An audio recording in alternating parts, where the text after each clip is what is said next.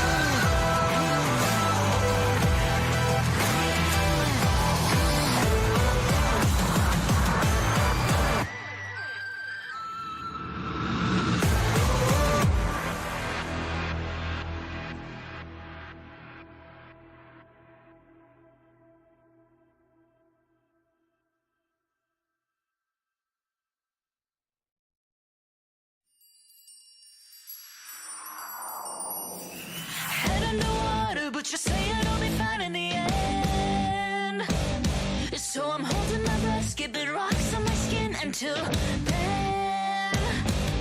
Lost to see you were the one to push me in, but the water's warm now. I'm bathing in karma and sin.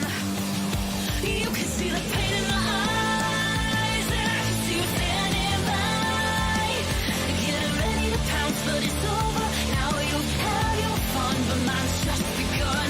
Going insane, so I drink my pain. Now the smoke is clear, I have no fear. You gave me a war, but now you'll get yours. Now you'll get yours. Now you'll get yours.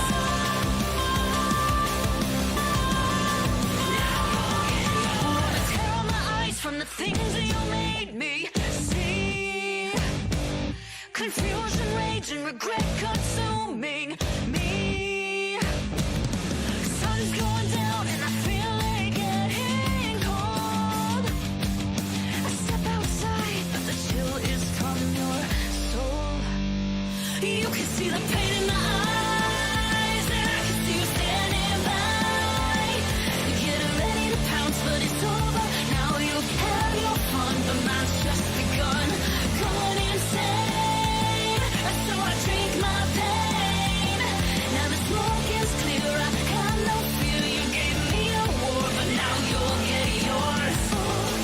Now you'll get yours. Now you'll get yours. Now you'll get yours.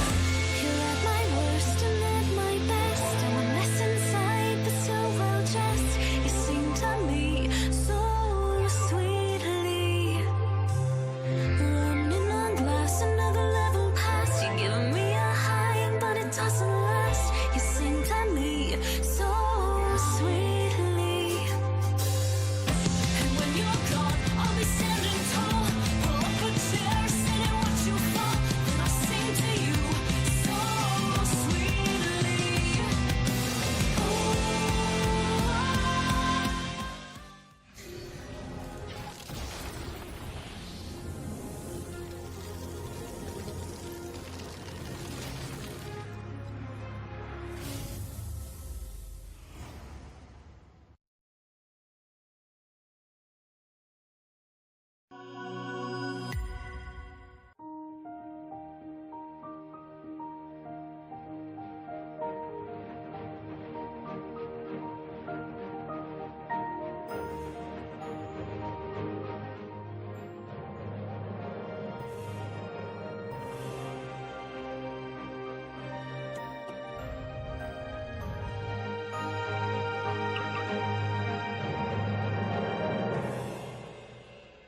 Kia, movement that inspires.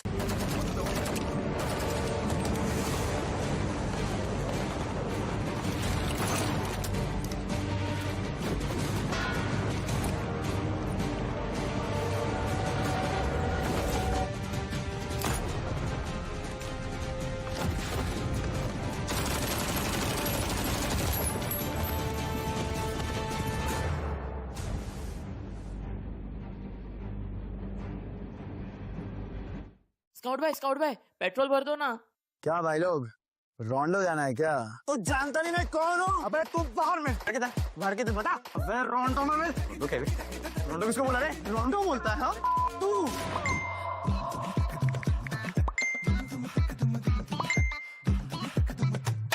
रोंडो? Run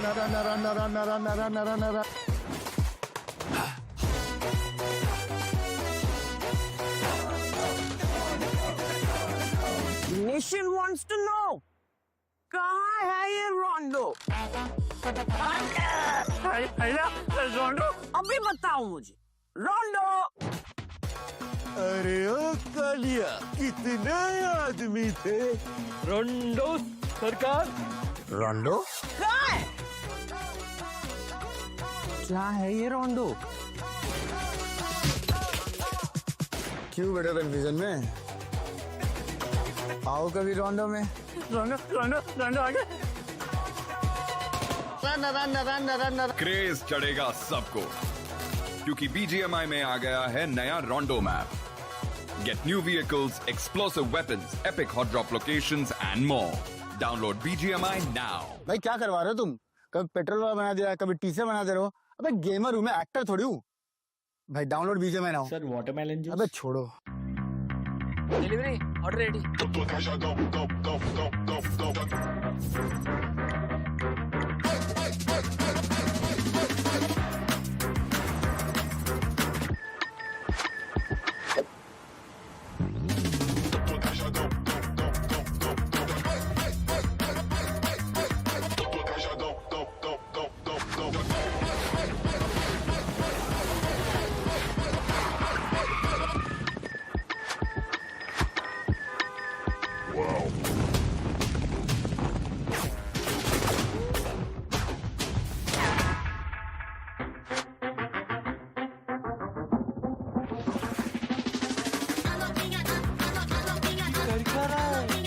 समझा नहीं क्या भाई?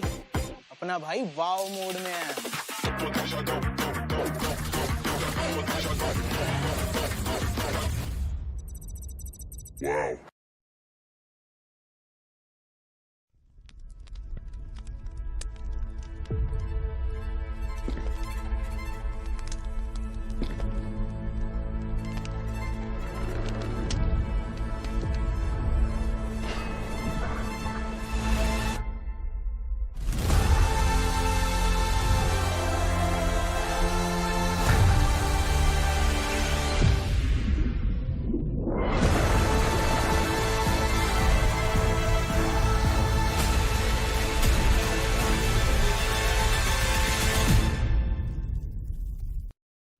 Hello everyone and welcome to the realme BMPS 2025. My name is ICBaby12. Joining me is going to be Necro as we take you through the English commentary for today itself. Day number 2 is going to be an exciting new one.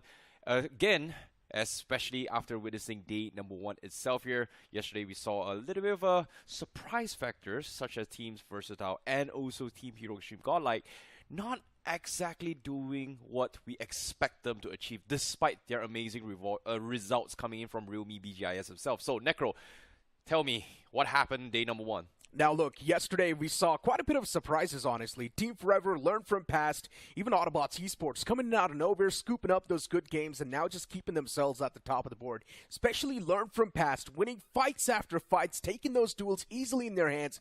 It was definitely a major surprise. Well, it is going to be a major surprise as well because the fight to qualify directly into the semifinals solely depends on the teams performing out of every single group. So the top 8 will directly have a slot into the first week of semifinals.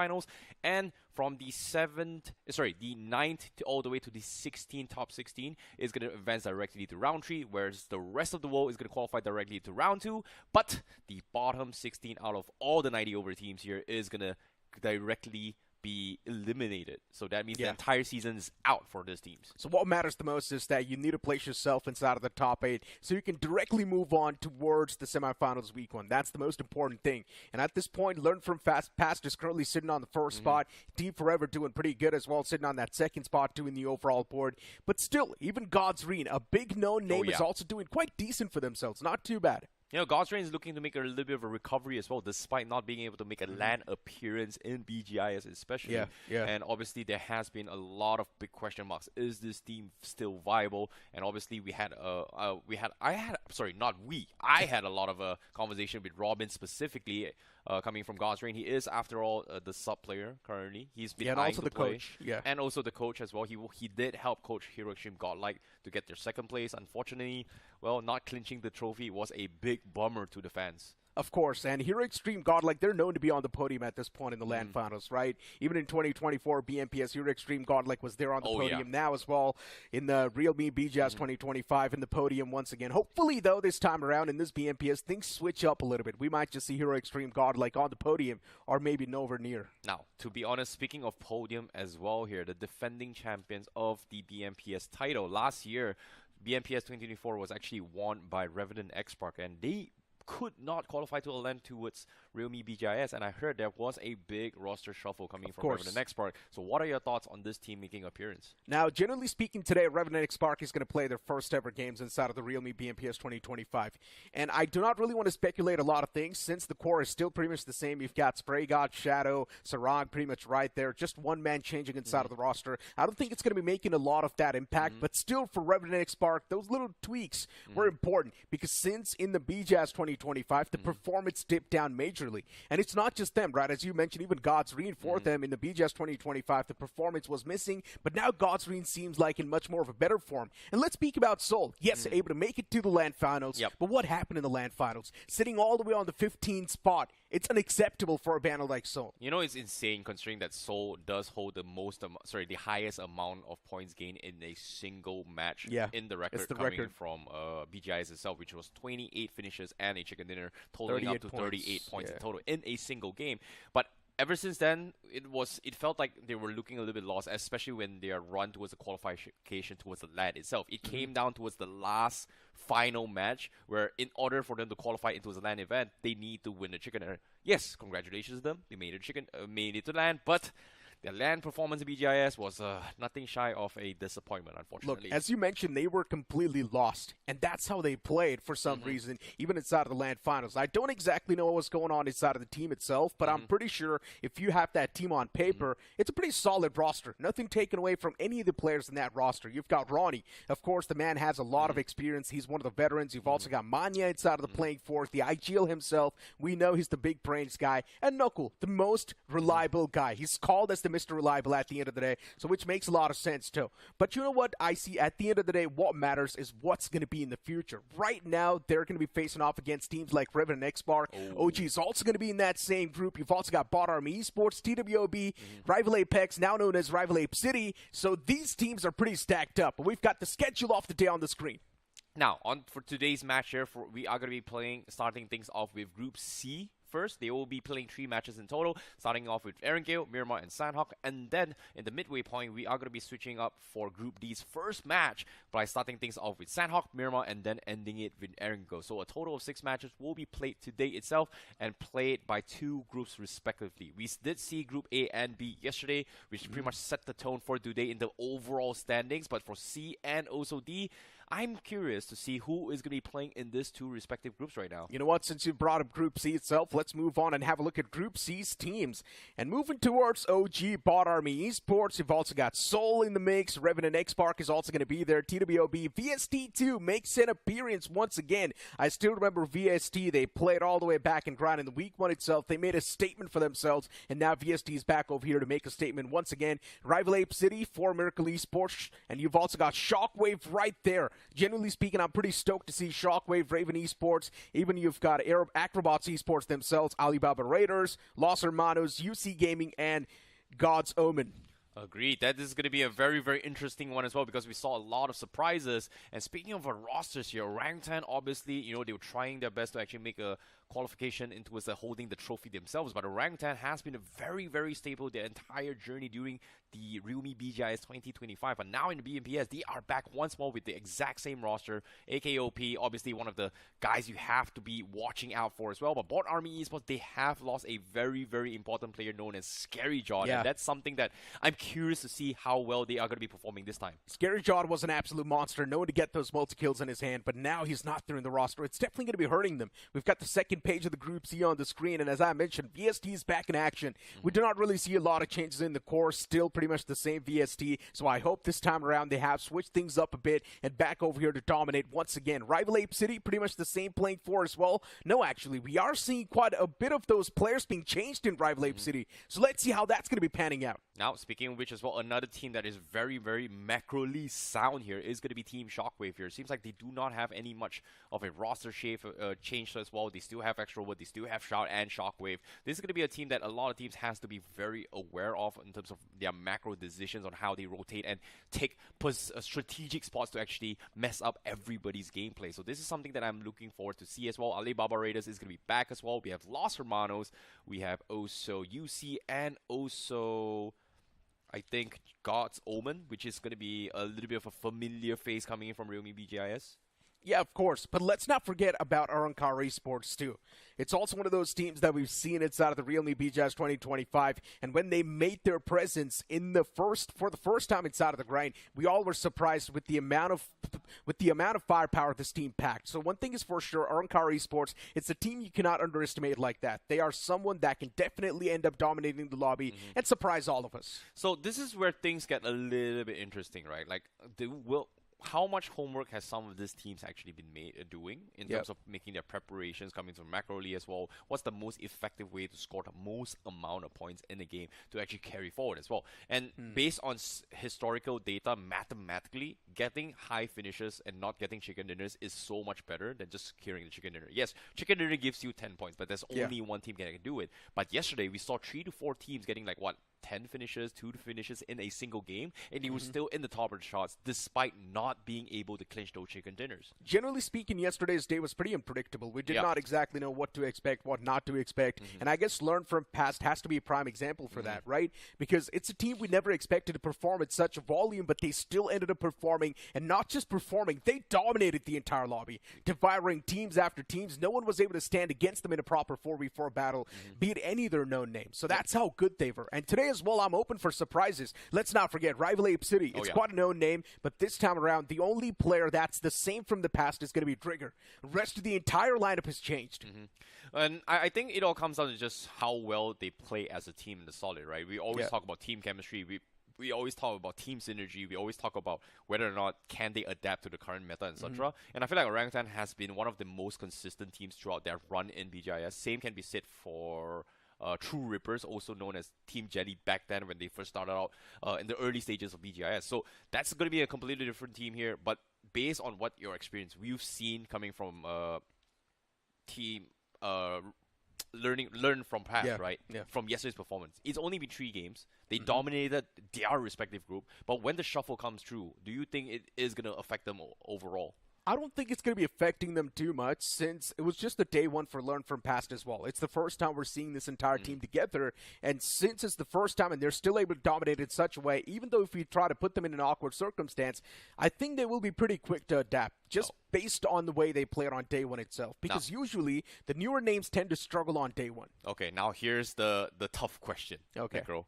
REVENANT X SPARK has one of the most volatile roster now, despite, coming in as defending champions of BGIS, they brought in Joker, blah, blah, blah. And now Joker's left, here's left. What do you think of this current roster? It's pretty solid. That's all I can say. At the end of the day, they've got a man like NinjaJod who packs a lot of punch as well. I do understand Joker, too, was quite a great assaulter. Nothing taken away from that, man. I still remember that BMPS 2024, the map of Vikendi, where the man was able to pull off an insane clutch, and that was one of the main reasons why they ended up lifting the trophy as well later on. But let's not forget, NinjaJod is a guy who had his own era. I do understand right now NinjaJod isn't really at the top of his form, but still, he's a man you can never ignore. He's someone who has had an insane amount of impact in his own time. Okay, fair enough. Wise words coming from Necro, the guy, the critic, the guys that actually, I would say on the panel, he is by far the most pessimistic one. So for him to give such praises, it is very uncanny of him, to be honest. It can change after the game one. Oh. It all comes down to the game one itself because we all haven't seen them play, right? This is going to be the first time we're seeing these new rosters come back to life in the new zone settings itself. So it really comes down to how quick you are and how adaptive you are. Okay, fair enough, fair enough. But now, speaking of another roster as well, what happened to Joker? Where is he now? I've heard he's got a new team here. Is he going to be playing today? Joker, no, he's not going to be playing today. But I'm pretty sure wherever he is, he will be doing pretty good. At the end of the day, individually, we will see him. Yeah, of course, we will see him. Joker, individually, that man is absolutely skilled. So he will be back in action soon. Okay, fair enough. Hoping to actually see him trying to defend his crown as well because obviously, we are going to be starting things off here for day number 2 because this is going to be Group C of the first game so far. We are heading into the map of Erangel to kick things off for some BGMI action. Exactly, as the plane's going to be hitting the sky, starting all the way from Primorx towards the opposite side, which is going to be Kamishki. And once again, this plane flat pad just dividing the map into 2 equal halves. But still, if you want to move all the way down south towards the Snoka military base now, that's going to be a bit of a tough stretch. Well, it is going to be a very, very difficult one as well. But seeing how the flying path here, I don't see a lot of drops yet. We do see a couple coming in. from the south side as well. With the Supreme Wars being dropped in, we've got a couple of teams heading towards Fairy Pier, I believe. I think this 4 Miracle going for the usual strategies, right? Like Fairy Pier is something that we are very comfortable at, but they are going for a huge split. What are your thoughts on this? I mean, it's still pretty early to try and say anything about it. Maybe they have done their research. They know inside of this lobby no one's going to be dropping towards Primorx, so they think it's going to be free go, and that's why they have dropped so split. 1 player towards Fairy Pier, 2 players towards Quarry. That's no one insane. going towards Primorx yet, still respecting the boundaries. Okay, that's pretty insane. A very widespread coming from 4 Miracle. Hopefully Oh, they 2 are gonna teams be going down okay. south, though. But 2 teams heading towards military base. Ah, okay. That's going to be a little bit of potential clash there. Maybe heading towards Novo, maybe heading towards the military base. It is still in the gray area. OG obviously going to be in a very awkward spot as well. They are going to be heading down towards the north side. And the circle shifts all the way towards the southeast corner. Yasnaya, pretty much happy endings coming in from VST. It's a great start for them. Will they be able to close out the game? It's going to be a completely separate matter. Without a doubt, VST dropped towards Yasna Polyana. This is going to be interesting. And since they're in the Smack Center as well for VST, this is pretty much like a date with Destiny. All they need to do is just get their loot up and pretty much just stay pinned inside of that city and try and defend it as much as possible. But looking at down south, we definitely do see a bit of that potential clash coming through. Some heated battles. This is definitely going to be fun. God's Omen, they might have just found themselves in probably one of the worst spots possible. Goku, the man's out in the open, just naked running on the streets. And Raven Esports are ready to try and manhandle the entirety of God's Omen. Yeah, this is going to be a very, very difficult spot, but oh no, Yasnaya, oh no, it's happening again, it's happening. VST going up against Revenant X SPARK. We saw Revenant X SPARK struggle just because of the fact that they lost Yasnaya control during BGIS, and this time, right from the start, they're going to be challenged once more, as VST is going to be in the vicinity going up against Revenant X SPARK. This is going to be a very interesting one. Sarang, Shadow, Spray God, and also Ninja in the roster. These are 4 very, very mechanically skilled players based on their historic achievements. And so far, lying a little bit slow. They are going to be expecting company. VST has those experience to play these grounds as well. And VST's debut in their run in BGIS has nothing shy been amazing, but kind of fumbled in their journey to try and qualify to the semifinals and then make it to land. Revenant X SPARK, though. Heated battles going on. Ninja locked in with Pratik towards the station. I'm not even sure for how long this stalemate's going to go on before Revenant X SPARK. One thing is for sure, the loot flow has stopped. Oh boy. Both the teams are going to be struggling when it comes to that loot. Someone needs to go for the duel. Someone needs to try and break the ice first.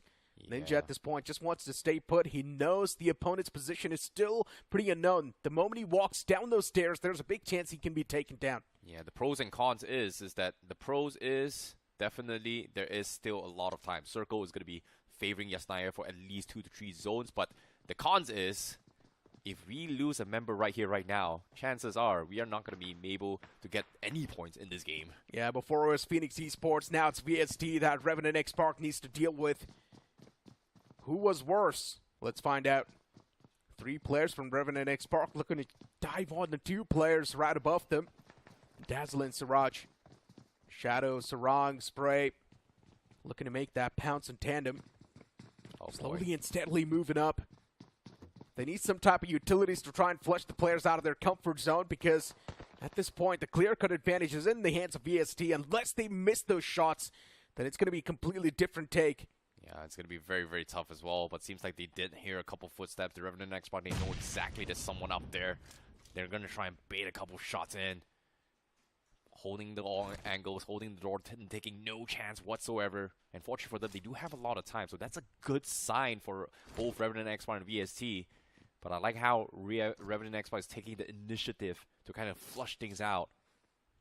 But as of yet, this stalemate is just hurting both sides. The longer it is, and Dazzle, needs some sort of backup. It's only Shiraj and Dazzle, Shotties, and a potential S12K. Yeah. It's good enough to hold against the rest of the 4. And the flush needs to be nothing shy of solid coming from Revenant X SPARK. No mistakes can be made in this push. From both the sides. An S12K, a pump shotgun available. As you mentioned, more than enough to try and fend off the foes. But still, the man advantage is something that's with the players of REVENANT X SPARK at this point in time inside of this building itself. Oh boy, this stalemate is gonna go on forever. Yeah. And there's only two options, right, for REVENANT X SPARK, and because the action is on REVENANT X SPARK, it makes it so much more easier. Number one, they can choose to fight. Number two, they can always just back off because they have a solid retreat. Whereas for VST, if they try to retreat, there's no way out because they're stuck up there. So they don't really have a choice. And it all comes down to the action on REVENANT X SPARK before they can actually do anything about it. Pretty much. They really don't want to let go, don't they? Oh boy. Speaking of Yeah, they which, don't. guess what, Necro? It's been, what, 2-3 minutes? Stage 2 is about to begin. We've seen a majority of teams, at least like 6 to 7 teams, starting to make their way into the center of the zone. And I think around Yasnaya, there should be at least 2 teams now. Yeah, I mean, luckily enough for them, they're already in the smack center, so it's all good in the hood. With no loots, no vehicles, no nothing. Yeah. That's a tough spot to be in, to be honest. Still a bit of a blow. Oh And boy. why is this stalemate being extended for so long? Someone needs to break the ice. These guys need to realize the longer the stalemate goes on, the more problems will get created in the future. So you need to go for the fight right now. Not a lot of time left anymore, boys. Someone needs to engage. They need an opener. And guess what, Ninja? He is in one of the most awkward positions right now. Look at him. He's got shotties. And 2 shotties, actually. If anything happens on the other side of the map, there's just absolutely nothing he can do. Yeah. I mean, at this point, there's just nothing going on over here.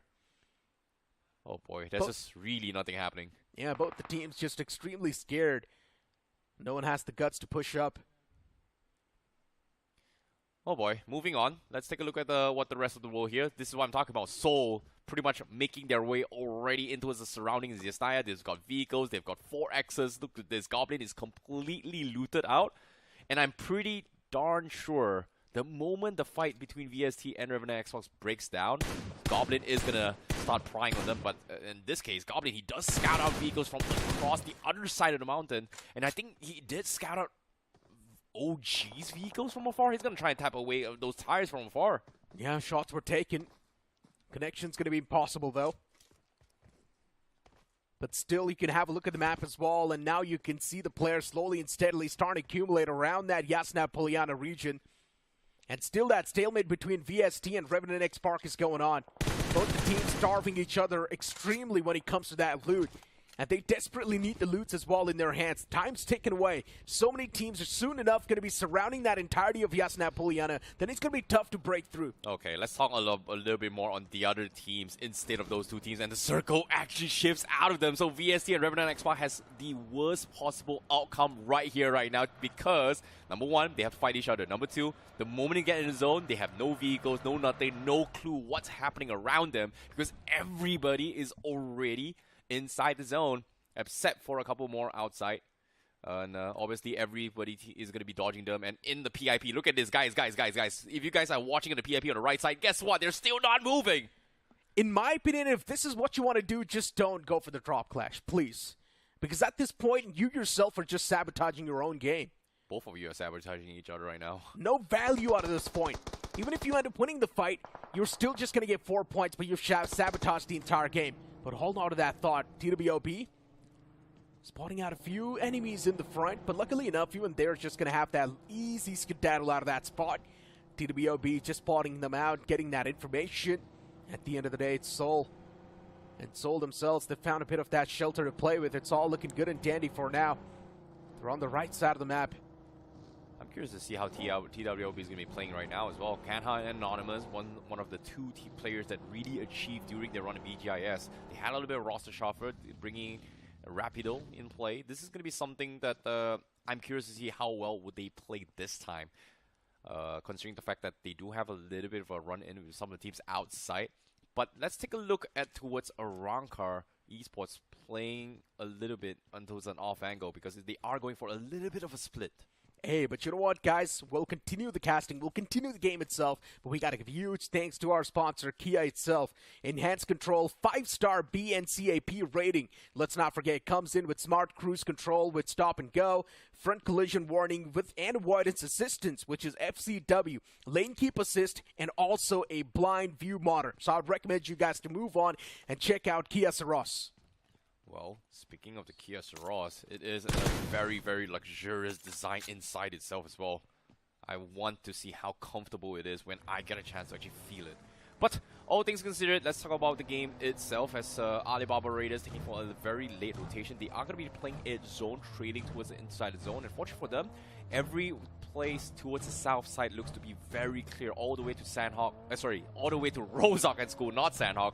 Wrong place. Everywhere in the south side is completely clear for the taking. So it is going to be very, very easy entry for them, but better safe than sorry, because right on the east side, they do have a potential enemy going to be coming in here, and that is going to be God's Omen, I believe.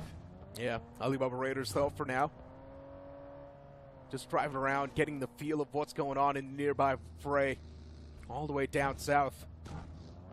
I'm not even sure what the game plan is at this point for the players of Alibaba Raiders.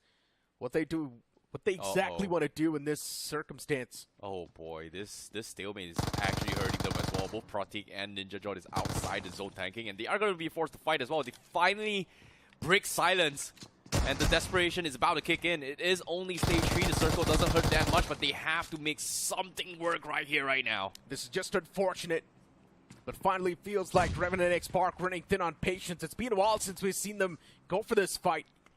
But finally, some utilities exchanged from the side of REVENANT X SPARK, but none of them find any sort of connection.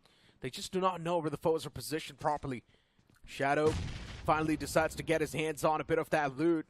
Sarang is doing okay when it comes to the loot itself, but still struggling when it comes to meds. But hold on to that thought. What am I watching? ARRANCARxGSG, they straight up pounce on the top of the players of OG, and unfortunately for OG, they've already dropped a man, but still the trades do happen back and forth, and in the end, it's going to be OG to come out on top and devour all the players of ARRANCARxGSG. What a clutch coming from WINDGOD with the DBS, just completely pumps up everyone from Arranca. Very, very nice takedown coming from Orangutan. Great start for them. All the loots, all the vehicles, and the position inside the zone. And guess what? They did this with a 2-2 split. This is an insane rush coming from WINDGOD.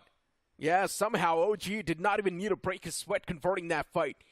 Easily were able to scoop up all those elimination points. ARRANCARxGSG back to the lobby. And that's definitely a massive punch in the gut. I'm not exactly sure how they will be recovering in the upcoming game, but we also do see 4 Miracles in a big wall of trouble. Unfortunately for them, they ended up colliding against the players of rival ApeCity, and now 4 Miracle Esports is getting single-handedly dismantled. And once again, the fight resumes. It's VST up against the players of REVENANT X SPARK, and none of them have lost any sort of players in this duel. Dazzle's taken down real low. Spray God as well. He gets clipped real low himself.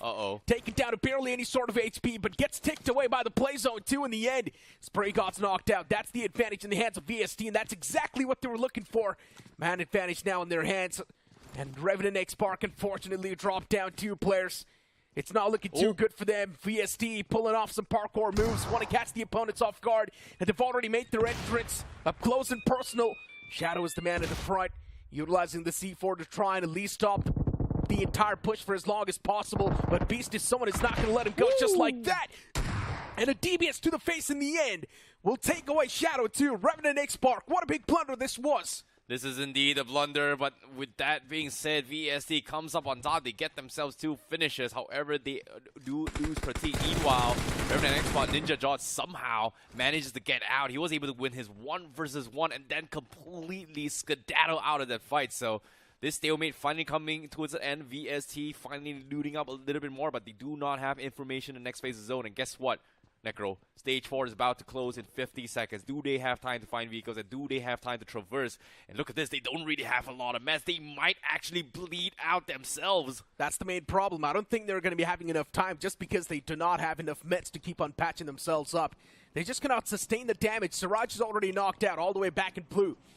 And just 2 players standing, they cannot even go for the revival because now the blue is going to be doing an insane amount of damage. It's going to be taking away chunks from your HP.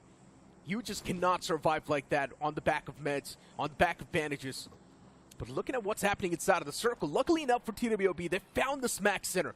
Yep, same can be said for Shockwave as well as Orangutan. These are 3 teams that have very, very good experience coming from realme BGIS, but now here in BMPS, they're showcasing their mechanical prowess and also their macro decisions. Right now, center circle, they've got 3 very, very strong compounds that can dictate the fight of everyone outside the zone, especially in this circle where open fields are going to be very, very open. I would say. There's not a lot of cover to work with. There's a lot of long-range battles about to happen as well. One wrong move, you are going to be picked off, and there's no way anybody's going to be able to pick you up. In this case, UC Gaming going to be playing in the southwest corner, hoping that there is going to be teams coming from Roseoff vicinity, but gunshots has been made. We will potentially try to find one or two stragglers potentially as well, and Seoul going to be playing from the north side instead. They do scout our members coming from AK. It seems like it is a very weird angle to work with. Not exactly the most ideal situation for Seoul to work with, but they do have 6 finishers in the pocket. Yeah, Seoul's doing decent up till now. At least they did not grief their game just the way REVENANT X SPARK did for no reason in Yasuna Poliana for the first 15 minutes. Sitting and doing nothing. Well, for a second we were praising them, right? Yeah, I know, right? Oh, it actually always happens if you've noticed. It's a pattern, right? It's a simple pattern. But only if they had their hands on the realme GT7, maybe those problems could have been avoided, because the experience that you get, that stable 120 FPS, up to 6 hours, tested by Crafton and realme guys themselves, in my opinion, you guys should go and check it out right now. Agreed. But all things considered, look at legit. He is just firing every single thing he's got as well. He's out of bullets now. Down towards the last 20. Just to hope to get a couple stray bullets. But unfortunately, will he be able to find some restock so far? Is going to be very, very difficult. And as Necro mentioned as well, the realme GT7 is going to be launching very, very soon. In 4-day time specifically. 4 days is going to be the official release. You can check it out and search it up on Amazon and stand a chance to win up to 2 lakh rupees in general for you guys. Exactly. It's going to be launching on the 27th, so stay tuned. But hold on to that thought. Unfortunately, we've already got a team who's knocked out. And for the players of God's Omen, it's not looking too smooth either. Here comes the bounce for the side of UC Gaming. Yesh is able to find another knock on the back of that vehicle. Straight up runs over the man. Goku's still on the other side of this ridge. Is he going to be able to keep himself alive? He's the only man standing for God's Omen. For how long, though? That's the real question. Goku peeks out, gets the first knock. Quite the crucial one that was. Instantly heads out the death blow as well, but Goku gets chipped up too low, and from the sidelines, he will be eliminated by a completely different team, and that will be REVENANT Esports. Oh boy, the circle is about to shift once more, and guess what? It is going to shift in towards the center once more. Everybody is trying to find some sort of space, and look at this. Complete disaster for some of these teams, but OG, TWOB, Shockwave, they are still very comfortable right now. They've got a decent amount of compound. So somehow from the north side finds a compound on the east side. So this are going to be the 4 major points, a point of interest for every single team that is going to try to make it inside the zone to take them all out. Pretty much. But for UC Gaming, the main problem is they just do not really have the high ground control.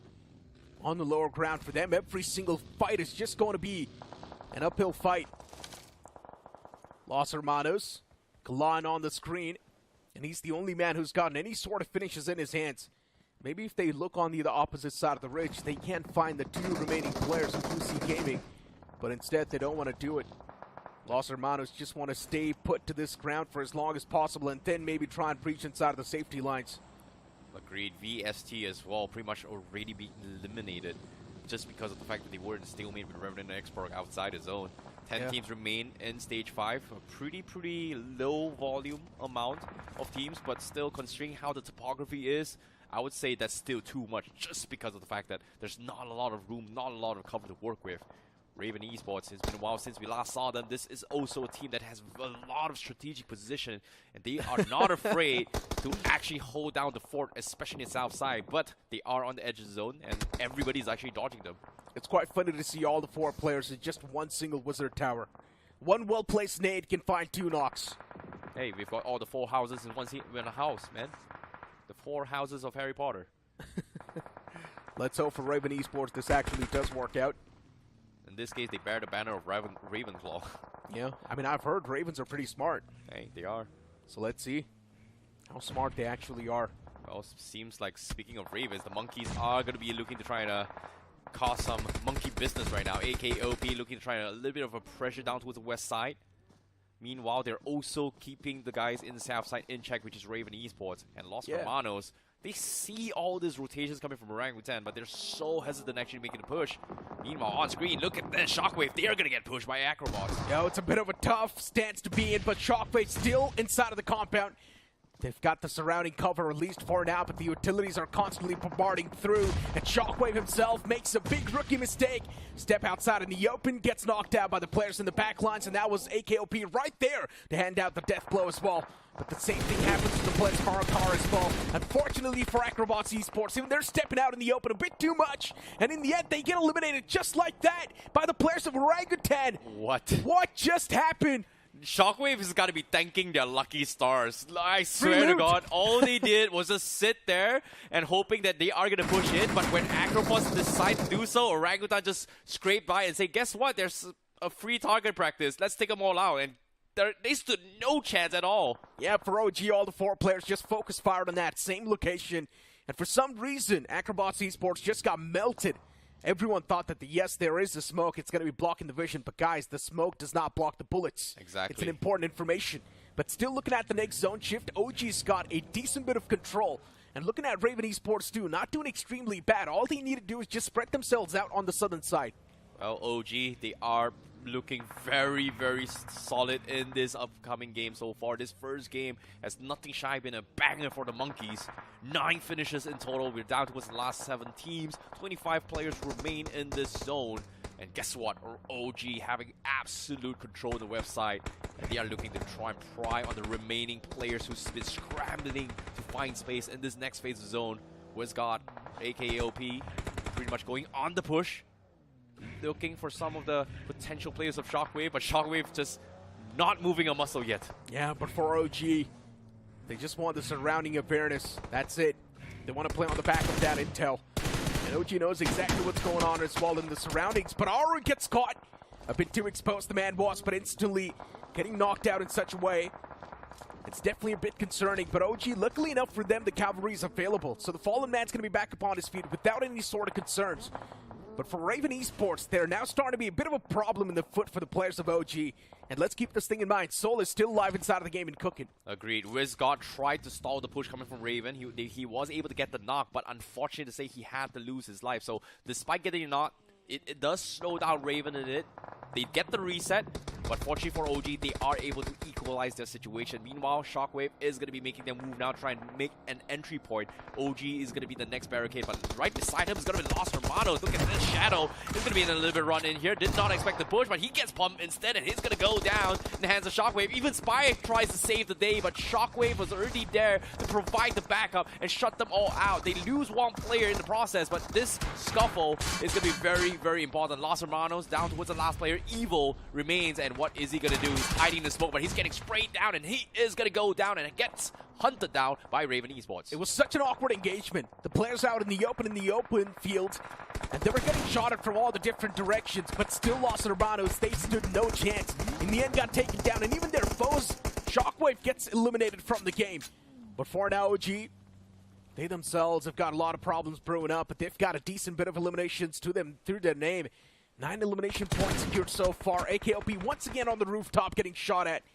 Aru needs to be careful as well. That rooftop is under fire. Everyone's taking those stray shots against it. I really like what Aru is doing right now. This one-way smoke pick is just giving them so much intel to actually punish people from an off angle. People will see this, but think about this, right? Which crazy person is going to stand on top of a roof where every single angles are going to be exposed, and because of this smoke, it allows him that opportunity to catch somebody by surprise. So it's going to be very, very important here. TWOB Anonymous scouts this movement coming from OG, and he's hoping to see Aru, but considering the amount of smokes that's been thrown on top, he has a rough idea that there's going to be someone up there. That nade's going to be detrimental. If it does land right on top of the roof, that should be a knock, but no! Not in range. Undershot. Unfortunately for Anonymous, now needs to back away since his position is also compromised and the backlines don't seem too safe. Before TWOB as well, they've got a decent bit of map control so far. Anonymous inside of the circle, he's looking pretty good. All they need to do is just keep on closing on up the same way, and TWOB will be pretty dominant as well. Well, speaking of TWOB, they've got themselves a pretty good run so far. 6 finishes from the north side. They have a decent amount of control. OG in the only compound inside this next phase of the zone. So it all comes down to execution and whether or not are there any crazy people trying to make the first move to try and take space away from OG.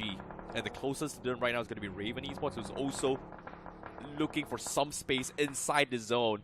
as the circle slowly shifts into its OG's favor. Oh, TWOB spotting out the players.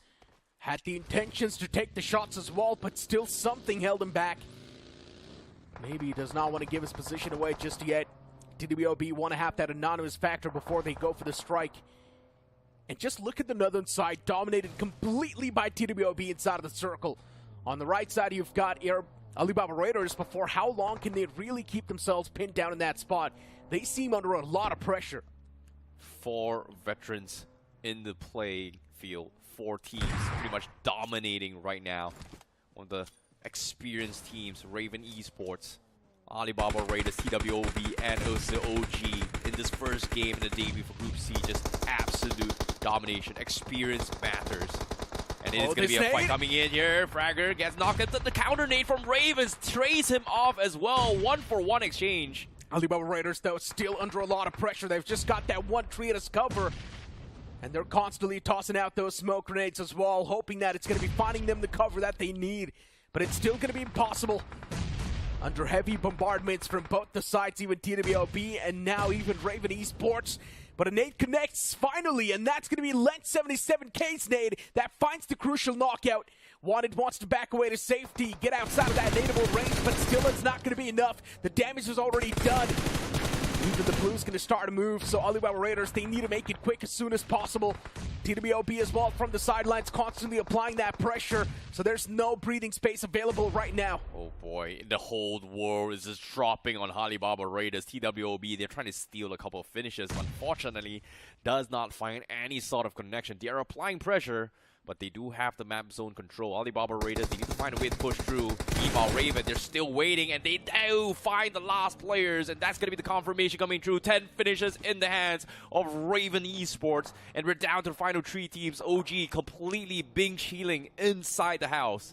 For a long time, actually, at this point. For the longest of the time, OG's been in that same house. Yes, before they were spread out, but now they've realized since the house is inside of the cover, and it's also inside of the circle, all you need to do is just stay put. All the 3 players in that one single house. TWOB, they're itching to make that pounce, but they know there's REVENANT Esports on the opposite side. And the moment they expose themselves, they might just be eliminated. It is going to be a 4 versus 4 versus 3 situation. OG understands that they do not have the man advantage as well, considering that they have lost WINDGOD rather early. So it all comes down to how REVENANT Esports and TWOB make their mark. That's going to be very, very important for them, because the moment either of these teams lose more than 2 to 3 players each respectively, it is going to be OG's time to shine and clean out this game and take the chicken dinner. Pretty much. But right now, the biggest threat for both these teams is going to be TWOB without a doubt. They've got so much space as well. On the offside, pretty widespread. A lot of off angles they can take in, but like you said, this spread does come with a cost. If any of them gets picked off, it is going to be so much map control loss towards TWOB. Circle finally down towards the final stage so far, stage 9, so that means it all comes down towards the center of this final zone. And right now, all 3 teams are on the edge, and TWOB looking to try and control center. Meanwhile, Anonymous, he gets spots out by Raven. 6 eliminations in the hands of TWOB, and looking to tally up a bit more. Eliminate every single final player that stands against him, but TWOB still, the task is quite Herculean. It's not going to be easy. Oh boy, look at this. Everybody's inching bit by bit. OG forced to go for mass smokes here just to hide their movements.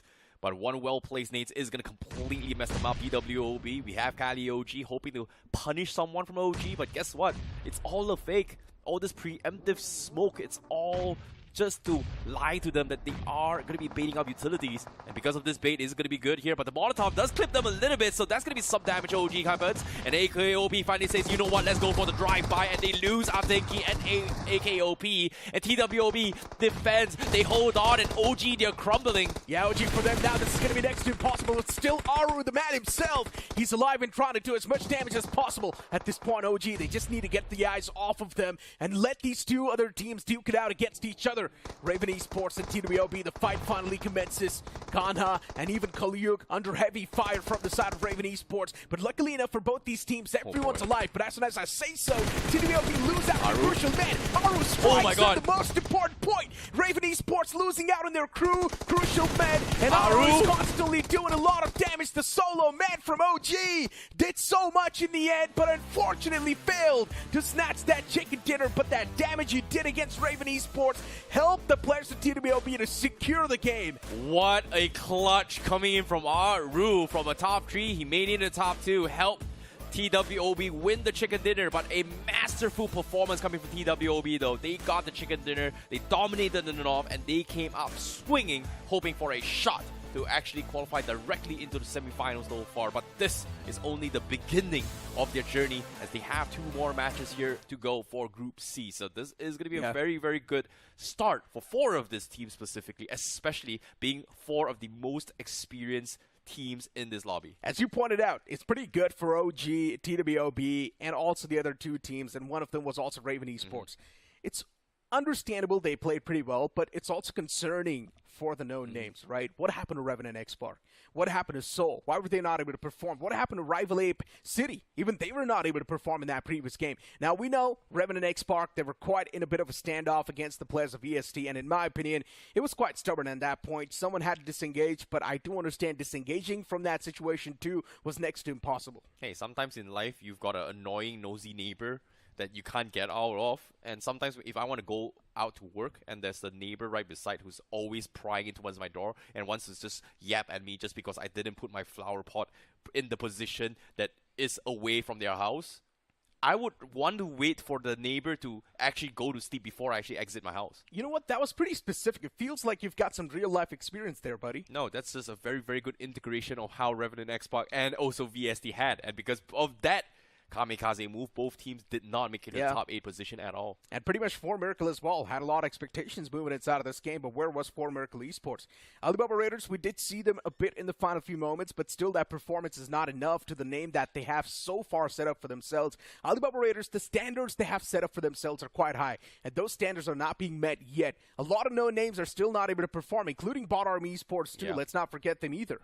I was very surprised that I didn't exactly see too much of BotArmy Esports as well, ever since Scary Jots kind of made a exit into this teams. But fortunately for them, you know, they still have more games to go. It's not the end of the world yet. But obviously, when we talk about the best team so far in these 4 games, that was a very, very tactical gameplay coming from Aru. A big clutch coming from him because Raven Esports, they had the best opportunity to also win the chicken dinner. But because of Aru's last spray down connecting 2 players and then resulted in them being taken out by TWOB, means that Aru got the 2nd place and also got his 2 confirmation finishes, provided if TWOB didn't steal the knock players. And you know what's really impressive? Raven Esports dropped all the way down south into Sanhok military base, but still that rotation they pulled off up north and still been able to survive in the top 3, do so good. It's absolutely impressive. Raven Esports, I've got my eyes on you guys, but looking at the highlights too, this is how the action really kicked off inside of that previous game. There we go, Alibaba Raiders was there, a part of the action as well for a decent bit of time, but then later on in late stages, they were fumbling up quite hard. Yeah, and speaking of fights as well, I think Shockwave Esports also played really, really well in terms of overall position. Yes, they have a very, very good compound, which is something that they're known for. Unfortunately, say that compound does not have a lot of angles. It gives you the control where OG was playing as well. And you can see the confidence coming in from OG the moment that they have 4-man strong, they have so much recon to work with. But the moment they lost WINDGOD and understood that they do not have the man advantage, they immediately played slow. And I'm very surprised by this desperation move coming from AKROBOTZ because they played everything right. The smokes were really set up really well. The bait smokes ahead, preemptive smokes to bait utilities was good. But the moment one Molotov actually ticked onto his AKROBOTZ and another guy, instead of backing or resetting, they just went for the rush against TWOB and went for a 50-50 coin flip and just completely lost to TWOB. Yeah, unfortunately for OG, they knew that now they do not really have a lot of strategies up their sleeves. OG was trying to pretty much create the distraction and let that 3rd man stay alive for as long as possible. That's why we saw those 2 players just driving inside of the vehicles, giving the information to Aru, who was prone all the way in the grass. And that's one of the main reasons why Aru was able to find those 2 crucial knocks against Raven Esports and pretty much eliminate them from the game as well. Now, in my opinion, if he would have found those knocks against TWOB, Raven Esports would have been able to eliminate TWOB and Raven Esports would have won the game as well. So Aru was pretty much the main dictator of that previous game. I agree, but let's talk about the circumstances that Yeah. each of these teams has been playing, right? Raven, they're playing very tactical. TWOB played according to their positioning in terms of how much space they've gotten, right? But it felt like OG was doing everything they can in this game as if they were playing a LAN finals. I don't know what's going on, but they looked super strong in that game. Which is, of course, a good thing and also a bad thing if you think about it, right? Because if OG is revealing all their strats right now, what do they have in future? Hey, I That's don't the know, main man. question They're as well. preparing for LAN. Maybe. If they are going to be inside of the top 8, then that makes a lot of sense why they're revealing all the strats right now itself, because then up till when the week 1 arrives, they are, of course, going to have a new and refreshed strat book. Fair enough. Fair enough. But if they're not aiming for that week 1, and if they do stay outside of that top 8, then for OG, they might just face a lot of consequences and a lot of problems because teams already know what sort of a playstyle OG is going to be bringing in. Hey, the thing with OG is that even during their run with BGIS, during the grind stages and whatever round, they've always been somewhat in the top 4, top 3. So I don't think it's going to be a big issue as well, but I really like that we were able to caught a couple of glimpses coming from WINDGOD getting a 1v3 situation where they single-handedly dismantled ARRANCA. Are they part of that stars of the match? Absolutely not, unfortunately to say, because he was taken out rather early, because it is going to be Smiley coming from REVENANT Esports that actually gets 5 finishes, and the medic going to be from Aiden, and also Kanha from TWOB having the finisher. Yeah, he just got 1 finish the entire game. That's quite funny, right? And that, too, was the final finish itself. And that's one of the main reasons why he's the finisher of that previous game. Aiden right there with 2 rescues from REVENANT Esports. And Smiley IGL. Being the IGL himself, he's still dominating the games. And that's one of the main reasons why he's got the most amount of finishes, too. I'm pretty sure he's also going to be the MVP of that previous game. It's not even a question. But generally speaking, TWOB and REVENANT Esports, it was quite a surprise to see these guys do so good in the first game itself. Now my expectations have been amped up even more. I do understand still the bigger names were not able to perform, but in my opinion, given them in the circumstance, it was not probably the best circumstance they wanted to play in. Agreed. I would say in this case, I want to give a honorary mention towards Lens to Raven specifically. Even though he did not get those amazing highlights himself, he has played his role for Raven Esports very, very well himself. So nevertheless, obviously, the MVP of the match with the most amount of finishes in that game specifically is going to be coming in from Smiley himself as the IGL, but I'm really looking forward to see Raven Esports perform again, because if you guys still remember coming from BGIS, Lens, his teammate, is also a guy that you have to watch out for. Of course, everyone from Raven Esports is absolutely an assaulter. Let's not forget, they pack a lot of punch. They are also quite the aggressors as well inside of the lobby, and once you've got the mechanics down to the crisp, this is what you get in front of you. The results are clearly there in the match rankings as well. Raven Esports getting 16 points. Unfortunately for OG, the chicken dinner was not exactly there, but still the elimination points is something that's keeping them on the second with 17, and then you've got TWOB with 20. Yep, and we also have Raven and Soul coming in 3rd and 4th position. Soul, unfortunately, could not make for a better positioning, but they do get themselves 6 finishes. They had a run in with TWOB and got taken out, I believe so, and they only have 9 points total. Alibaba Raiders, despite making the top 4, they will still only get 8 points themselves, but the rest of the world, below 4, we have Shockwave, UC, BotArmy was with 3 points, Los Hermanos 2, VST with 2 points, and all the way down bottom as well, we do see REVENANT X SPARK and also Rival A pretty much not getting a lot of points in this game itself here, Necro. Yeah, I mean, looking at these match rankings, right, and just look at the latter half of the board. Rival ApeCity, REVENANT X SPARK, as you mentioned, even 4Miracle is right there. You've also got AKZ, which is going to be AKROBOTZ Esports, not able to perform. And these are quite the known names as well. It's not like I'm just talking about the newer names.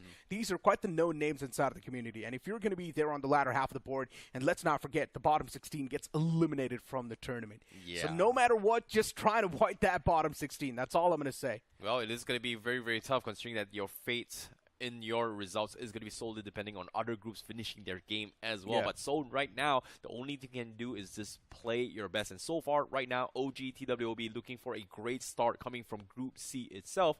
And when we speak of the cutoff, it was 25 points from the top 8 based on Group A and Group B's results. So TWOB and OG very close to making the top 8 right now. And let's not forget, we still got 2 more games to go. Yeah. Maybe VST can make a bounce back. Maybe REVENANT X SPARK can make a bounce back. Maybe Soul can just get those back-to-back 2 chicken dinners. Anything can happen. Even Soul is someone that does pack a lot of punch, and they have the caliber as well. Let's not forget the recent addition of Goblin and the man Legit himself. Legit used to be part of Metal Esports, but Legit is such a mechanically sound guy. He's such a good guy when it comes to mechanical skills. Yeah, it's uncanny how legit is also very similar to Aquanox being a land demon himself, because his entire run of VGIS was kind of, let's be honest, meh. But during his land appearance, it was like, wait a minute, this guy is making waves. All right. So I guess I see where Soul's decision on taking him is very, very, I would say, sound in my honest opinion. But so far, I think I want to see how well they work together with Goblin, because Goblin is also a very, very mechanically gifted player. Yeah. Goblin, without a doubt, is mechanically gifted. It's not even taken away from that. But now, added on Legit too inside of this roster.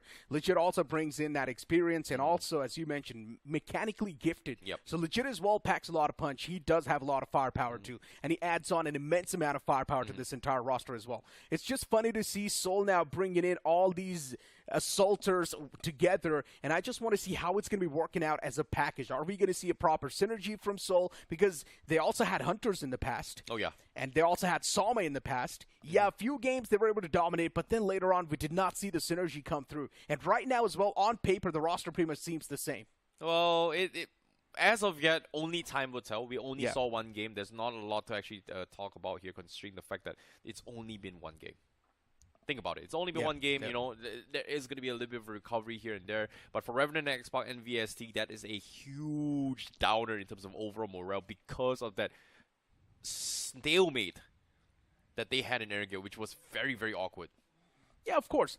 And speaking of awkward as well, if you remember one of the fights that happened in the previous game, it was just quite exposed out in the open. Luckily enough for the players of Shockwave Esports, all they needed to do was just stay inside of the house. And unfortunately, it was, I think so, AKROBOTZ Esports who was outside trying to make the pounce against them.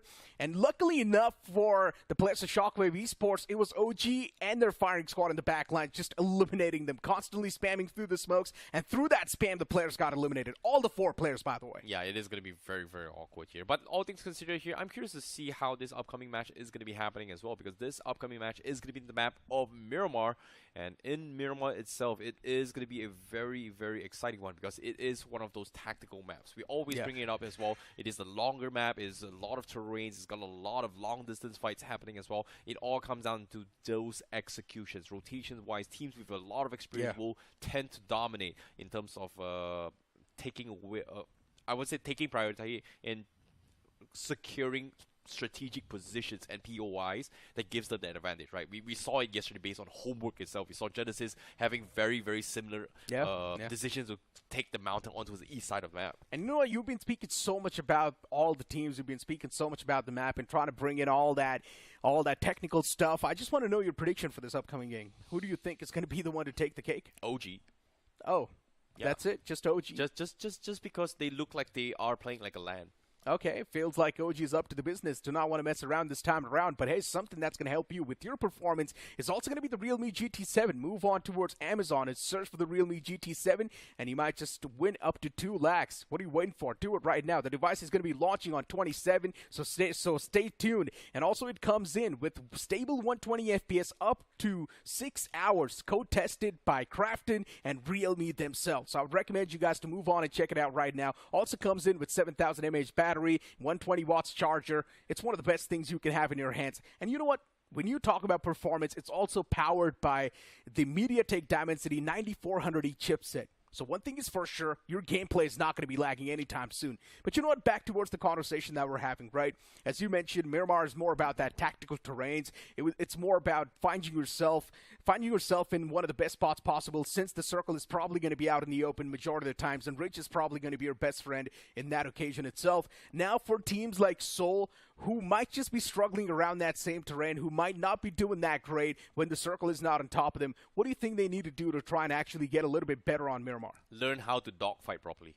So, to those who do not understand the term dogfight is pretty much fighter jets going up against each other, right?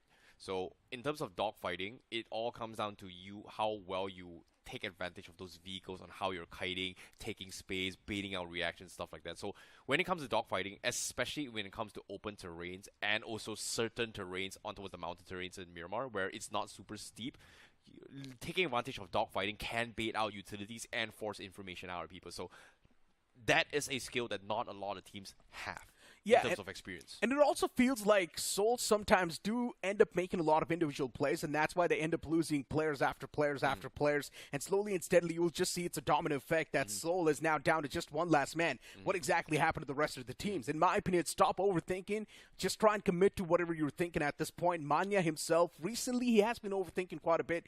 In my opinion, just stop overthinking. If you think something's going to be good, just try and commit to it, man. At the end of the day, you will learn from the experience. Just like the name, learn from past. Oh, yeah. This is I like the little bit segue right there. That's pretty good. But I want to see how Seoul dominates this game, because we know them to be a very, very good map player in Miramar. But this time, given the chance here, could this be a potential comeback? Maybe it can be. They've still got 2 more games to go, and as you mentioned, the upcoming map is also going to be the map in Miramar. But we'll still find out within a few seconds, because for now, it's time for us to toss to a short break. You guys do not go anywhere, because on the other side of the break is going to be the map of Miramar.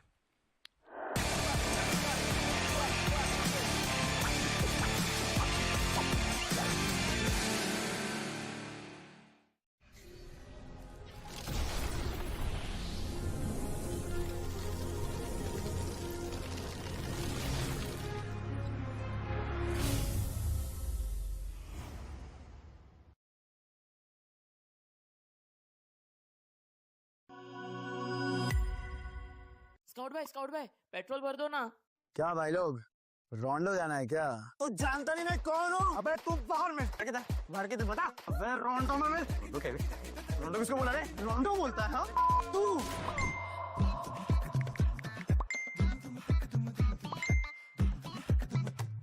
रोंडो? Run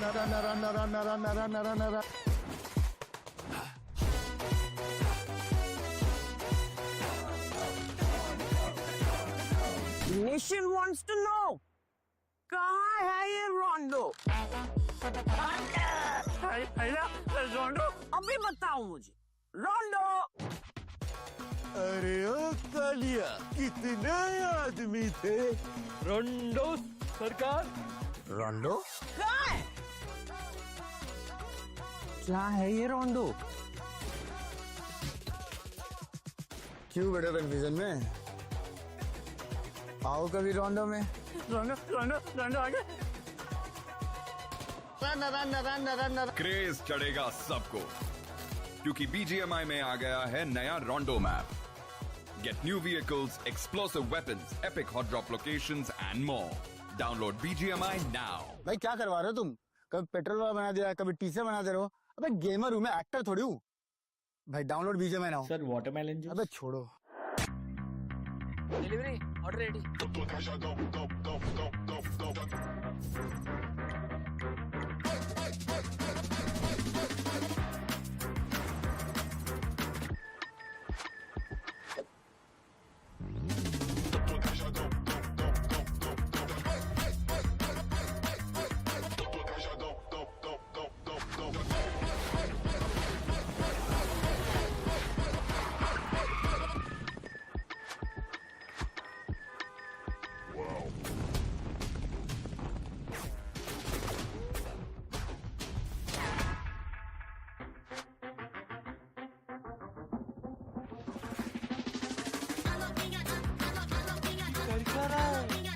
समझा नहीं क्या भाई?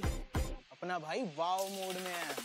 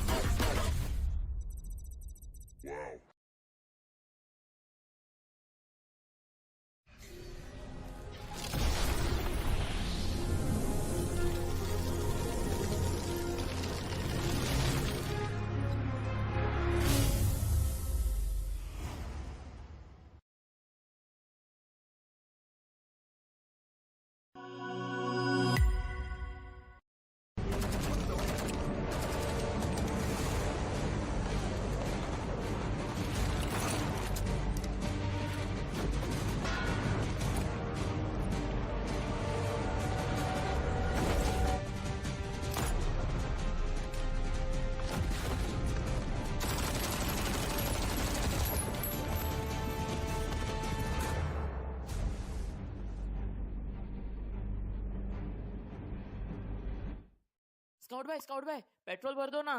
क्या भाई लोग रोंडो जाना है क्या? तो जानता नहीं मैं कौन हूँ? अबे तू बाहर में बाहर के बता। अबे रोंडो में रोंडो किसको बोला रे? रोंडो बोलता है हाँ? तू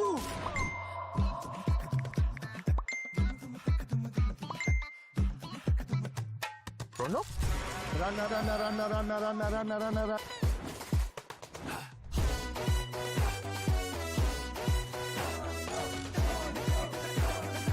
Nation wants to know कहाँ है ये रोंडो?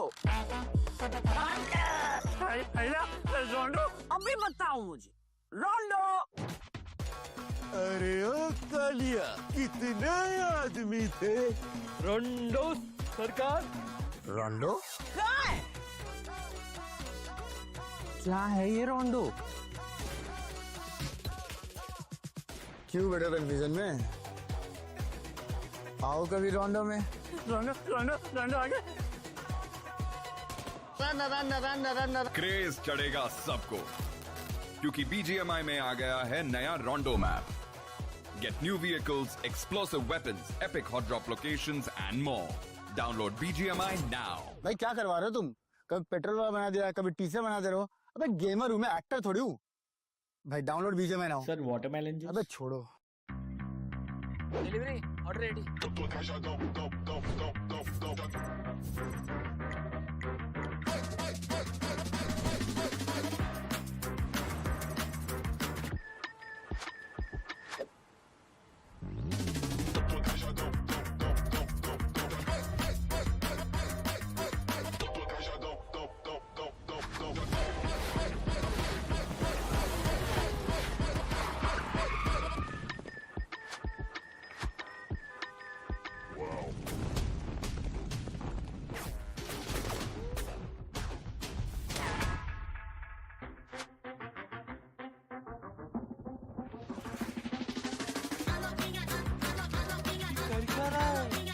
समझा नहीं क्या भाई?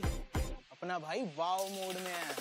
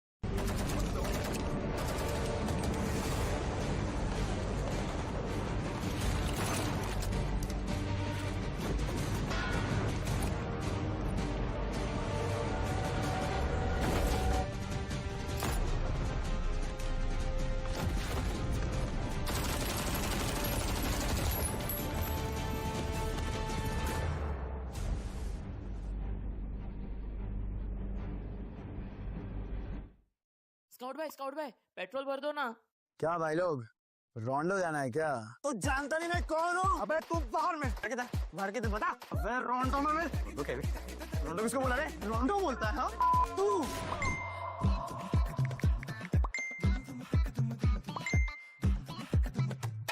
रोंडो? रन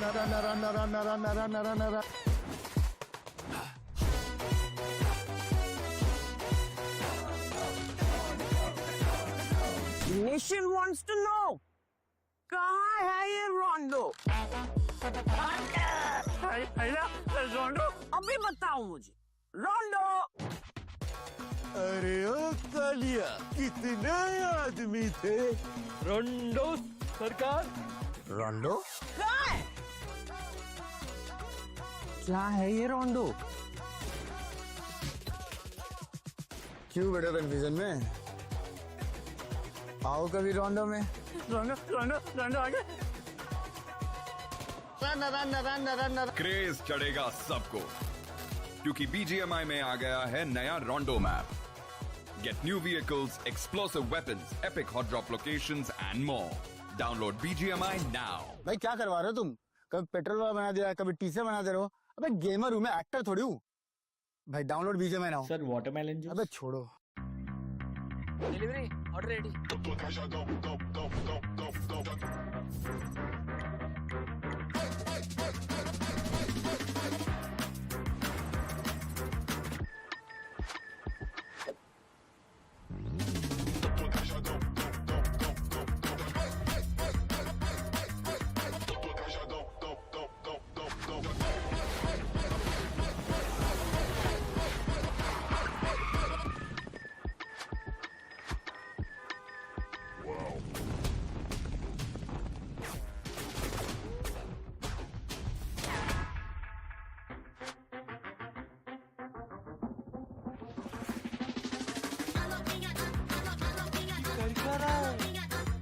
नहीं क्या भाई, अपना भाई वाव मोड में है।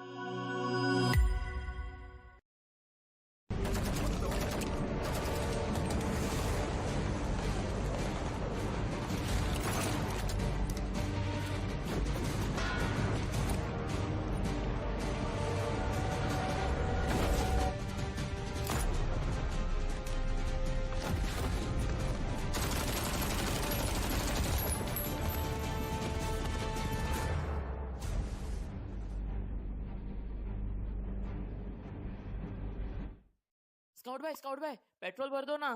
क्या भाई लोग, रोंडो जाना है क्या? तो जानता नहीं मैं कौन हूँ? अबे तू बाहर में भर के तो बता। अबे रोंडो में रोंडो किसको बोला रे? रोंडो बोलता है हाँ? तू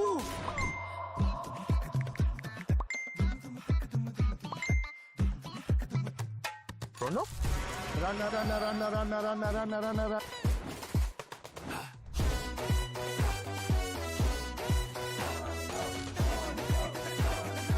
Nation wants to know, कहाँ है ये रोंडो?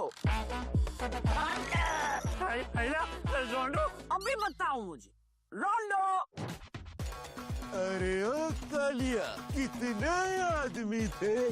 रोंडो सरकार। रोंडो कहाँ है? क्या है ये रोंडो? क्यों बेटा कंफ्यूजन में? आओ कभी रोंडो में। रोंडो आगे। क्रेज चढ़ेगा सबको, क्योंकि BGMI में आ गया है नया रोंडो map. Get new vehicles, explosive weapons, epic hot drop locations and more. Download BGMI now. भाई क्या करवा रहे हो तुम? कभी पेट्रोल वाला बना दिया, कभी टीचर बना दे रहे हो। अबे गेमर हूँ मैं, एक्टर थोड़ी हूँ। भाई download BGMI now। Sir watermelon juice. अबे छोड़ो। Delivery order ready.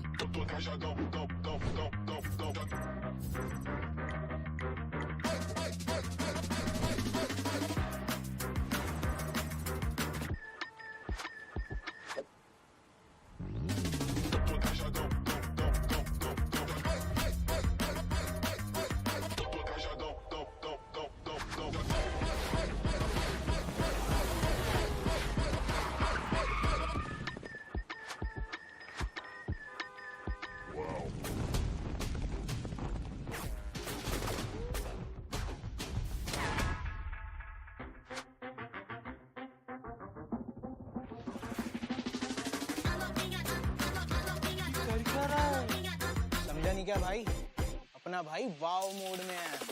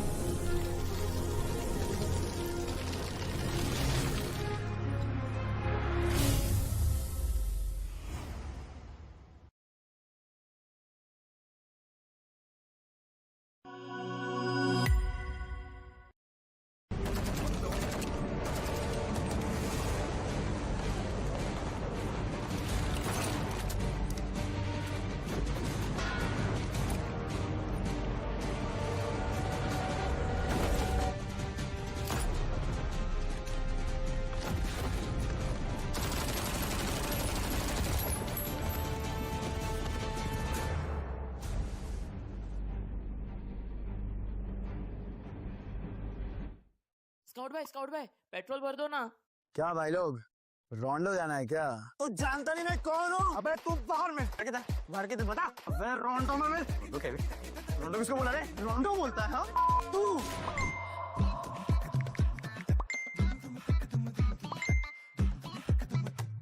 रोंडो? रन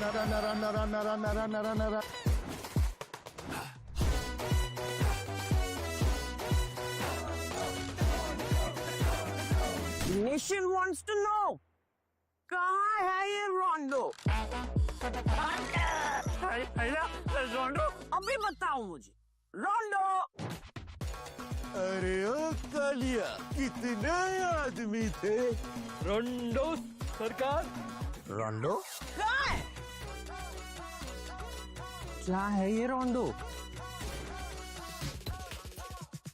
क्यों बेटा कंफ्यूजन में?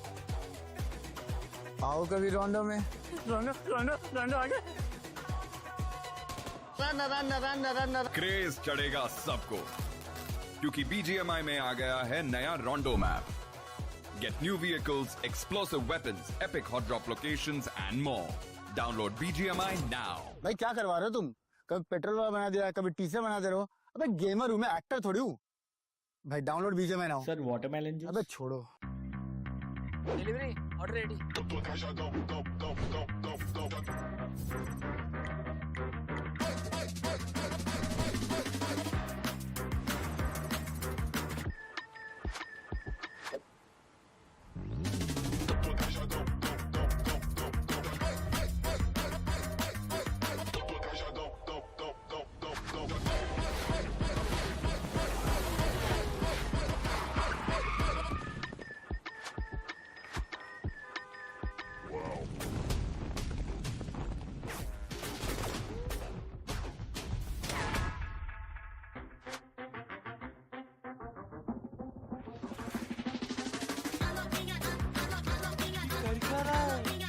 समझा नहीं क्या भाई?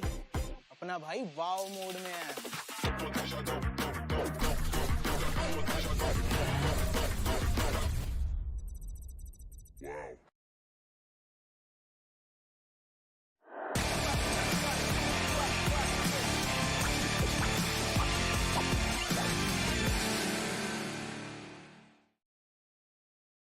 Hello everyone and welcome back to the realme BMPS 2025. This is going to be day number 2 here, and you guys are currently watching the English broadcast. My name is ICBaby12. Joining me is going to be Super Johnny as we take you through the commentaries for game number 2 in the map of Miramar. This is going to be a very, very interesting one as well, because we are going to see a little bit of bounce back between some of the veterans coming in from Group C itself. So, Johnny, after watching game number 1, what are your thoughts on the performance compared to day 1, and also what's happening here? I think day 1 has pretty much set the pace, because theoretically, when we saw the format and when we saw the criteria for the qualification for the semifinals week 1, which was basically top 8 teams from the overall leaderboard of round 1 directly moving to semifinals week 1, I think theoretically it was all said that the first team from each group, considering we have 6 groups, will pretty much make it. So technically they were just at 2 more additional spots remaining for the rest of the teams to claim that weren't topping their particular group.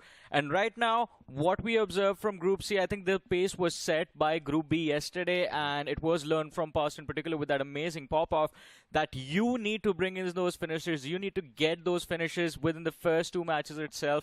And in this particular group, the competition has been made extremely tight with what went on with Raven, with what went on with OG and TWOB, because half the lobby was cleaned up by the top 3 teams themselves. There were no finishes left for everyone else. Exactly, no competition for this tree so far, and of course additions coming in here as well. We do have Seoul and also Alibaba Raiders making a little bit of bounce back coming in from that play as well. But all things considered, despite those 5 teams, a very, very disappointing start for both REVENANT X SPARK and VST, one of the more known teams coming in from BGIS in particular. So this is going to be something that I hope that it's going to be a little bit of a rebound coming from both these teams, despite having the drop clash, which resulted in no one taking any points except for VST, which got themselves 2 points in the previous game. Exactly, but I think for these teams now, all they can do is hope for the best and prepare for the worst, because you do not know how the next game is going to turn out. That is what all of their hope comes down to. The next game of Miramar, they got to conquer it. And when we say Miramar, let's just head towards the action, ladies and gentlemen. Game number 2 for group number C. Here we go. It is going to be very, very important here. Right into the action here. Game number 2 for Group C, respectively. And on the broadcast, this is match number 8 for the realme BMPS 2025. And starting things off, the flight path is going to be coming from the southwest corner of Waldemar and then ending towards the outskirts of Torre Ahumada. A pretty northwestern shift flight path for some of these teams, but teams heading towards Los Leonas and also Puerto Paraiso is going to be having a very, very long journey there. Same can be said for Impala, so it all comes down to where the circle shifts. But for now, Raven, and also Alibaba Raiders being one of the first few teams to actually have a very early drop. And surprise, surprise, Raven actually going for Minas. Well, let's see how things are going to turn out for them. If the circle isn't anywhere towards the south, they might be in trouble if they are facing a northwestern or northeastern circle. But I just realized I said group number C. It's not group number C, it's group C. And while my brain lags, ladies and gentlemen, your game does not need to lag if you are playing it on the Realme GT7, India's most powerful chipset, powered by the MediaTek Dimensity 9400E. The device is going to launch on the 27th, so go on to Amazon and check it out.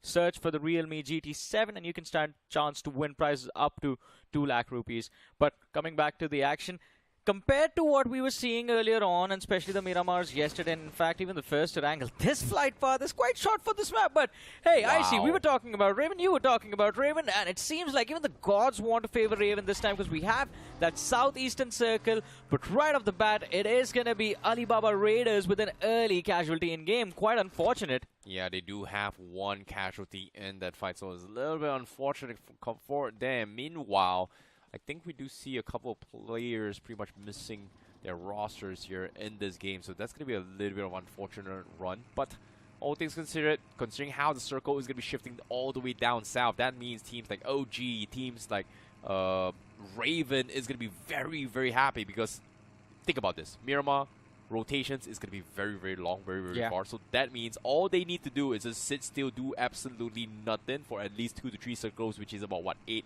9, maybe even 10 minutes. And all they need to do is just choose the best spot possible rather early.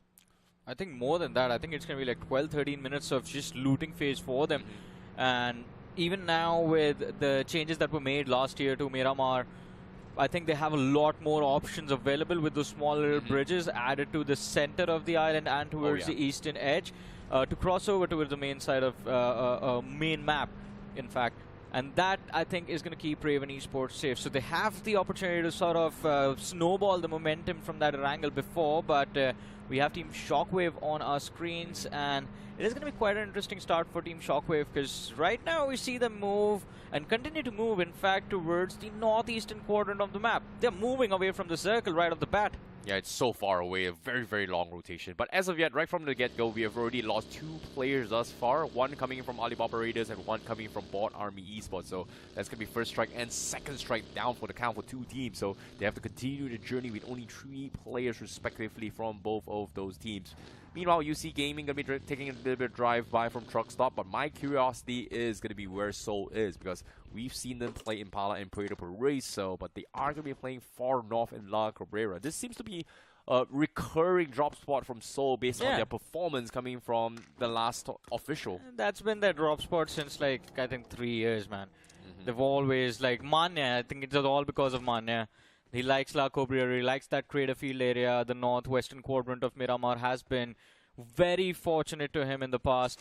The only thing is they do like to go for that early action. I think they are going to be missing VXT in this game because that's one of those teams that plays from El Pozo, and there has been that conflict mid-rotation always happening between the 2 sides. But this time, it's not VXT they might run into. It's ARRANCARx, and they got to be a little bit careful of them. But well, Seoul is a team that we are looking forward to. I'm watching out for Orangutan because, again, it's been that story of redemption for OG for the last 2 years, I believe, and they are still lacking that redemption arc. Just failing, barely missing that bullseye. They do well. I mean, they are doing well compared to almost 99% of the circuit that competes in competitive, but it is their own standards that they fall short of. For a second, I thought you were going to say 99% out of the population of BGMI players. Yeah, but pretty much. They are part of the top 1%, 0.1% in the entire lobby. But all things considered, you know, look at the bright side. REVENANT X SPARK right now in Yasnaya, my bad. They are in San Martin. They are going to be uncontested. So that's going to be a good sign coming from REVENANT X SPARK. But for OG in particular, if you do recall coming from BGIS in particular, they have always had conflicts with multiple teams, including 8-Bit. And now 8-Bit is with Versatile, and Versatile does not have the same drop spot as the old 8-Bit. Yeah, I think... what was it during BGIS 25? It it was like a tie situation between OG and 8-Bit on Miramar, basically them wiping each other very early into this game. And this time, though, I think things work out because that Minas del Valle, Chumacera, Ladriela control, it is all there. There is absolutely no one there to contest them. And that can work out. They get to hold the center, and if my memory serves me right, every single Miramar where OG got to keep the center all to themselves for the early stages of the game, they ended up doing quite well for themselves. We see on the map TWOB approaching their position. An early fight might just break out, but we'll have to wait to see what happens on our screens. Though we have the lads from REVENANT X SPARK, and as you said, that San Martin position, it is quite interesting because as you move down south towards the edge of the circle, you have these hills from Power Grid that you can take early control of, but you also see two different squads moving for the exact same position. So there is a chance that REVENANT X SPARK might get sandwiched. The question is, are they prepared to take the fight, or are they going to try and avoid it and keep their heads down? It is going to be very, very important for them to actually keep their heads down for now, for sure. Like, I think in this situation, the ideal situation for Miramar is to get as many information as possible and then use those information to position yourselves in the best possible place where you can get those finishes. And in this case, look at Aro. He's got a very, very good position in scout rotations. He's going for a couple of tap sprays first priors here, hoping to get a couple stray random 3 bullets headshot, which ideally we haven't seen that yet. I think the closest we have seen it happen is actually done by Goblin multiple times, but that's, again, Goblin, mechanically gifted player. One of the best, most insane reaction player I've seen so far. Same can be said for Scary Jot. Yeah. But aside from that, you know, it all comes down to experience and understanding the situation you're in, right? Like, I think understanding that going for a sidestep, which is very, very difficult to do, not many teams actually do that, just to throw away people's crosshair placements when they are going for CQs. I mean, yeah, I mean, in close quarter combats, you have to be very, very focused, man. You have to be, like, it takes immense amount of focus to, I feel, this is my personal opinion, that close quarter combat sometimes is a little bit more intense than long range fights. Long range fights, spray control, your boy can do it as well. Exactly, everybody can do it. Yeah, exactly. I mean, you have your time to aim it down, you have your time to sort of reposition, and of course, you are sometimes also relying on the opponent to mess up. But close quarter combats, it is like an all-out war, man. It gets so intense. And I mean, it takes a lot of practice to maintain that composure, to get that muscle memory down, but we do see ARRANCARs on our screens. They are moving in from that western highway of the map, moving down south. They're a little bit late to the party, by the way. So as soon as they keep moving down south, there is a possibility that they're going to be moving into a valley of death. All of these high grounds are under control of multiple different teams. But unfortunately for ARRANCARxGSG, the circle has abandoned them. It moves away from them as soon as they find a way inside the circle. Oh boy, the circle is going to be shifting a little bit towards the outskirts of Los Leones. So that is going to be a lot of teams heading towards that direction this time. So we are going to be expecting a little bit of an urban warfare. Every single team is going to be rushing there. OG, one of the closest, coming from Chumacera, actually gets out-rotated by TWOB. And TWOB, they're smart. Second circle, get the most center possible. That means nothing can go wrong when you're just in the center of the second circle. And this time around, it seems like TWOB is going to be the team that's that will be at the center of this zone. They're not going to be there alone. There's BotArmy Esports moving in for that same position. In fact, they have sent out one scout quite close to the players of TWOB already. OG is going to be contested extremely, extremely hard for their position, because look at that massive wave moving in from the west, man. If I am OG, I'm scared for my life right now. I agree, but guess what? Speaking of scared for your life, REVENANT X SPARK actually going for a dogfight against OG. It seems like OG, they are going to be turning their tails to back off as Sarang looking to try and continue with this pressure. As they throw in for the drive-by, seems like they do not want to pursue this. This is just not worth it. They don't have the greatest position to work with. Don't have a lot of utilities yet as well. But it seems like just all about patience right now, because they want to wait for the next phase. They've got a decent amount of compounds, but Ninja, they're still baiting those fights. And OG, look at this dogfight. They're still baiting ARRANCAR. Guess what? There is a third team in this vicinity. It's not just REVENANT X SPARK. It's also going to be ARRANCAR. And it's not just the third team. You see the fourth team moving down the highway as well. A little bit of a mess up. He was just helping him out. He wasn't just trying to throw him off the hill. That was a helping hand. He wanted to get him back on his wheels. Hey, that was so risky. That was so risky for RANCAR Esports. Anything could have been gone south if there was another team nearby. Is it evil of me that I was praying for that car to just keep on flipping down the hill? I was secretly hoping for that too. Oh my god, Raven Esports. Yeah, he's not smiling anymore. For sure. Gets knocked out and finished off completely in the open. And hey, we were hoping Raven was going to get a free pass to cross that bridge, but they just go for a 2-2 split. Big mistake in judgment. Error made by the IGL. They end up losing a player for absolutely nothing. Unfortunately for them, the previous match's MVP getting taken out like that, Smiley. It's a little bit unfortunate for them, but they have to continue on with their fight. OG now still playing very passively here, engaged in 2 minor scuffles of a dogfight. They are still going to be A-okay.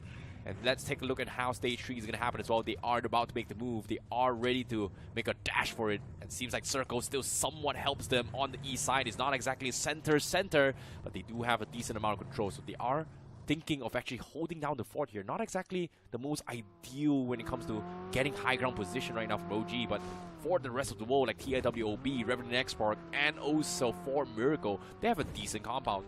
Yeah, I mean, based on the situation OG was stuck in, I think they were praying that they just go figure out a way to keep all 4 of their players alive as they move off center.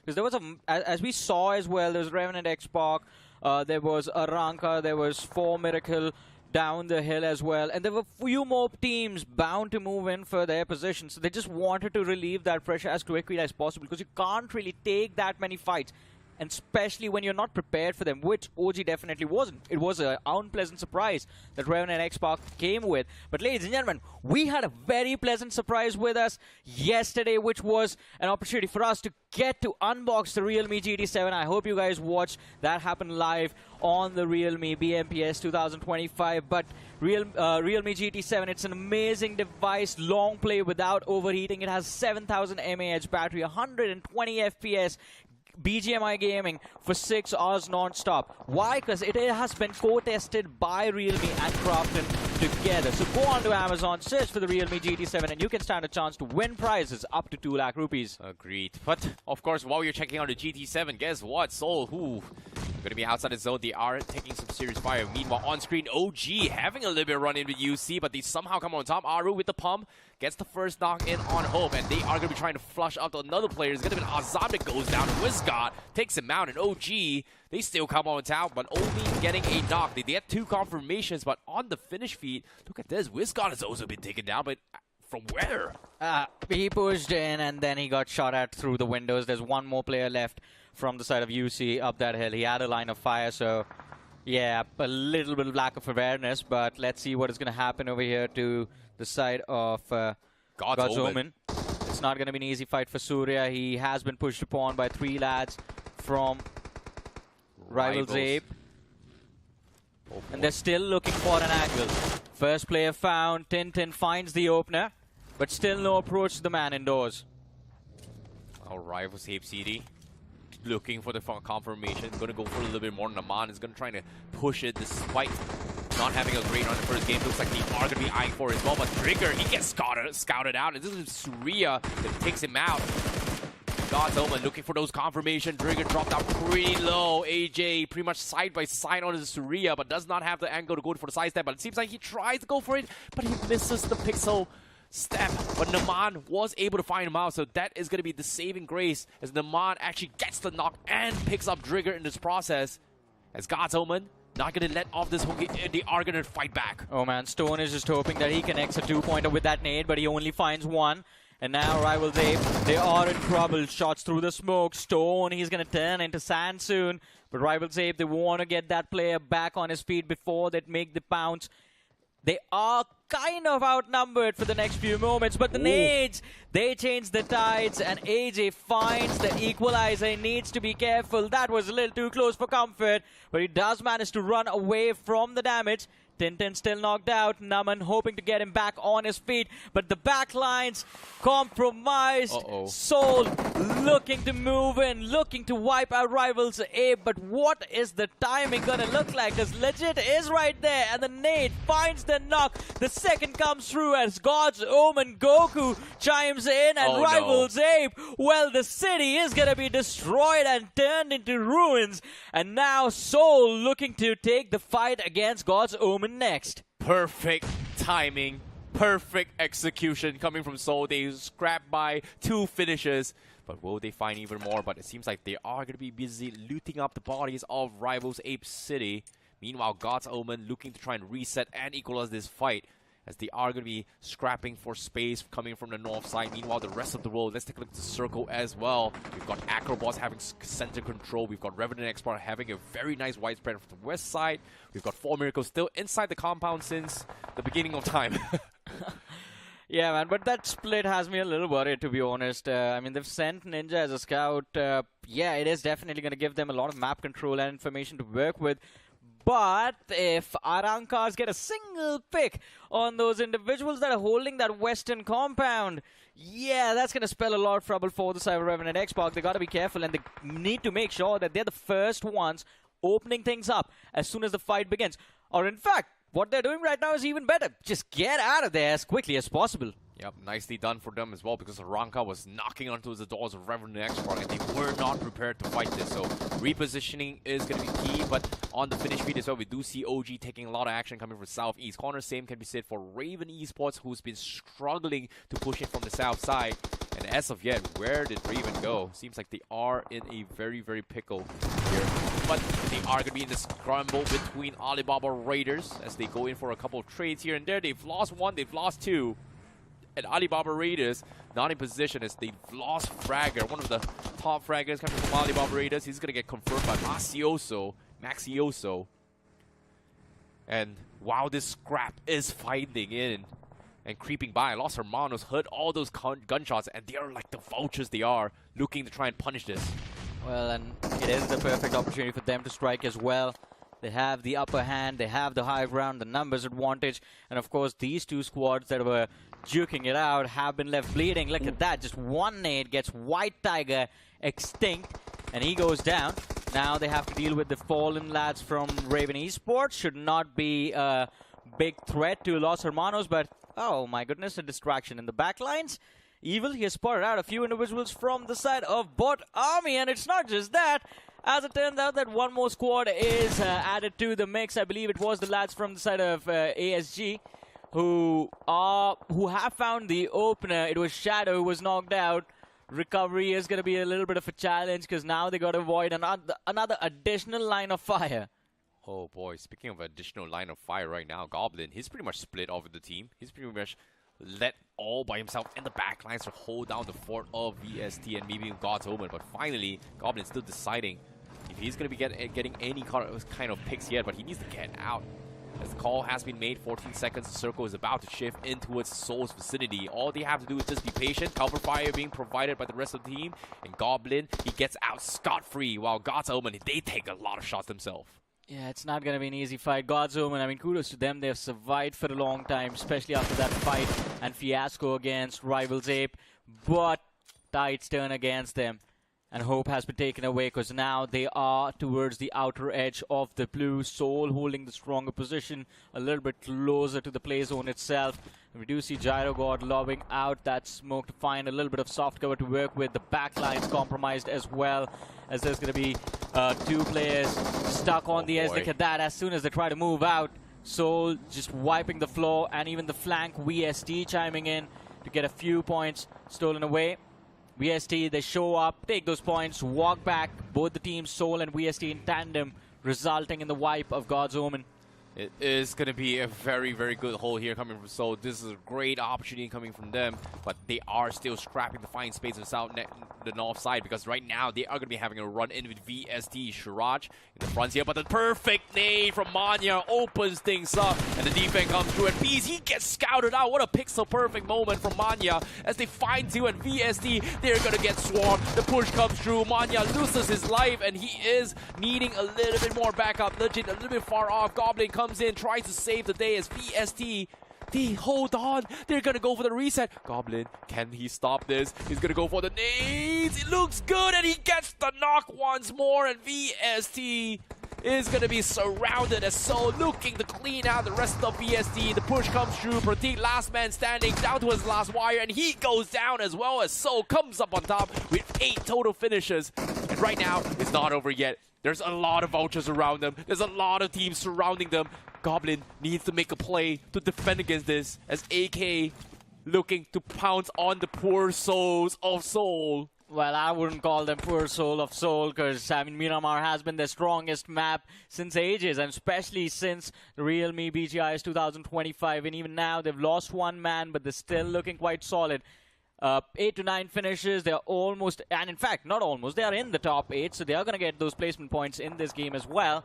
And I think if they continue to build this consistency in the later stages, they are going to be sitting at the top. But 2 top contenders from that previous map of Erangel colliding, OG against TWOB, and TWOB on the wrong end of the stick. Blink it and you miss it, as Necro likes to say. TWOB wiped out in a matter of seconds as the hands of OG clinch on their throats. 7 eliminations secured by OG. Well, OG, they were great opportunities. They wiped out TWB with a clean start with Atenki kick things off. But Seoul, they've heard all this commotion. They want more. They want to take them out as well. They want to stop the bleeding. As Seoul, they did not do too well.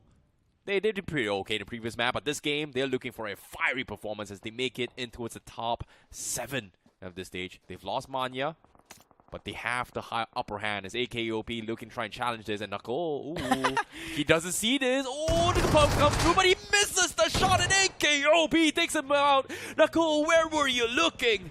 Man, I love the confidence from AKOP as well. Does not give a care in the world about who is going to show up from where he can get peeked from with a shotgun to his face. Just runs towards Knuckle behind that car and takes him out like it means absolutely nothing to him.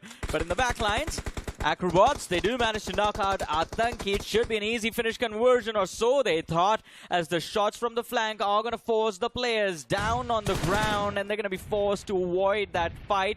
Nades will go flying in a few short moments. I think OG, they're going to look to loot up those crates that are right there behind that car. Oh boy, OG, 2 dominating back-to-back performance of a masterful performance by all these 4 players. My goodness, where was this OG in the LAN finals? God damn. But all things considered, let's take a look at the map right now. WINDGOD going to be pushing towards the next phase of the zone from the east side, and they are going to directly push into AKROBOTZ. Oh, that's going to be the first opening knock. Quite unfortunate, but the shotgun, it becomes a turret in that car. And OG, again, another mowdown comes through. 10 eliminations secured, but are they going to survive the assault coming in from Legit? He does not have any HP to work with. Tries to put on the first aid. Atanki, nade being cooked. The timing needs to be perfect. First aid comes through. Legit with the peek finds the knock. It's down to a 1v1. AKOP against Legit. Both the players aware of each other's position. But who's going to come out on top? Will Seoul win this fight, or will OG secure another big win on one of the top rivals in this lobby? Another piece of utility lob towards AKOP in hopes of getting that frag. And Legit now, he finally sees a pixel. Lobs out the nade. Some HP chipped away. But the Molotov in the hands of AKOP, and Legit barely avoids jumping into that fire. AKOP, he's still there. Half his HP left. Another nade, but this one is going to be way off its mark now. The only thing left to do is just go for a blind push. And Legit, he still hasn't gone for the reload. Finally does, but he has been poured out. Who's going to win it? It is going to be AKOP. But no time to celebrate, because both the teams get eliminated in tandem. And we're finally down to the top 4 of this game. Now we see a recovery coming from REVENANT X SPARK, because they were able to actually clean them out alongside with BotArmy Esports. The Vultures finally finding the opportunity as they try to make a recovery from their performance of game number 1. And guess what? REVENANT X SPARK, they are playing this with 3 players in total. They were playing this entire game without shadow at all. And they're still doing well. They made it to top 4 with 4 finishes. I would say this is an amazing run here. A recovery from REVENANT X SPARK. Yeah, and brilliantly done as well. I mean, especially that early move made it all happen when they pushed onto the players of OG and took that high ground away from them. Still, the chicken dinner, it needs to come their way if they wish to make a break inside of the top 3 of the overall leaderboard. But there's BotArmy Esports that's still standing. And Shogun, this man used to be an absolute monster a couple of months ago, wasn't really there in the realme BGIs 2025, but now in this realme BMPS 25, he's hoping to make a comeback, and I think BotArmy Esports, they have the position to make it all work as well. They have the option of wrapping around the hill and stabbing REVENANT X SPARK in the back. The only thing that's holding them back is the man disadvantage. Okay. This is going to be a moment of truth. Can the defending champions of last year's BMPS come in and swoop it for the win? Because game 1 was a disaster for them, but game 2 looks like without shadow, they somehow made it work into the top 4. This is just insane performance. It all comes down to Spray. Spray going for the sprays right now, looking for those confirmation, but he gets the confirmation. He gets the knock. Roger goes down. BotArmy Esports, they're scrambling to try and save him. The Molotov comes through, stalls Spray got back in defense, but they do get the confirmation with the help of Sarang. As they go in for the spread, as they go in for the push, and Sarang, he pushed in blindly alone, and he gets shot down. Well, that is going to be a blunder coming in. Spray got spotted out as well, but it's not even going to matter. BotArmy Esports, they get wiped out. REVENANT X SPARK still surviving, still fighting. Break into the top 3. 2 players still left. They're going to try and bring Sarang back, and it's going to be an easy revive for them to execute. By the way, they're playing so well, I didn't even realize there were just 3 of them and not 4. Yeah. Man, this team is good. I know, right? I've been saying it for quite some time now, but Ninja, he's got to be, you know, counting the lucky stars here. Spray has to thank him for saving him because he shot that shot from 180 meters away and saved him despite getting rushed from BotArmy Esports. So nicely done coming from REVENANT X SPARK. As the game continues, we are down towards the final 8 players. 3 teams remain. 4 Miracles somewhat surviving it all. They had the center control the entire time, but with only 2 players, Dragon and Reaper, pretty much on the low ground as a Rankar, 3 man alive, looking to pounce on them as well. So this is going to be a very, very even fight for all these 3 teams except for 4 Miracle. Yeah, I mean, 4 Miracle, they have their work cut out for them.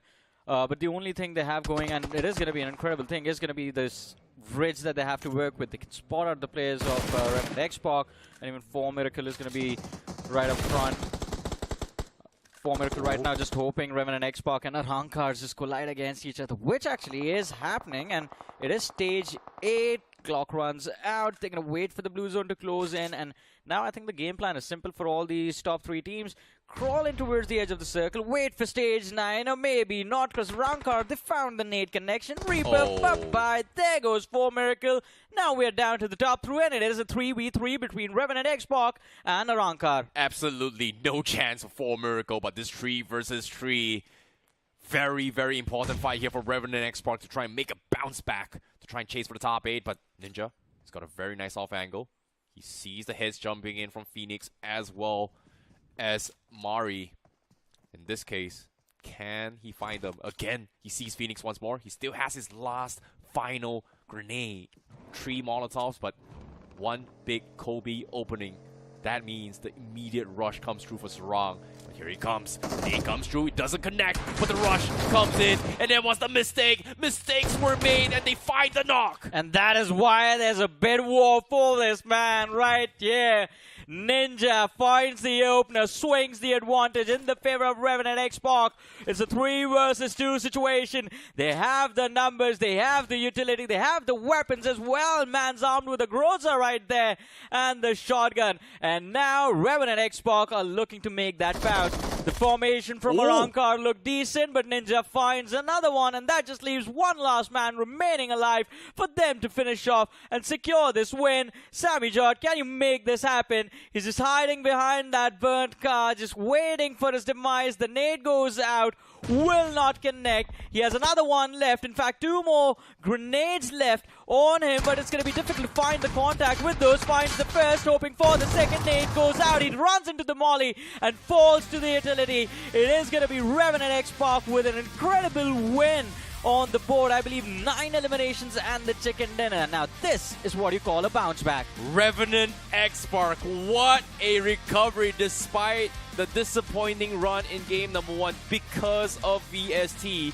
But they did this 3-man and taking the chicken dinner. I would say this is them making a statement that, hey, they were down in BGIS, but they are not out yet. Yeah, you know who's going to feel bad about REVENANT X SPARK winning this game? Shadow?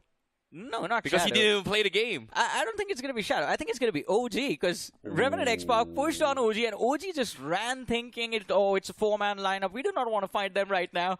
They're going to go back and watch this ward and they're going to be like, wow, they were 3 players, huh? Fair enough. But all things considered here, OG did their best to try to rack up a little points here, but they will finally stop. So this gives a little bit of opportunity for the veterans here. Think about this. The teams that actually made it all the way and towards the semifinals and also the grand finals of BGIS were REVENANT X SPARK and BotArmy Esports. These 2 teams didn't really do too well in game number 1, but now this is a recovery for these 2 teams. Yeah, I mean, a big recovery coming in for both these 2 teams. And BotArmy Esports as well. I mean, I'm happy seeing Shogun there, to be honest. I mean, I was missing this man. He used to be part of a very well-known roster back in the days. Took some time off, went and played for a few different teams, and now he's with BotArmy Esports. And BotArmy Esports is like an org that has been there, as I keep saying, for the longest time. Would love to see them succeed, and maybe Shogun can be the man that makes it happen for them. Fair enough. But all things considered here, nice recovery coming from REVENANT X SPARK as well as Seoul, because Seoul, they may be the kings of Miramar. Well, I wouldn't say a king anymore, but still very, very experienced in the map itself. They were able to make a little bit of a recovery coming from the offside, but consistency is going to be the key because at the start of the day, I had this discussion with Necro. It all comes down to what's the best way to get the most amount of points to get the top 8 here. It's not getting chicken dinners. It's getting a lot of finish points, and then even if you don't get a chicken dinner, it's fine. You will still be part of the upper echelon. Yeah, I think that definitely is going to be the case, but with how tight the competition is turning out for this particular group, Group C, I think this is going to be that group where teams in the top 5 are just waiting for that reshuffle to happen, like get us away from each other so we can actually go and secure a spot in the top 8. Well, that was the biggest problem the REVENANT X SPARK faced during their run for BGIS. It was always contention for Yosnaya. But all things considered here, let's take a look at the highlights here in case you missed out on the action. We do see Raven Esports making a little bit of recovery, but both Raven Esports and Alibaba Raiders, despite having one of the earliest rotation inside the zone, could not find space in towards the later stage of the zone here. They were taking a little bit too long to actually loot out from the south side and then eventually got picked off. And of course, in the stream as well, we saw a little bit of a bounce back coming from Seoul despite the initial engagements against VST. They lost Manya, but despite that, they were able to pick up a decent amount of finishes themselves. Yeah, they got quite a lot of finishes in this game, and of course that position to the top 6, top 5 as well. I think both OG and Seoul ended up doing quite well. REVENANT X SPARK, just absolutely impressive considering it is a 3-man roster that walks away with a chicken dinner and with a decent number of eliminations, like 7 to 8 eliminations in a game with 3 players. It's actually pretty incredible, to be honest. BotArmy Esports as well, their positioning was amazing. So they were able to capitalize on that break into the top 4. ARRANCAR's, I mean, their rotation from the eastern side, I was a little bit worried about them, to be honest, because in the early stage of the game, we saw them. They were a little bit late to the party, just driving, in fact, through those valleys, and I was worried they would get taken out, because there were a lot of teams holding those high grounds, but them managing to just keep those bodies alive till the end stages is actually very impressive.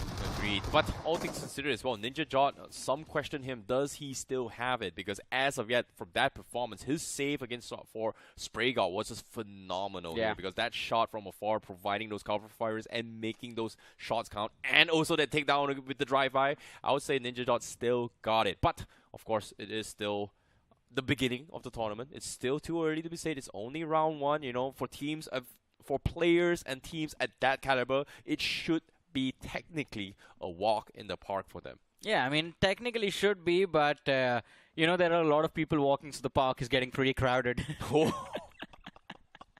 So what happens then if it gets too crowded? I don't know, man. You use utility at that time. That's where nades and Molotovs come in. Just set a fire to the side. Ask everyone to jump in. I don't know on what world would you bring a fire to a park, but all right, okay.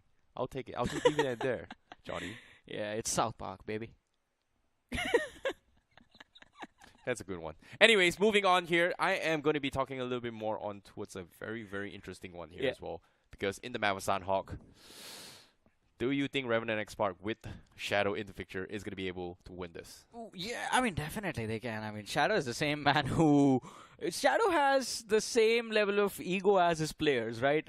As an IGL, though. Okay. That is what I love about him. Because you remember, like, last BGS, will be BGS 25, we saw his team get 1v4'd in one game. And the next game, he goes ahead and 1v4's the exact same team just to get a little bit of revenge. I mean, we'll talk about him when he returns. But stars of the match right now on our screens. We have Atanki going all out. AKOP, the best companion and spray guard from REVENANT X SPARK, gets the finisher of this match. Moving forward, MVP of the game, Atanki, of course. Last realme BGIS 2025, this man was missing for like the first half of the tournament. Then he returned, and I think since he was out of practice, he took his sweet time to get back into the form.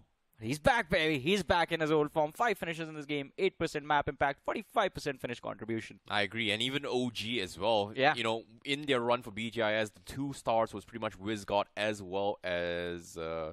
AKOP, right? Like the entire journey was just them hard carrying here. But today, these 2 games, all 4 of the players seems to be in sync and making a lot of waves in this game. So I'm curious to see how their journey continues despite their performance coming in here. But again, guess what? Second time for OG, clinching at the number 2 spot here with 14 points this time. So OG looking for to be a very, very strong contender to be part of the top 8 out the overall standings out of all 90 over teams. And I'm not going to be I mean, yeah, OG is a good team. I mean, why are we surprised? They always do well for themselves, to be honest. I think it's just us that have been... It's the same situation with OG, with Godlike, wherein these teams, you know for a fact they're good. The only thing that's left is, guys, please lift at least 1 trophy. That's all all of their fans are asking for them. In this particular game, I think Seoul is also there with 12 points for in total for them. So I think that should help them sort of gain a spot in that overall leaderboard. But OG is definitely moving to the first. Oh, it is going to be very, very close here. But of course, you know, the trend continues so far. Day 1 in both Group A as well as Group P. Sorry, Group A and Group B. Oh my god, Group P. Where did that come from? Anyways, Group A and Group B, both groups, the trend here has been the top 2 teams who has done well in the first 2 games. On a game 3, they kind of fumbled. No one has been able to do that. Yeah. Even the highest points team in the current standings, which is Learn From Past, could not do well in game number 3. So hopefully OG is able to break that curse and then overtake everybody else. Yeah, we're still waiting for a team to be consistently in the top 3 in all 3 matches, right? Usually everyone just bombs the 3rd match. And I think it might be because of the fact that maybe the players just think, yeah, we are doing quite well. Let's just not overexert ourselves. 3rd game, we go out early, take a break, you know. Well, fair enough. It could be happen. But in case you guys are wondering here, let's give you guys a little bit of an inside scoop on how the overall standings kind of look like at this stage as of yet. OG in 2 games moves themselves up into the top 5 with 31 points. Guess what? They themselves as well as AKROBOTZ are the only 2 teams in this top 8 without a single chicken dinner yet. Yeah, and if you talk about the overall top 16, there's OG right there from this group. There's going to be Seoul, there's REVENANT X SPARK, TWOB. These teams are managing to stick around, and it is going to make things a little bit more intense. But as we talk about it, top 8, where you want to be. And to be there, you need to get those 50-plus points. So OG, they need to make that bounce. They need that 3rd game in the bag as well, as you said, IC, because you want to get as close. And if you can possibly surpass, learn from past before that reshuffle happens. You kind of have to as well, right? Like, yeah. Group D is not even played yet. Exactly. Even Group E and F also haven't played yet. So as much as you can is where you want to be, because as of yet, expected or unexpected here. Do you want to leave fate in the hands of others, or do you want to take control of your life right here, right now? So OG definitely in the right track right now. But of course, the rest of the world down here as well, in towards the 17 all the way to 32 points, even Genesis as well with 9 points. It's not the end of the world yet for some of these teams. It is still very possible for them to actually make it the top 8, but after the reshuffle happens and they play again, that's where they make the bounce back. And I mean, for every tournament, it seems like the case right now that the first two games, the first couple of games every team plays, they want to try and figure out what is everyone thinking of. Do the other teams want to play extremely aggressive, fast-paced play style, or everyone wants to try and hold back? And I think for the majority of these teams, and in fact for a few in particular right now, especially the ones that are sitting on that last page of the leaderboard, they're forced into that situation. Yeah. Either they go big in this third match, or they just wait for the reshuffle, figure out who is in their group, and figure out very specific strategies to take on those other 15 teams. Let me make that in simple terms right now. Let's compare the formats between BGIS and BMPS. BGIS, almost every single team has to play back to back to back to back to back to back.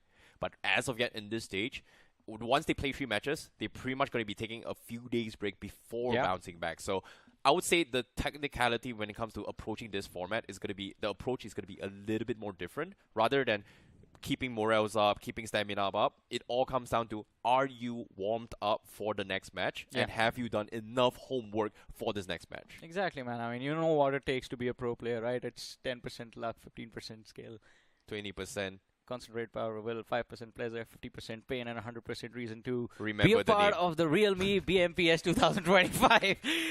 But anyways, I mean, that is what it's going to take, because that 50% pain is basically you sitting down and doing VOD reviews in all the time that you have left. I think you know what? It's not 15%. It's definitely 95% of you sitting down when nobody is watching. You're training, and everybody thinking you're not participating in tournament. You sitting down all by yourself, nobody judging you, is your self-discipline. It's like you going to the gym and training. That's where it matters the most. Exactly, and for especially this round 1, I think that is what is going to happen with a lot of these teams, because they're going to watch everyone, they're going to watch themselves, figure out strategies, and after the reshuffle, just be hopeful that they get an easier lobby where they can take team down and get some points and stay outside of the bottom 16 and avoid elimination in round 1 itself. Well, I perfectly agree here. But for now, we're going to be taking a very, very short breather here before we continue the final match of Group C in the map of Sanhok. But for now, we are going to be jumping in towards a break for the realme BMPS 2025. See you guys right after this break.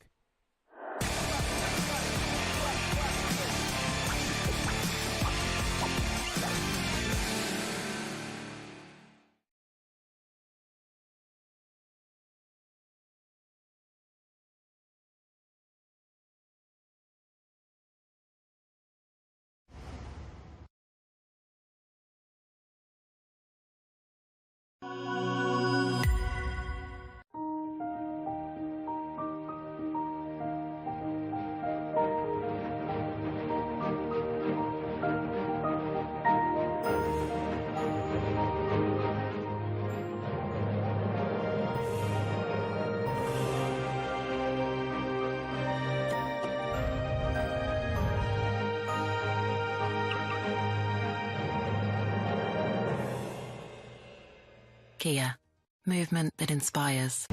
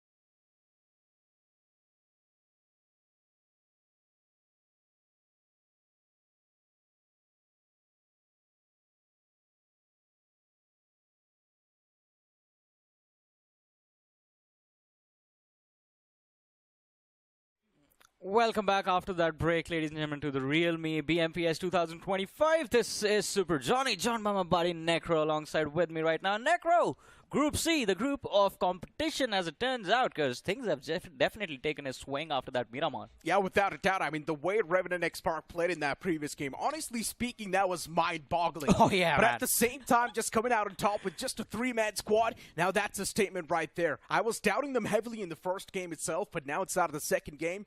REVENANT X SPARK just clearing all the doubts with that performance. I mean, but this was expected, like, from teams like REVENANT X SPARK, from Of teams course, like OG, yeah, from teams yeah. like Seoul, TWOB. You expect this to be a standard. The problem for this particular group is that the list that I just laid out keeps getting longer and longer, because there's also BotArmy Esports, there's Raven in the mix, there's Alibaba Raiders, there's Rivals Ape as well, which have those moments of brilliance, but more often than not.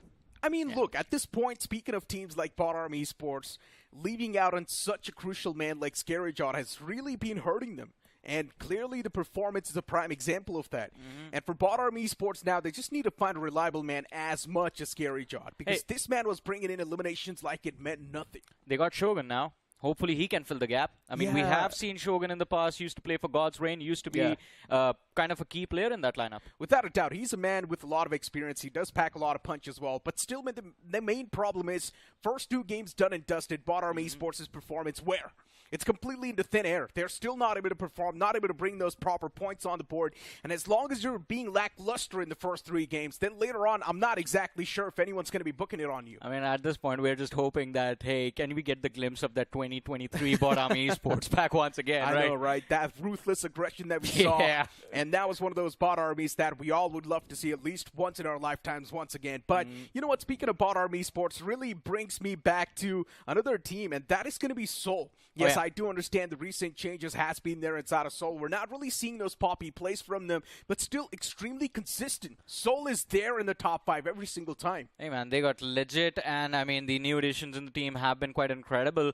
Now it's just all about aggression. The good thing for Seoul that they have going for themselves is the fact that even their IGL can actually keep up with the pace of his assaulters. Because Mane himself is like the entire time in the go mode. But ladies and gentlemen, if you want to be in the go mode inside of your matches, check out the Realme GT7 with the iSense graphene rear cover. And that's not just one of the best features. There are more features lined up, man. 120 FPS BGMI gaming for 6 hours straight, 120 watt charges, 7000 mAh battery, everything that you need to grind for hours. And of course, grind inside of that Discovery Island, ladies and gentlemen, because as soon as you complete those milestones, you're going to be contributing to the prize pool of the Realme BMPS 2025.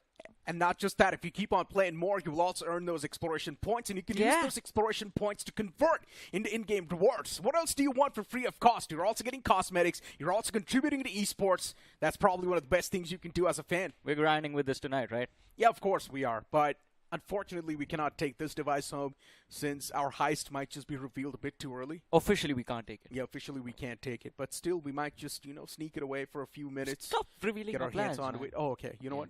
We're going to continue the talks about the game itself. Yeah. The upcoming map is now going to be the map of Sanhok, Johnny, and this is where things get really spiced up. Now, yesterday, twice, we saw the circle shift towards the Camp Alpha Island. And as I mentioned yesterday itself, Seoul is probably sitting in a corner and crying.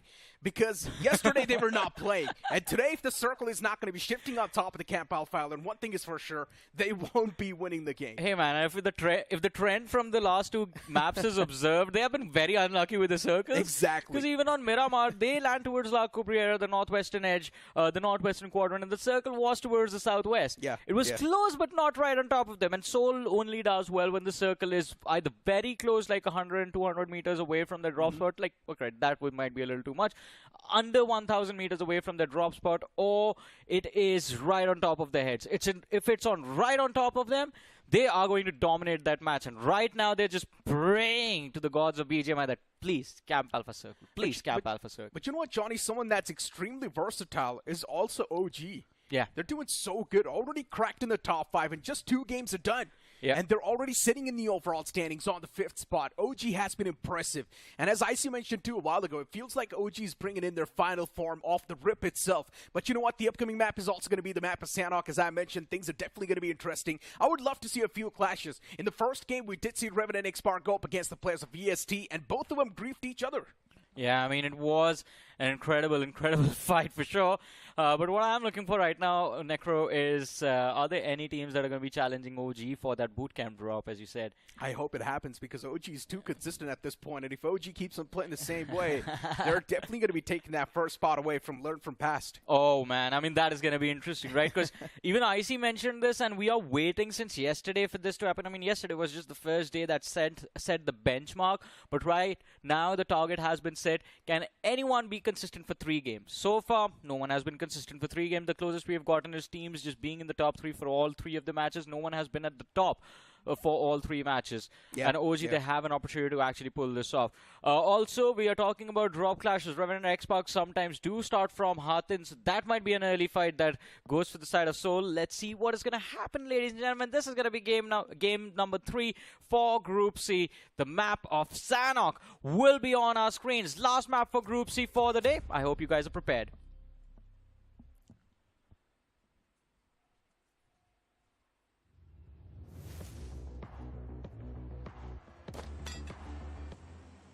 As the plane's going to be in the sky, starting all the way from Camp Charlie towards the opposite side, which is going to be Hathin. A little bit of a good news for Seoul, I guess, since the plane flat path is right above their drop location, which is, of course, going to be that Camp Alpha Temple. But at the end of the day, what matters is the zone itself. If the zone's going to be forming right on top of Camp Alpha, for Seoul, it's going to be good news because yesterday, twice the circle was on top of Camp Alpha. Unfortunately for Seoul, they were not a part of those Sanhoks. And today itself, if the circle's not going to be on Camp Alpha, one thing is for sure, they will be kicking themselves. Yeah, I mean, they're definitely going to be hoping, why could not we get another particular lobby where we're getting those Camp Alpha circles, right? But Johnny, if you speak about this, right, this should be a motivating factor for Seoul as well. If we're able to convert those Camp Alpha circles, why are we not able to convert the other circles as well? They should try and focus on the other zones too.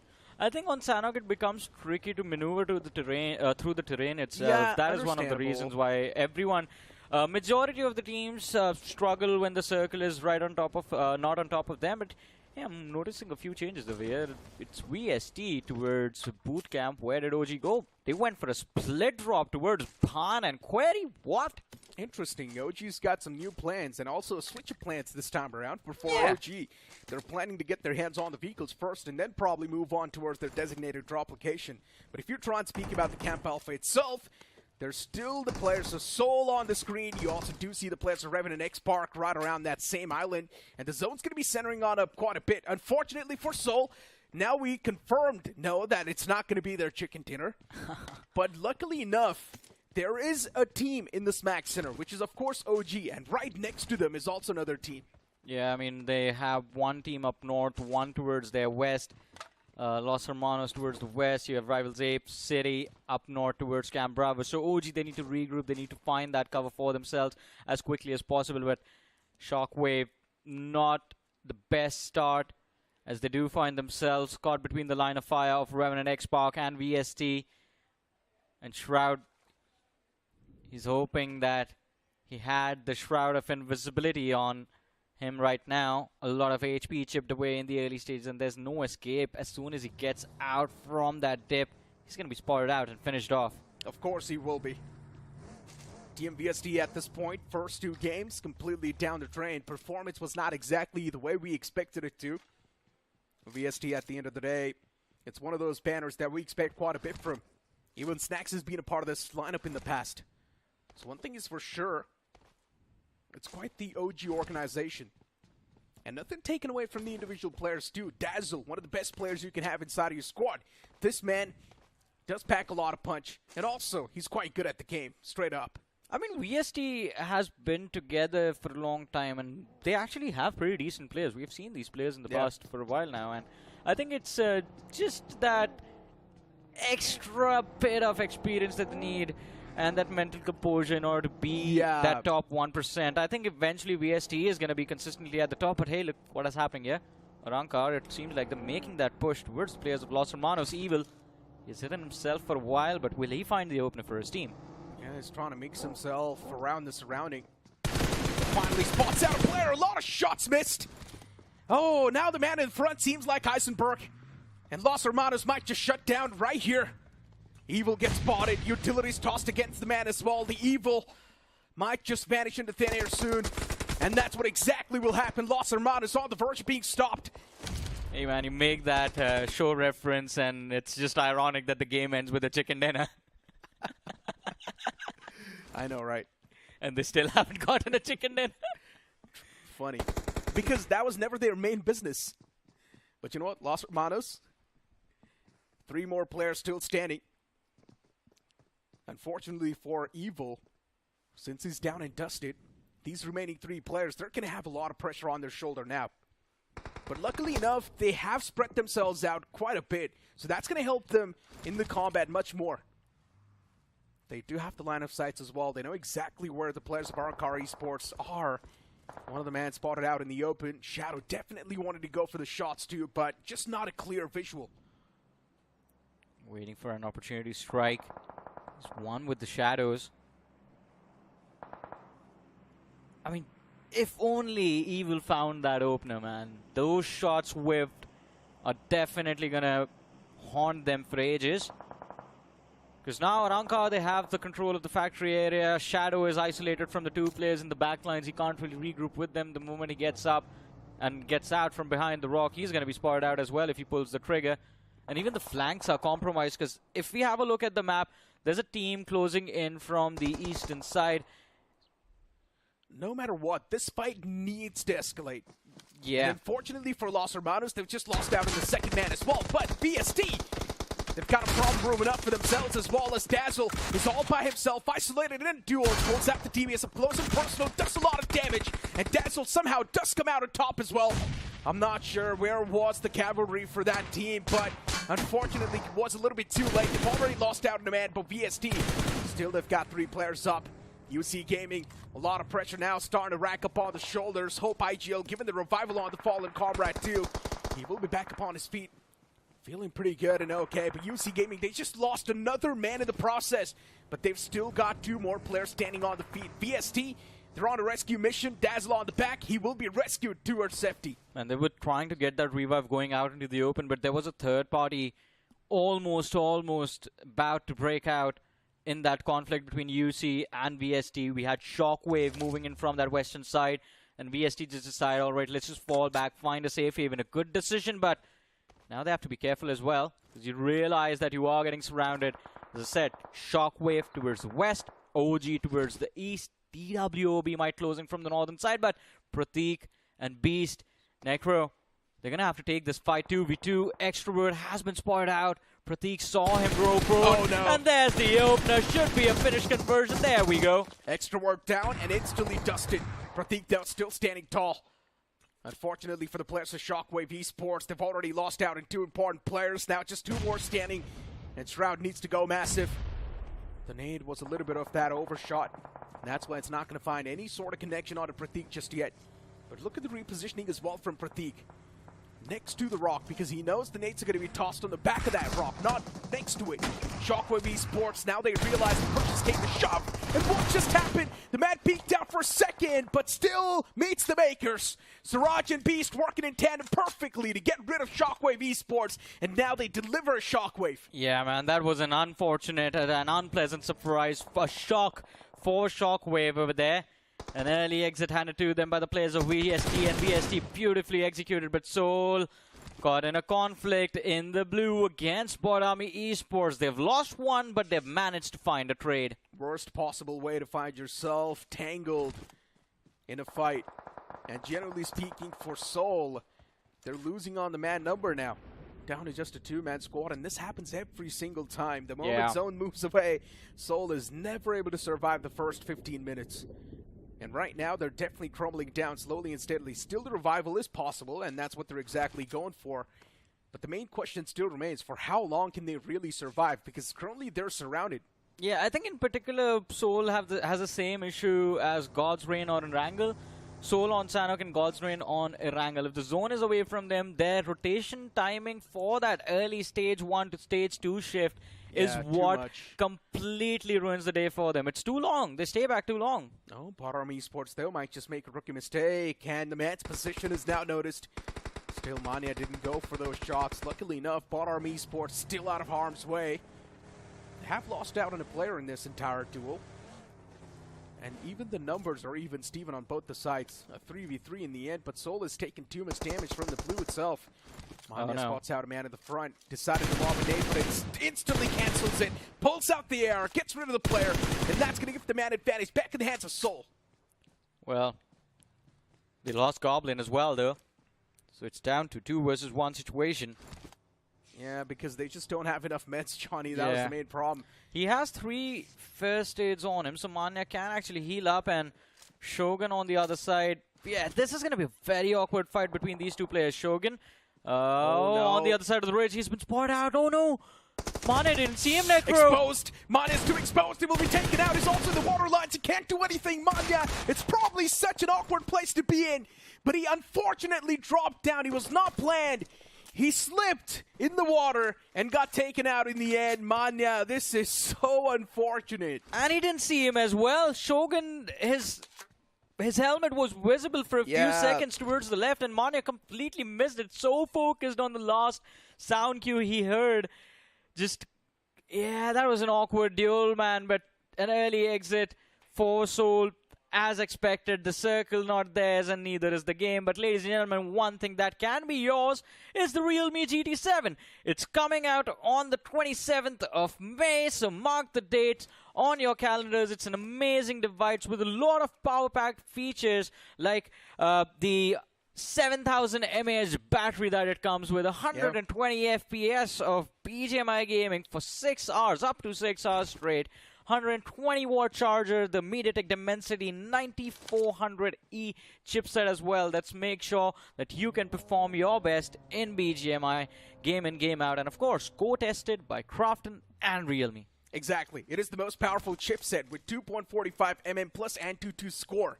So one thing is for sure, you're going to be having the smoothest experience on this device when you're going to be gaming for 6 hours straight for 120 stable FPS. And as you mentioned, co-tested by Krafton and the Realme guys themselves? Yeah. That's massive news right there.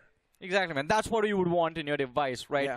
Built for BGMI, specifically the official smartphone partner for Realme BMPS 2025 for a reason, ladies and gentlemen. So go ahead on Amazon, check out the Realme GT7. In the meanwhile, we're going to check out what's happening on the map, Necro, because it seems like there's a big cluster formed towards Query, and Query is one of the most brutal circles of this map of Sanhok, man, to be honest.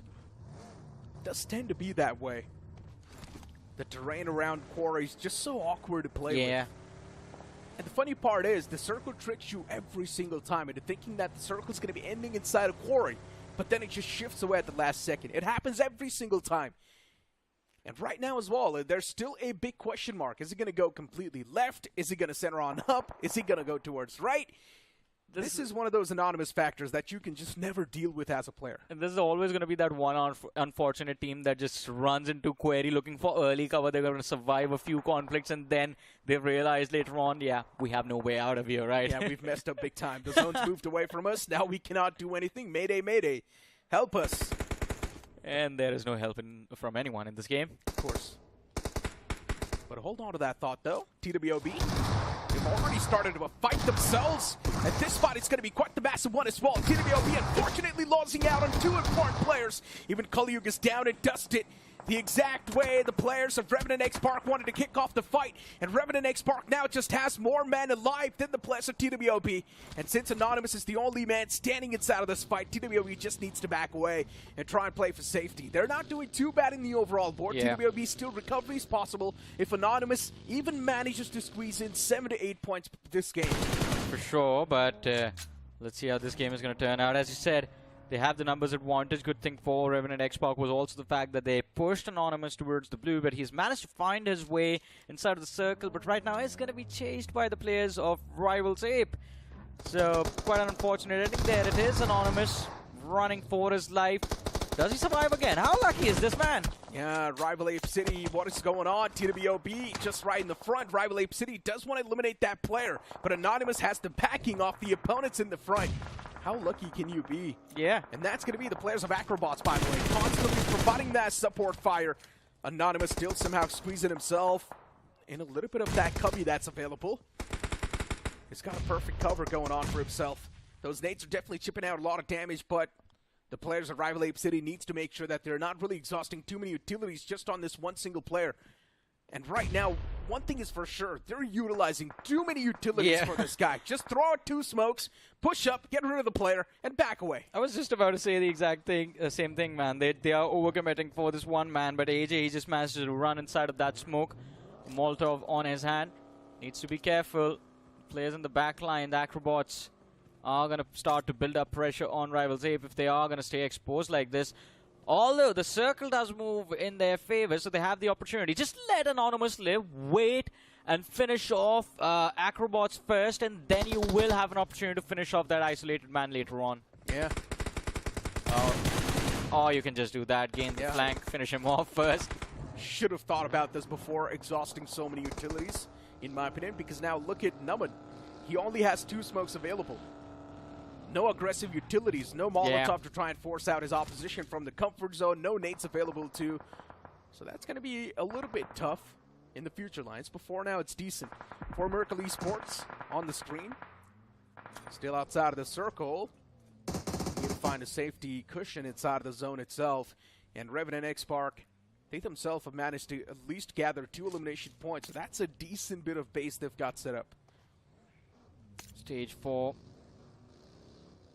And Shadow, it seems like for the next few seconds, is going to be stuck. He needs his teammates to get him out of here. But 4 Miracles, they try to rotate through the blue zone. Shots fired by Shadow in hopes of at least finding the opener for his team. But 4 Miracle, they do manage to rotate towards the northern side. They will find a little bit of a safe entry inside of the circle. But REVENANT X SPARK against VSD, doesn't knocked out. B still left alive.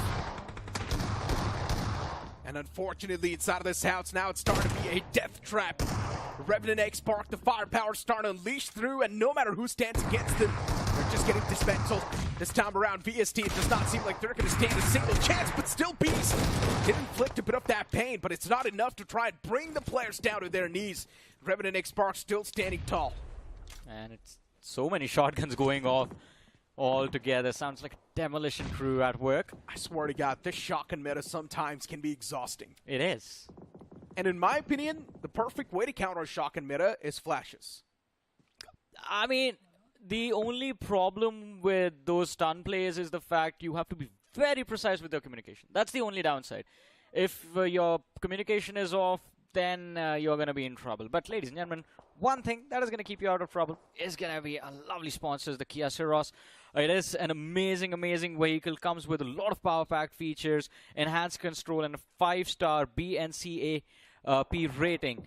Smart cruise control with stop and go, front collision warning, and avoids assistance. The lane keep assist as well, and blind view monitors in cluster. So everything that you need to, as I said, stay out of trouble. And Johnny, you spoke about the interior. What about the exteriors, though? You know, it's got bold and modern design. And let's talk about the features, too. Streamlined door handles, Kia signature, digital tiger face, star map LED DRLs, Johnny. And not just that, it does not end there. Star map LED tail lamps, too. What else do you want in your car? Necro, I was just thinking, once we get to land, what do you say about high season 4 coming early? That's too much of a big high stake, Johnny. Too much risk onto that one. But hold on to that thought, though. Atanki, man was too exposed. He thought that maybe he can't have that leeway as well, but his teammate as well walks out in the open like that. And the third man, WINDGOD, he does not care about anything. He walks out in the open, wins that duel. Now we're going to back away as well towards safety. What am I watching OG do? They've got so much confidence just oozing out their veins. And at this point, even AKROBOTZ, they wanted to be a part of the fight as well. Unfortunately for AKROBOTZ, there are just too many teams around them. And AKROBOTZ now knows they need to keep their heads tucked down. OG, they've already pushed up. What am I watching? OG, this ruthless aggression is somehow panning out well for them because they're winning every single fight they're taking. Another man falls down. Odin out of the picture. Now just 2 men standing in the back lines for ARRANCARxGSG Esports, and those 2 players, I'm not sure for how long can they carry on with this fight. Man, with how lucky OG has been so far in this game, I just feel they've made a couple of sacrifices to the god, of course, and now the gods have blessed them with incredible luck. Luck to the max for these matches, at least. Now the first player gets knocked out, but an instant revive is going to come through for the side of OG. You see AKOP trying to close in the distance as well. And it is down to Smokey to try to keep them at bay, but the distraction from the flank is just going to make sure that OG has his address as well.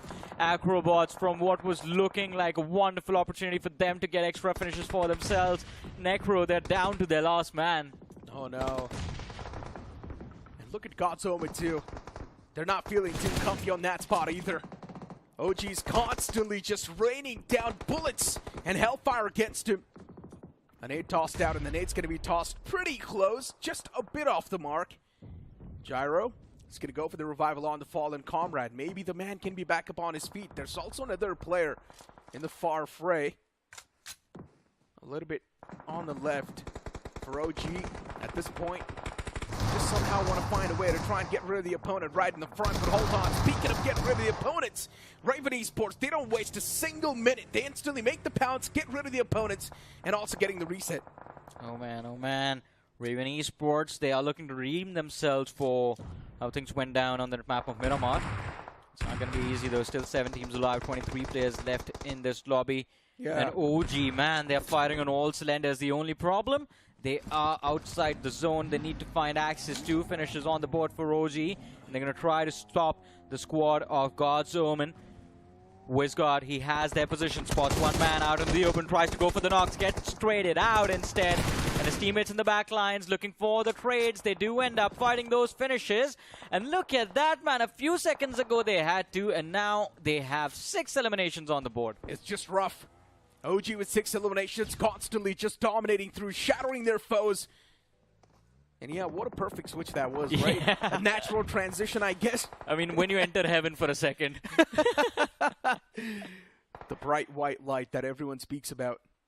It was always a flashbang, we just never knew. But you know what, Johnny? Yeah. This is what we talk about. The timing was perfect, Johnny.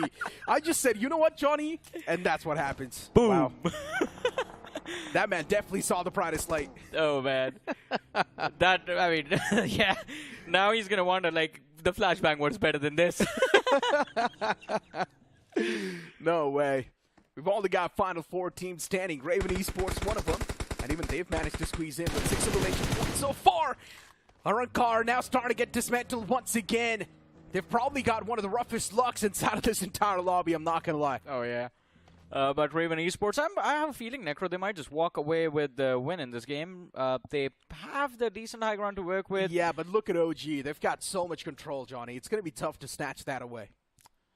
It will be. What I am hoping for is that the players that are holding the northern side, which is for Miracle, I believe, they move in and they at least find at least one pick, giving Raven the advantage. That's the one thing that Raven is even praying for. And they have the time to make it happen as well. But OG, I mean, they're looking pretty solid, so very high probability of them actually walking away with the chicken dinner. Pretty much. And Raven Esports now does realize there is someone right underneath the hill.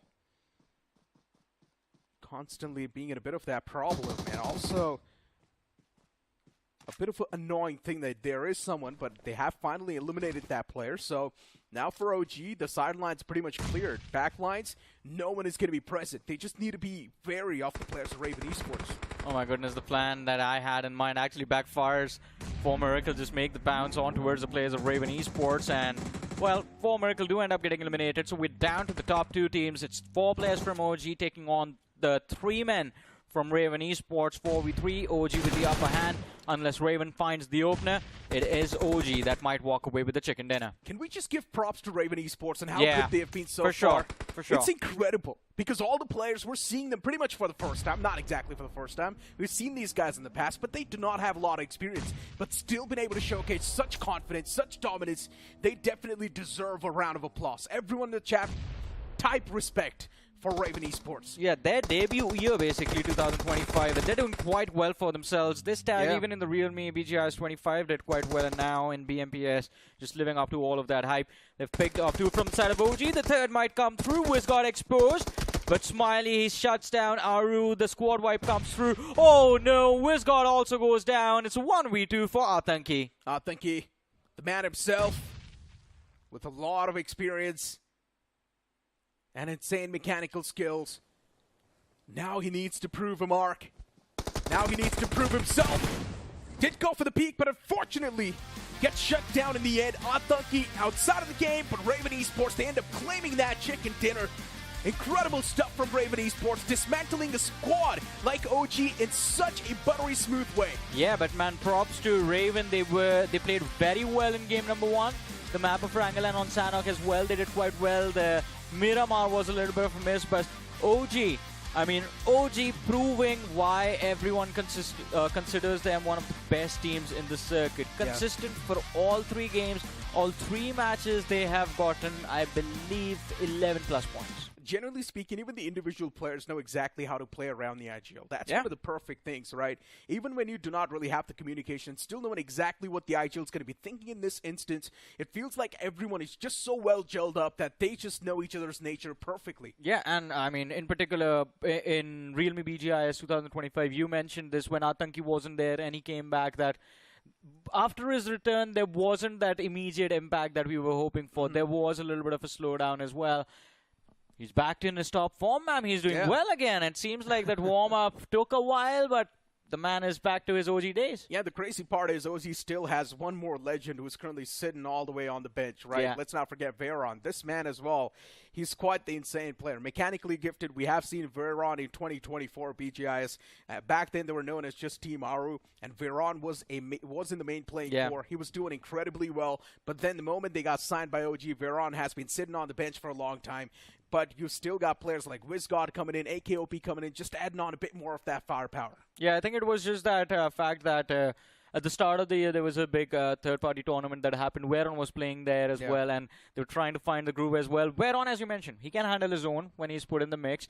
Atanki is also there, but Atanki has been a critical player for the side of OG for a long time, and so that's where the strategies sort of come into play. As you mentioned, when you don't even have to communicate and you know what you are going to do and what your teammate is going to do, makes the job a whole lot easier. And we talked about this as well, right? Atanki, yes, he does have a lot of mechanical skills. He's quite the aggressive player as well, but he brings in that control inside of the aggression. He knows exactly when to go for the aggression. He knows exactly when to pull his team back as well. So pretty much they've got 2 masterminds trying to drive players like AKOP and WINDGOD. And let's not forget, even when it comes down to Aru himself, even he does have a lot of mechanical skills. Even he does have quite the great skills as well. Let's not forget that. Atanki, of course, firepower is on point. WINDGOD, AKOP, no matter how much you try to say, it's always going to be less. Yeah, I mean, it has been an incredible journey for OG.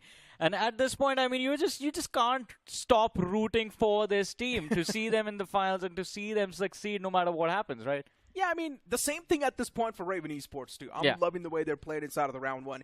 And I'm pretty sure after that, performance, Raven Esports is also going to be easily in the top 8 of the overall board. They will be in the top 8, but is OG going to be number 1? I think they have done enough to take the spot away from Learn From Past now. Or either it's going to be extremely close, just 1 point separating each other, something like that. I don't remember what the difference was. I don't exactly forgotten. Remember. It was about 9 points, I think, 9 to 10 points. Unfortunately, we both have weak memory, but you know what? For Seoul, this was probably one of the worst possible circumstances they were put into. Manya could have turned things around, but unfortunately not been able to spot that player in the front, and that's why Manya just slipped in the water. He could not do anything, could not fire back. It was just a fish waiting to be eaten. Yeah, I mean, definitely, and at that point, I think it was, as you mentioned, can't really do much. But one of the best plays in this game was that VST fight out into the open where they took out Shockwave, the first squad wipe of the game. Because VST was stuck in an awkward position, got third party, then they still ended up coming out on top. God's Omen, I have to say, this team is quite a pleasant surprise. They have been doing quite decent. Even in the game of Miramar, they were getting a few eliminations, or at least their approach to fights was quite decent. Can't seem to handle pressure though, and can't really blame them because I believe this is their second big tournament of this year. There you go. You pointed it out. It seems like they're just not able to handle that pressure, and sometimes even the positioning inside of the firefights itself, it seems a bit of an issue. It feels like when the 2 of the players are inside of the fight, the remaining 2 players are just not providing that cavalry. And that's why God's Omen are currently getting absolutely destroyed. But in my opinion, still, they've got a decent amount of time to try and recover. Hopefully, they're not going to be in the bottom 16, though. Because if they are in the bottom 16, well, then good luck for the upcoming events. Exactly. At this point, I think, as me and IC were talking about it, and I want to know your opinion on this, anyone that is struggling has only one thing left to do. Just do the WAR reviews, wait for the reshuffle, look at the other 15 teams that are there in your lobby, figure out who's the weakest, and then just take their points every single game. Yeah, straight up, right? Just feed on the weaker ones. Because sometimes that's what you need to do, and that's what is probably going to be making sure that it is the survival of the fittest at the end of the day. But this is one of those strategies that I've been giving teams over and over again so many times in the past as well. If you remember BGS 2025, I've been saying this to teams. If you're struggling, just go and feed on the weaker ones, but we rarely see that happen. I think it just sounds extremely evil what we say, but sometimes you gotta do what you gotta do, man. Yeah, I mean, it's better to sound evil than just get eliminated from a tournament, right? Exactly. It's every man for himself in a battle royale. That's the whole point. Exactly. The last man standing wins. The last team standing wins in a squad. So, for now, let's move on towards the stars of the match, and let's see the individual performers who were able to outperform the entire lobby. I think it's got to be someone from the side of REVENANT Esports. It's got to be Aiden, and yes, it is Aiden, with 6 finishes, 0 knocks, 0 bonuses, and just damage dished out was 428. Aiden, he's quite a thief. Yeah, he is definitely quite a thief, and incredible performance because just stealing all of those finishes, gets 6 for himself. Best companion in the game is going to be Gonu from ARRANCARx, and then we have Smiley from REVENANT Esports as the finisher of the match. Distant travel 8,000 meters, 4 assists. I think he was the man lending a helping hand to Aiden the whole time. Yeah, without a doubt. Even and Smiley IGL has been there on the board. The moment REVENANT Esports is able to perform, you will see Smiley IGL in the stars of the match. The first game, Smiley IGL was the MVP with the same amount of finishes, and now it's Aiden coming into play with 6 finishes too. Let's move on towards the MVP. Of course, it's going to be Aiden too, without a doubt. 50% finish contribution, map impact of 10% too. Aiden, flawless performance. So 22 points in total for REVENANT Esports, considering the chicken dinner and the 12 elimination the team has gotten for themselves. Incredible bounce back, because I had a feeling that, all right, Miramar, they just bombed extremely hard. Is this team going to be able to recover? Well, I'm just happy to see them recover this quickly in the very next game itself. I mean, look, REVENANT Esports had a great Game 1. Game 2 was a little bit shaky, but still the Game 3 recovery's right there. Yeah. Even if you're able to have 2 good games in the span of 3 games, that's more than enough, and that's more than enough to keep you in the top 8 as well in the overall standings. Soon enough, we'll have a look at the overall standings before now the match rankings flash on our screen. 22 points from REVENANT Esports off of that game. OG as well, consistently getting 14 points. ARRANCARx Esports getting 10 points. Second good game from the side of ARRANCARx Esports. And finally, now we do see God's Omen 2 with 8 points. Yeah, I mean, it is an incredible start, specifically for OG, the most consistent team in this particular group.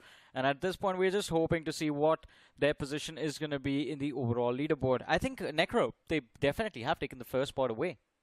Oh, you think so? Yeah. Okay, interesting. We'll be able to look at the overall standings soon, but I'm also quite happy that even REVENANT X SPARK did okay in that game. Sure. 7 points out of that. As I mentioned, all you need is 7 to 8 points per game to maintain that consistency, keep yourself alive in the game. But if you're still looking to directly qualify towards the semifinals week 1, then you need nuclear performance. That's the only thing that's going to separate you from that week 1 itself. Now, let's talk about Seoul, though, Johnny. Inconsistency once again hitting them. Game 1, yeah, I mean, they were on that 5th spot, ended inside of the top 5. Game 2, top 5 once again, but this time around, that consistency has been broken. Do you think they're trying to figure out something new that they can work with in this particular meta right now? Because it seems like with how they are playing, how they're taking those team fights, it seems like they are trying to go frag heavy in every single game. Erangel, they were looking for those finishes and they found a few. Miramar, they were again going around looking for those finishes, and they were getting those finishes as well, because it's always about fight after the looting phase is over for the side of Seoul. For Seoul, generally speaking, it feels like they have figured stuff out, but for some reason the execution part is still lacking. That's been the main concern for Seoul for such a long time. And it feels like every single game there is someone who sort of messes up a little bit, and because of that, everything just comes tumbling down. In Sanhok, okay, we know they always struggle if it's not a Camp Alpha circle. But let's take Miramar for an example, right? Everything was going good. They were inside of the top 5 as well. But then one slip-up comes through, and that's why they get eliminated from the entire game as well. I feel like that miscommunication, even once if it happens inside of the game, it's costing Seoul so much that they just get eliminated instantly from the game itself. That is true, but I mean, on Miramar, I think, again, had they just kept moving towards the side of OG and put up pressure instead of just stopping, maybe they could have gotten a few extra bodies, because they stopped in the middle of nowhere and got third party. So it's like they've got 2 or 3 different options in front of their eyes, and they always choose the wrong one. And it's always at the worst possible moment as well. Exactly. In my opinion on Sanhok, I do understand you guys are trying to rotate as late as possible, trying to make sure that there's not going to be a lot of eyes on you, but maybe just give early rotation a shot. let's see how it goes on. Yeah. Let's see what happens. Analyze the map properly. Who drops inside of the Camp Alpha Island? Currently, there was REVENANT X SPARK in their lobby who was dropping around the Camp Alpha Island. So do your research. What sort of a split does REVENANT X SPARK go for? If you can tackle that split, if you can counter them, go for it. Go for that fight. It can give you the early leeway. It can also give your team the confidence they need. Yeah, and REVENANT X SPARK, I think every single time, just like in this particular lobby, they find that vehicle spawn empty towards the southern side of that Camp Alpha Hill. They are going to go for it this time as well, every single time. And that means Seoul has an opportunity to strike there early, but they never do. That's my point, right? If REVENANT X SPARK dropping on top of the Camp Alpha Island, still squeezing out 7 points and doing so good in that game, then why is Seoul not able to do it? In my opinion, even they can do it, but just the only thing that's differentiating Seoul and REVENANT X SPARK in that picture is because the rotation was a little bit too late. But the conversations will keep on going on. For now, it's time for us to toss to a short break. You guys don't go anywhere. We'll be right back with the upcoming game.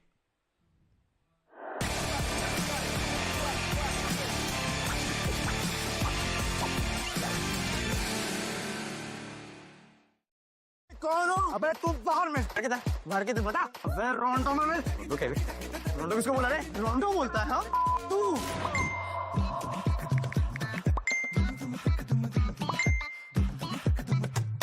रोंडो? Run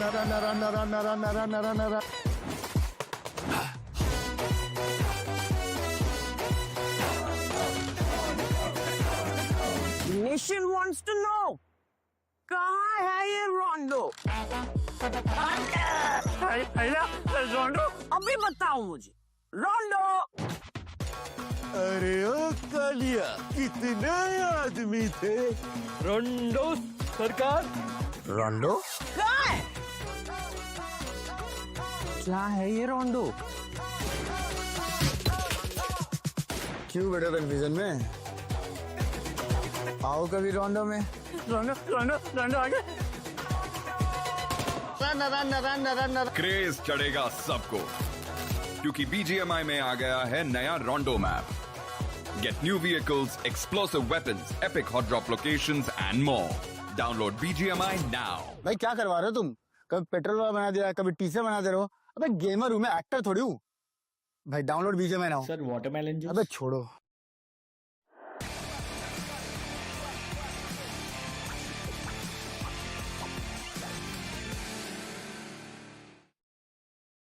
Welcome back after that short break to the realme BMPS 2025. I'm going to be a host of Caster Necro. John alongside with me on the panel. It's going to be IC Baby 1-2. And IC, after looking at that previous game, what are your thoughts, man? OG might be topping the new charts now. Of course, they won't consistency is key because seems like I was having this discussion with Johnny as well, where whether or not there will be a team that is going to be consistently placed in the top 3 for 3 games in a row. Usually teams have a trend where they do well in game 1 and 2 and they kind of fumble in game number 3. But OG, even though they did not get the chicken dinner, they were consistently top 2 for all 3 games. Without a doubt. Even Raven Esports is doing pretty good, right? No, well, OG didn't do too well in Miramar, but they did okay in terms of overall They're points. still consistent. Yeah. They're still consistent. Nothing taken away from that. And OG, all the 3 games, they've been doing really good. And Raven Esports' first game and the third game was incredible. Because in the first game, too, we clearly remember they were there in the top 3, just dominating through the lobby, getting so many elimination points funneled in towards their way. And now the last game as well, we clearly did see Aiden getting those 6 frags to himself. So that's a lot of points contributed towards the tally. And I'm pretty sure in the end, when we have a look at the overall standings, Raven Esports has easily cracked through inside of that top 5. I think both Raven and OG are the only 2 teams that has broke that curse so far in here in day number 2, right? So I would say their consistency is great.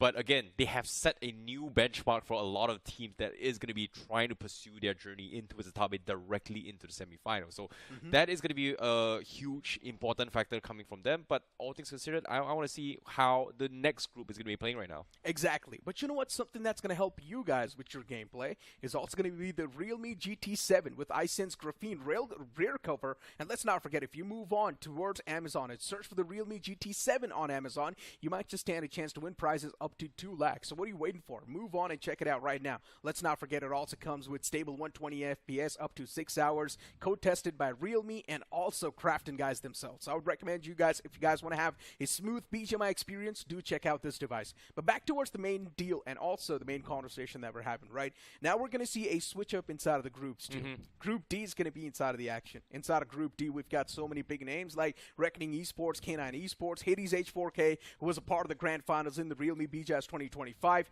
So all these names definitely do put on a bit of that pressure on the other newer names that are trying to make their name. I think Reckoning Esports is a very interesting topic to actually talk about as well, because there has been a lot of buzz relating their roster in particular, but they have brought in addition from their a couple of players coming from Vasista Esports to join the fray for Reckoning Esports.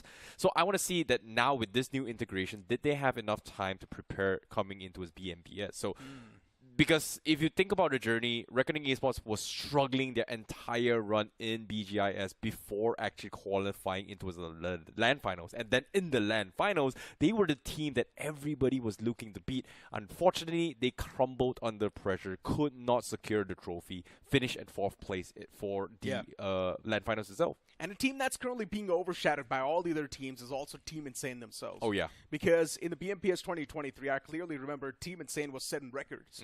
They were one of the most aggressive teams. Everyone was fearful of this team because they were just so good in their 4v4 fights. Yes, I do understand the lineup is now broken up. Back in the day, there were Slug, Shogun as well inside of this lineup. But now since the team is broken up, we still have the IGL Avi playing in this roster currently. So in my opinion, even Team Insane can definitely bring a big dent. Agreed. But now, this upcoming name that I'm about to name drop right now is going to be Team Lowe's, because early in their BGIS here, we saw moments of brilliance coming from Lowe's himself in particular. And obviously, he made a tweet saying that esports is not for content creators. And, you know, followed suit, he didn't really finish his journey in the remaining matches. He was pretty much subbed out. And now Team Lowe's is back. Is he going to play? Of course, I think so. He should be playing. If he is not, well, then we know probably busy with something else. But I'm pretty sure inside of Team Laws, we might just see the man, or at least a glimmer of this man, to at least play one of the maps. It would be definitely fun. Another name that we need to speak about is also going to be Dragon Esports. This was another new name that was emerging in the realme BGS 2025, and Dragon Esports was doing pretty good for themselves. We've got the schedule on the screen for now. The upcoming map is, of course, going to be the map of Sanhok.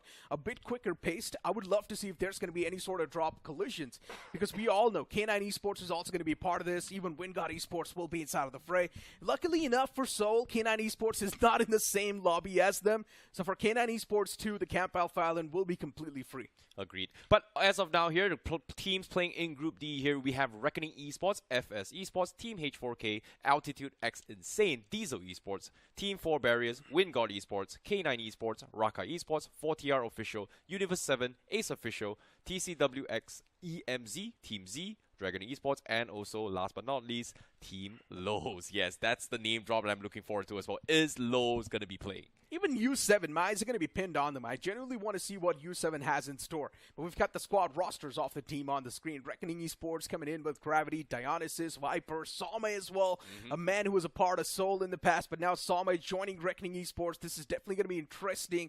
You've also got Max coming in.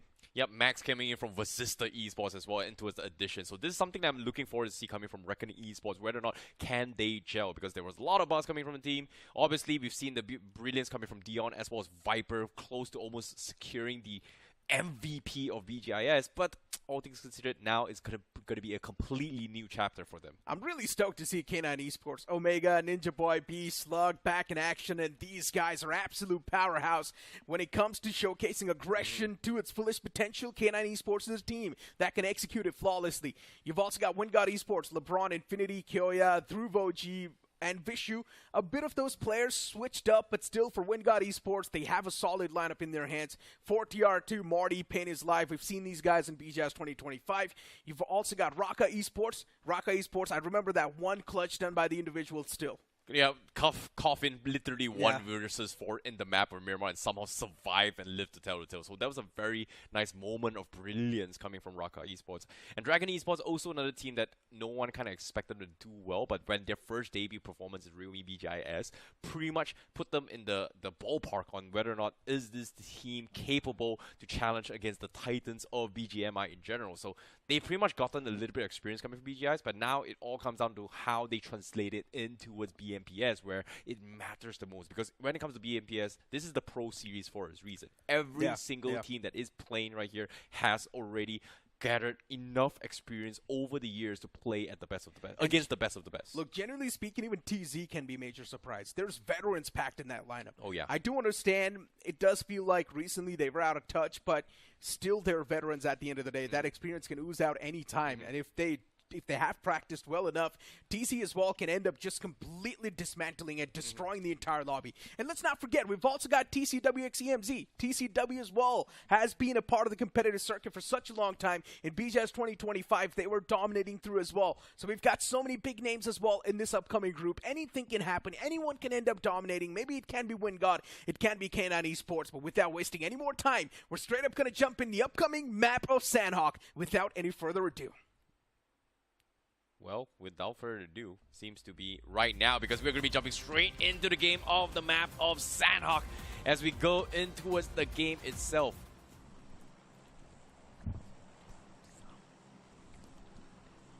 The plane's going to be hitting the sky starting all the way from top mark towards down south, which is not calm. And since the plane is tilted towards the left side of the map, I mean towards Camp Alpha, it's going to be easy to go. Then towards the right side of the map as well, it's going to be quite easy since it's the map of Sanhok.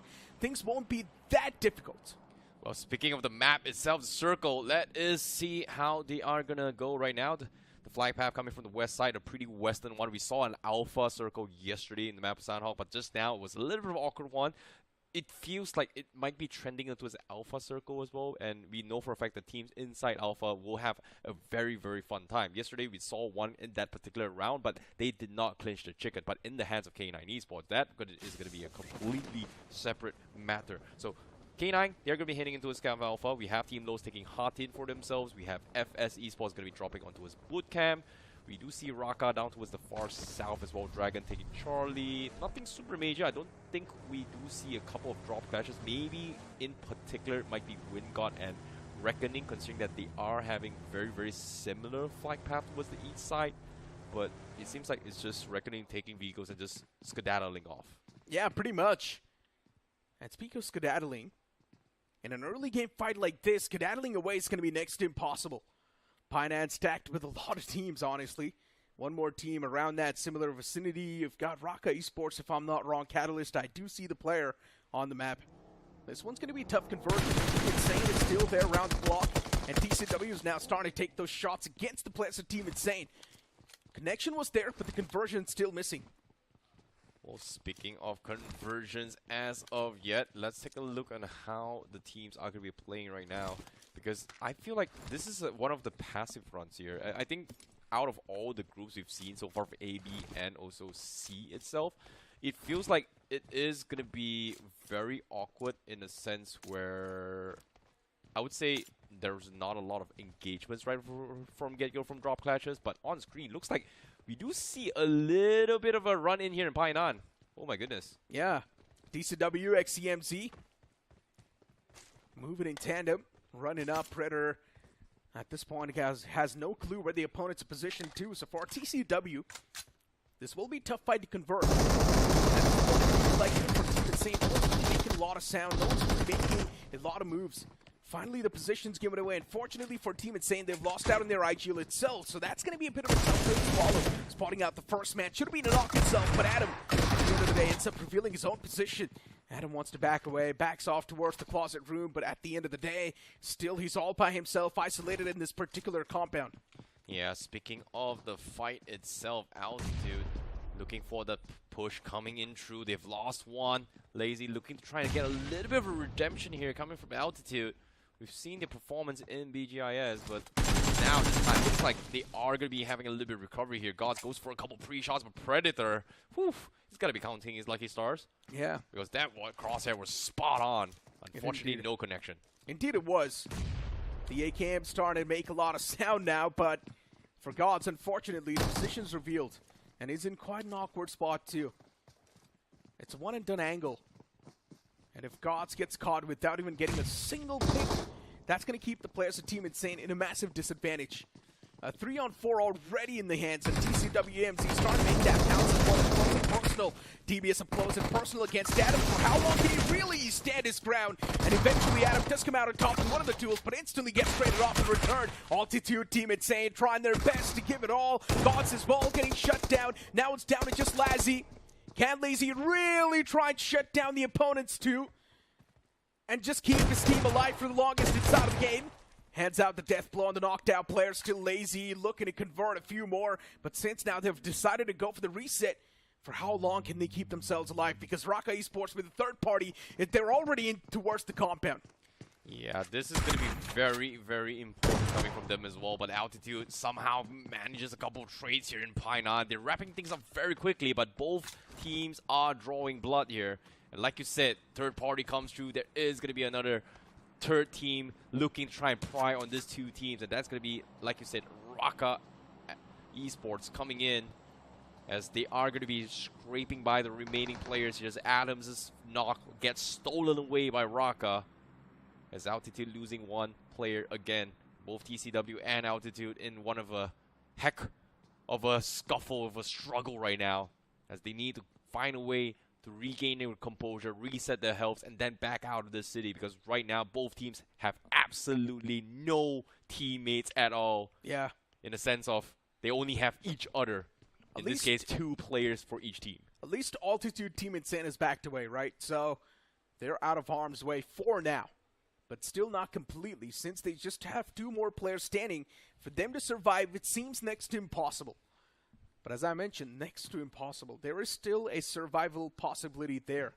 RAKA Esports, even though they have all the 4 players standing, still hesitating to make that pounce on the remaining 2 players off TCW. And the longer you keep on engaging inside of the stalemate, the more time you're going to be wasting for yourself as well. So RAKA Esports, they need to start counting time right now. Speaking of time, I would say, considering that Circle is kind of favoring right now, they have all the time in the world. But for TCW and also, well, I don't know what to say about TCW, except for the fact that they have no way out. This is going to be tough for them. Just trapped in a single compound. This reminds me of the REVENANT X SPARK and VST standoff that happened for a long time. But look at what's going on the screen. DZ making that pounce, and already handing off a death blow. Same taken out. Reckoning Esports getting dismantled slowly and steadily. Manta spots out the vehicle, make the rotate. Reckoning Esports, they've only got 2 more stars standing. And these 2 players, a lot of burden on their shoulders for now. This is tough. This is really, really unfortunate for Reckoning Esports as well. Like, losing Salme, now going for the reset on Dion. Reckoning Esports is put in a very, very awkward spot as well. Team Z, great start for them to get a very, very nice pick. And Sanhok is going to be one of those maps, as usual. Expect the unpredictability, considering that it is a very, very small map. But based on what we're seeing right now, Gravity, level 1 helmet pretty much broken, not enough meds. Reckoning Esports, they need to find a way to back out from this fight. Yeah. Both the players just pinned behind one rock, and one nade can actually find a nice 2-piece. So something needs to be done ASAP. Reckoning Esports next to each other. At least luckily enough for them, one man is able to free roam.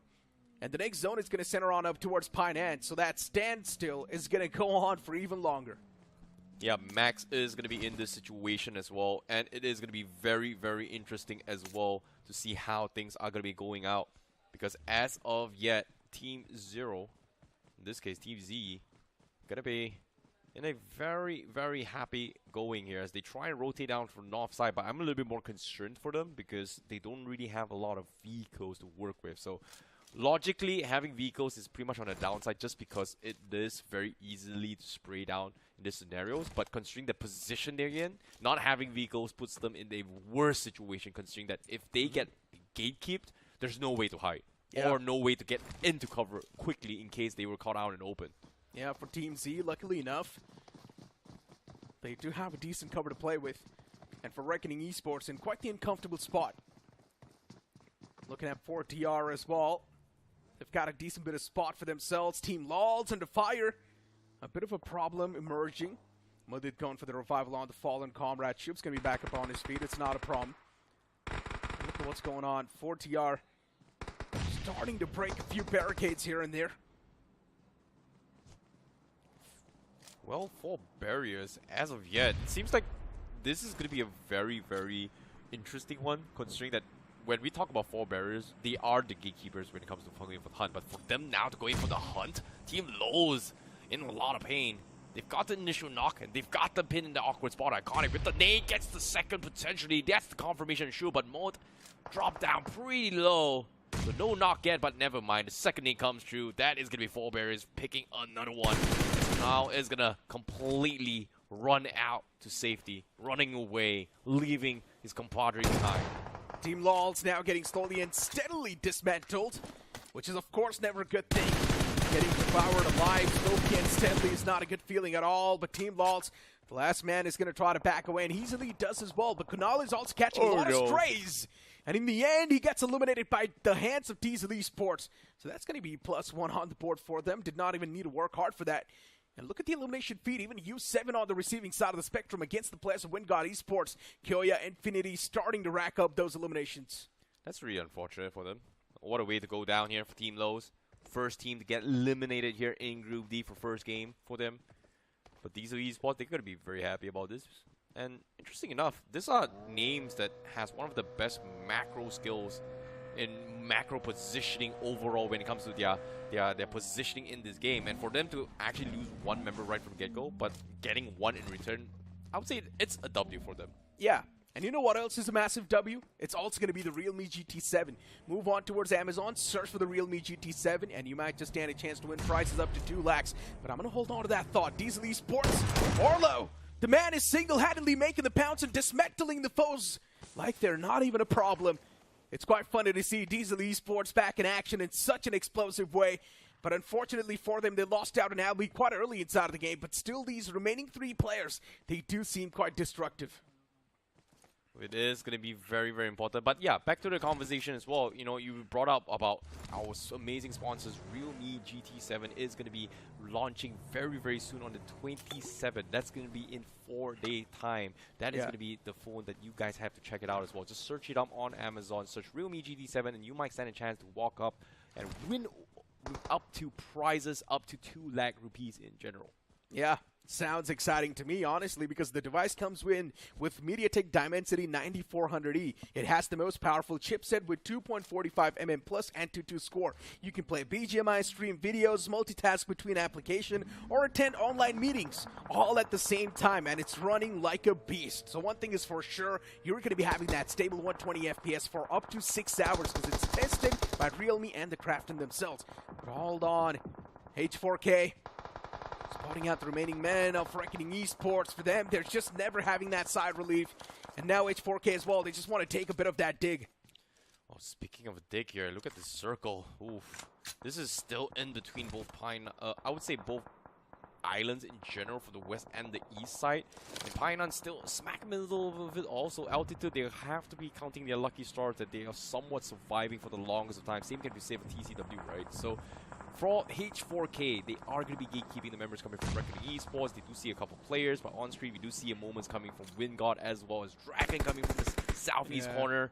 Kyoya going to be in a very, very interesting position here, as he does have a general idea where Dragon Esports is, but I don't think he realizes that it is pretty far off. Yeah. Oh no. Players just running out in the open. WINDGOD Esports. Bird's eye view on the entirety of that squad.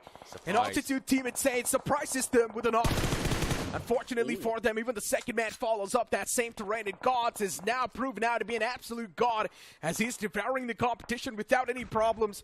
Look at Lazy pushing outside of his comfort zone, eliminating the 3rd player as well. Knocks after knocks, and Team Insane, they don't back away from this fight at all, and they're here to collect all those elimination points that are lying right in front of them. Altitude Team Insane, those elimination points are pretty much like a lifeline to them. That is definitely a lifeline for them here, but points is one thing, but they get the loot? But seems like Lazy is going to be looking to try and pounce on RAKA themselves. As RAKA What? losing a couple players because they tried to go for the flush against TCW, and just like that, they lose 2 players on the knock.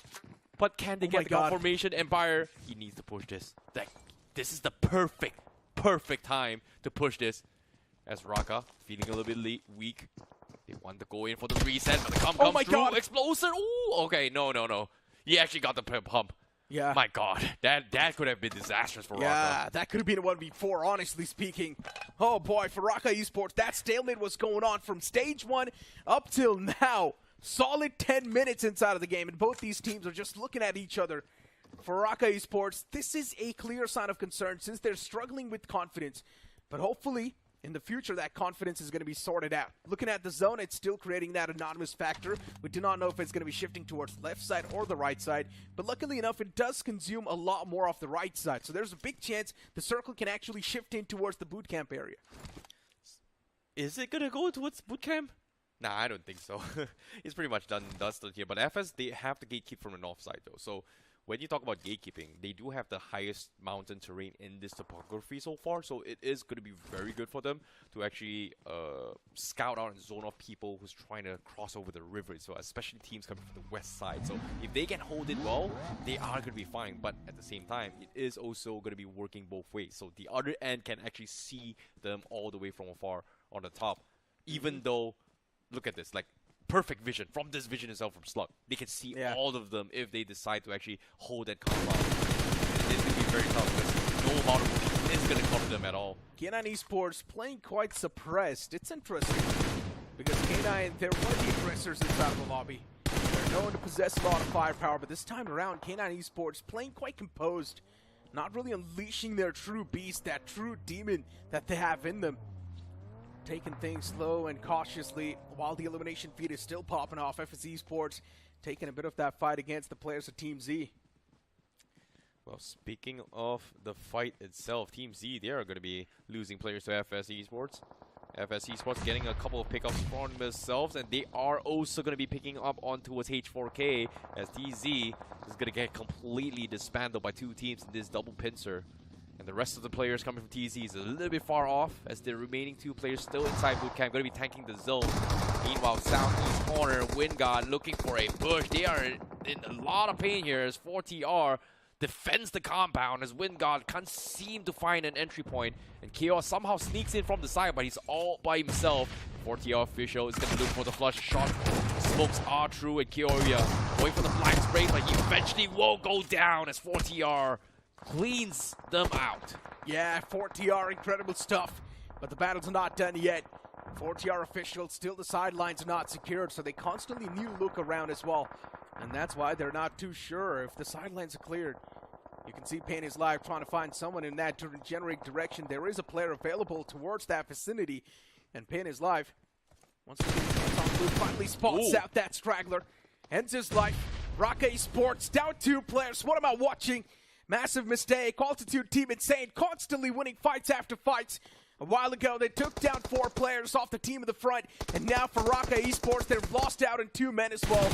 Down to just a 2-man squad. Catalyst does want to make the attempt, the final attempt, to try and stop the man from getting completely flushed out. But it seems next to impossible at this point. Oh boy. Gods. 4 finishes in the bag. Altitude looking for confirmations. Even more, and now here comes another spray. RAKA. What is going on with RAKA? They just dropped the ball against, almost dropping the ball in the previous fight. And now completely shut down by Altitude, who arguably should have no business surviving this long. And now they're going to go for the push. But God, this aggression will be punished as he tries to make it for the chase. Diesel from afar scouts him out in open, takes him out, leaving Lazy, the last player from the side of AltitudeXInsane. Yeah. Team Insane looks still live and cooking inside of the game. But the main issue is just they've got 1 man. And RAKA Esports, this melee attempt sort of is working out. Players inside of the vehicle, and they're probably going to be staying there for a long time. That is a desperate attempt of survival, but somehow He's keeping them alive, but a lot of people have scouted them out. So K9 Esports, they are going to be spraying this blindly. But while they are spraying, there are teams across them that's going to be looking to pick them up. But Omega finds one. Nanu goes down. And RAKA, SAN, that desperate attempt of survival might be the cause of their demise here. I'm worried for K9 Esports too. Keep this thing in mind. K9 needs to cross on the opposite side. How can they do it when there's so many foes around them? RAKA Esports is completely messed up. One thing is for sure, survival at this point is going to be next to impossible for RAKA. They're just trying to avoid the inevitable at this point. Eventually, a lot of those shots are definitely connecting, and soon enough, even those players underneath the water will start to suffocate to death. But K9 Esports, this attempt has to be flawless for them to try and cross on over towards the opposite side. RAKA Esports eventually will be eliminated from this game itself. And now for K9 Esports, it's time to shift your focus. And how can they move on towards the main island? Well, it is going to be very, very tough as well. But they do have some sort of zone control right now. So this next phase of the zone, they still have some room to work with. So get as many finish points as much as you can is going to be the goal here for K9 Esports. But meanwhile, Diesel, they're still having the backs up against the wall. They still need to find a way to enter the zone. They have one vehicle. This is going to be A-okay, but 4TR, they make the first move. They make a run for it, but they are getting sprayed down. Pin from the back, pin from the front. One knock here for Pain is live and Morty. Looking to try and suppress their way through to hold down the fort. Fortunately for them, they do find a small little space in the zone here. It is going to buy him some time. But on top of him, FS Esports, they don't see him now because of those smokes. So that's going to be a little bit of a temporary sanctuary for Morty to reset this fight. Yeah, Morty will definitely go for the reset as well. And let's not forget, 4TR Official isn't doing too bad too. They still do have the cavalry available in the backline. Well, not anymore since it's cut down by the blast of FS Esports. So that cavalry on the way will never arrive actually. FS Esports from the hilltop, they've got the bird's eye view, they've got the third person view on everyone that's underneath them. U7 as well, they will follow that same trail. Look at FS Esports racking all those elimination points underneath them. And for them, those are not players, those are just walking points at this time. Oh, speaking of points, Diesel, they lose their flying player. That's going to be 4TR scraping by here with 5 finishes into this game. Seems like it has been a free-for-all for all the teams to rack up some points, but we are down towards the final 4 team, and FS looking to dominate from the high grounds as they get the knock on Morty. I just saw the next zone shift, and K9 is so lucky to have that little inch on their side. FS Esports, 4TR Pain his life, still behind the rock. For him to survive, this seems next to impossible. Everyone from FS Esports, they've got their eyes pinned on Pain his life.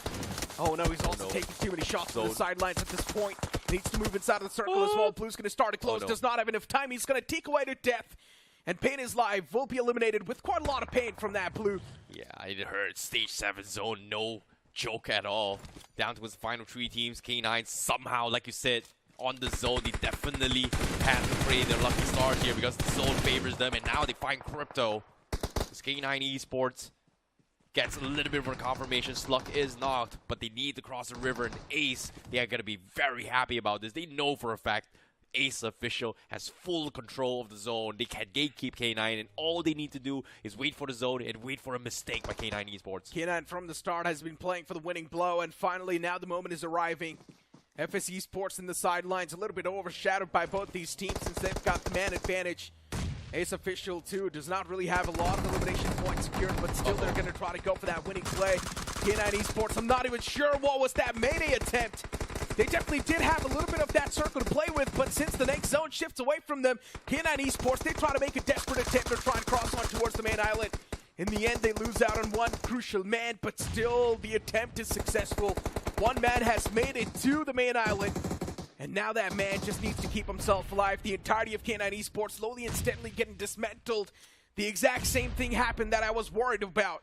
Oh no, Beast, he's just going to be wrapping up the points here. He wants the nade off FS. The nade looks good! Oh my God. He finds them! He takes them out, he gets the points, but he's the last man standing for Beast. Meanwhile, Ace Official trying to look for the confirmation. Beast gets the reset, but Ace Insane. Official is going to be very happy with this performance. All the 4 players standing for Ace Officials, but keep this thing in mind, not a lot of elimination points secured so far. And Ace is now going to be looking to name all the elimination points that do lie all the way back in the blue. Finally charging on the last man of K9 Esports as even he gets eliminated. And now for FS Esports, Dreams is alive with a lot of dreams, but maybe not for too long, since the flames right next to him are also going to spread, and he ticks away to his death by the play zone.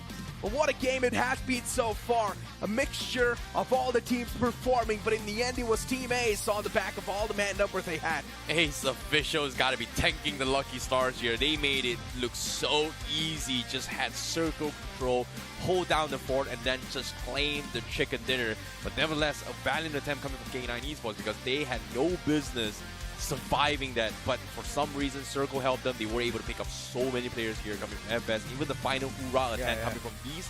I would say that was impressive. Think about this, right? Like, Slug was hiding inside the car. And normally, like, wait, why isn't he swimming across? But him and acting as a decoy for Ace Official, allowing Beast to sneak through and then getting more finishes onto his FS Esports, I would say that's the best outcome you can ask for. Yeah, I mean, ending things in the top 2 or in the top 3 actually is not too bad, right? For K9 Esports, they have 5 placement points, a decent bit of elimination points too, so that's one of the consistent ways to kick things off. For FS Esports as well, I'm quite surprised with their performance, but of course, without a doubt, the biggest surprise is going to be Ace Officials. I never thought Ace Officials going to be performing so well, but as you mentioned, luckily enough for them, the circle was constantly favoring them. They did not even leave that compound till the end because the circle was just right on top of it. I think the biggest surprise should be Team Insane. They had no business getting so many finishes in Painan because they had a scuffle with two other teams, including RAKA SAS. But for RAKA SAS, that is I would say that's the worst performance I've ever seen RAKA play. Yeah, of course. Losing out on those 2 players, again, the one individual man against TCW, I'm not exactly sure why that happened. Yeah. Because we did not see a well-coordinated push. Instead, these players were peaking one after one, and that was the only reason why we could have potentially seen a 1v4 in the way. But RAKA SAS winning that fight later on, just deciding to make a lot of mistakes. Even though they did hear the gunshots from Team Insane, they knew that Team Insane is there on the opposite side of the bridge, but they still went for that Mayday play. They still went for that just approach, and they instantly got shattered. Agreed. But even for Dragon Esports as well, I was a little bit concerned. I was not exactly sure why they actually hard pushing towards Painan, but when they did and allowed Gods to like, hey, we got one knock, there's somebody shooting at them. But instead of focusing on Gods, they actually continue one by one, slowly completely picked apart by Gods, and then just gets shut down. Yeah, and here's my main thing, right? In my opinion, they should have utilized a few more smokes. The moment Dragon Esports found themselves a bit of that pit stop around Painan, they should have started tossing out that smokes, but still they did not opt for those smokes. And then in the end, because of a clear line of sight, Team Insane was easily able to wipe them out as well without any problems. This is how the action really kicked off. We've got the highlights on the screen. Diesel Esports gave a valiant effort. We did see 4 barriers too trying their best to convert those fight, and this is the moment that we're speaking. Yeah, this is very, very awkward as well because Lazy and Gods just push out, and Dragon Esports, they just had no idea what to do in this scenario. Like, they lost one, great, and they stuck to the same spot and then lost 2 back-to-back fights. It was just very, very awkward here. But even for Reckoning as well, they were struggling to find control into this zone, which makes a little bit of sense, right? It is Sanhok. If you're stuck in the edge, no way in, it's going to be very, very tough here, especially in the first few zones. But FS Esports, they played really well. Yeah. They had center control, they had high ground, they got able to pick a couple of finishes here and there, but eventually they just could not wrap up this game because the circle forced them down. And K9 Esports, this nade right here from the man just secured a lot of elimination points. And because of that, K9 Esports, once again, as you mentioned, able to get those decent amount of elimination points, able to get a good amount of placement points. That's going to keep K9 Esports in the top 3 without any problem. So they're definitely doing good. And as you mentioned, FS Esports too, they had the high ground to play with, and they capitalized onto that pretty perfectly. Because we saw in the final few moments, FS Esports from the hilltop was just constantly taking those shots. All the players out in the open were getting instantly devoured by FS. I'm curious to see how FS Esports play against tier 1 teams, right? Like, we've seen them during BGIS in general as well. When they were playing consistently against lobbies like this, they always find a way to position themselves and find pickoffs every single time. Yeah. And in here, this was a perfect example. Like, they understood what was the game plan, and they executed it very, very well. So I would say consistency is going to be the key for them. And if they are somewhat being able to be consistent in this next upcoming 2 games, they should be joining the ranks of OG as well as Learn from past. Learn from past will be part of the upper echelons in the top 8 by the end of today. Even Team Forever is there, right, in the top 3. So one thing is for sure, if you definitely want to be in the top 3, you need at least one major performance. More than 25 points in that one single game. So that's instantly going to propel you quite a bit in the overall board. And at this point, I genuinely think, looking at that performance, K9 Esports can definitely be the one to bring in that nuclear performance. Yeah, even FS Esports can do it. The only reason why I'm not really saying Team Ace Officials yet is because the game was pretty much blessed to them. The game was pretty much gifted to them on a silver platter. The zone was constantly shrinking right on top of them. And let's have a look at the MVP of that previous match. It's going to be a man from the side of FS Esports, Turbo16, getting 5 finishes, 56% finish contribution, and also 9% of map impact. Yeah, this is going to be very, very big game here coming from SS Esports, especially their opening match coming in from Group D itself. So I would say this is a good run coming from Turbo. We've seen him perform really, really well in the past, but I want to see a little bit more coming into the next few games. But despite all odds, Sanhok, one of the most difficult maps here, pretty much done and dusted. And with that game coming in, despite no chicken dinners, they've gotten themselves 15 points in total. AJ, Turbo, they have been absolute veterans inside of the scene, but match rankings on the screen. FS getting 15 points, more points than Ace Officials, actually. K9 Esports as well, getting 12 points. That's a solid take from K9 too. You've got 4TRX as well, sitting with 9 points. Diesel Esports as well with 9 points. AltitudeXInsane, in probably worst possible scenario, they got the best amount of points. Yeah, I would say right now the teams that are kind of struggling right now is going to be Reckoning Esports here. It seemed like they were kind of lost. Lowe's in particular was also completely dismantled here for TGL.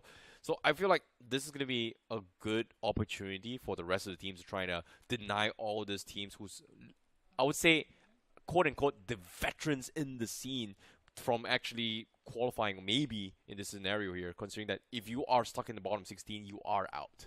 Yeah, without a doubt. I mean, that's pretty much what the format is, right? Yep. If you're not able to perform, if you're there in the bottom 16, you are out. But if you have had a look at the pattern so far, right?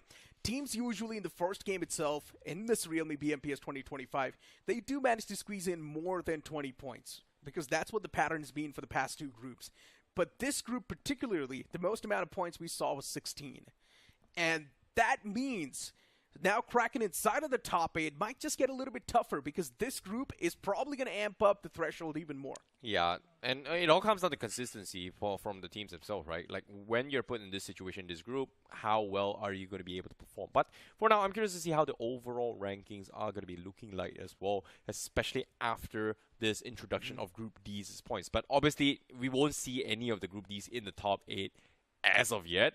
But who's going to be the closest? I don't see anyone in the top 16 here from this group. They've only played 1 match, so it's not really fair. As I mentioned, right, usually in the past couple of groups, we have seen, at least in the first game, the maximum amount of points squeezed were more than 20 points. But since there's only 16 points out of this group itself in the first game, so I don't think anyone's going to be cracking inside of the top 16 just yet. And the top 16 is looking pretty solid, right? Raven Esports on the third, Learn from Past as well on the second. OG stealing that throne away from the side of Learn from Past, which is completely fine. As long as you're squeezing yourself in the top 8, that's all that matters. You've also got Jaguar Officials right there sitting on the 8th, and even Volcano on the 7th. Yeah, this is going to be a very, very tough one here, especially for Jaguar to actually hold down the fort. But for Raven, Learn from Past, and OG, they are in a very, very solid position as of yet. But again, they still have more matches to go. So before the next shuffle, it is going to be a little bit different. But let's take a look at the next page so far.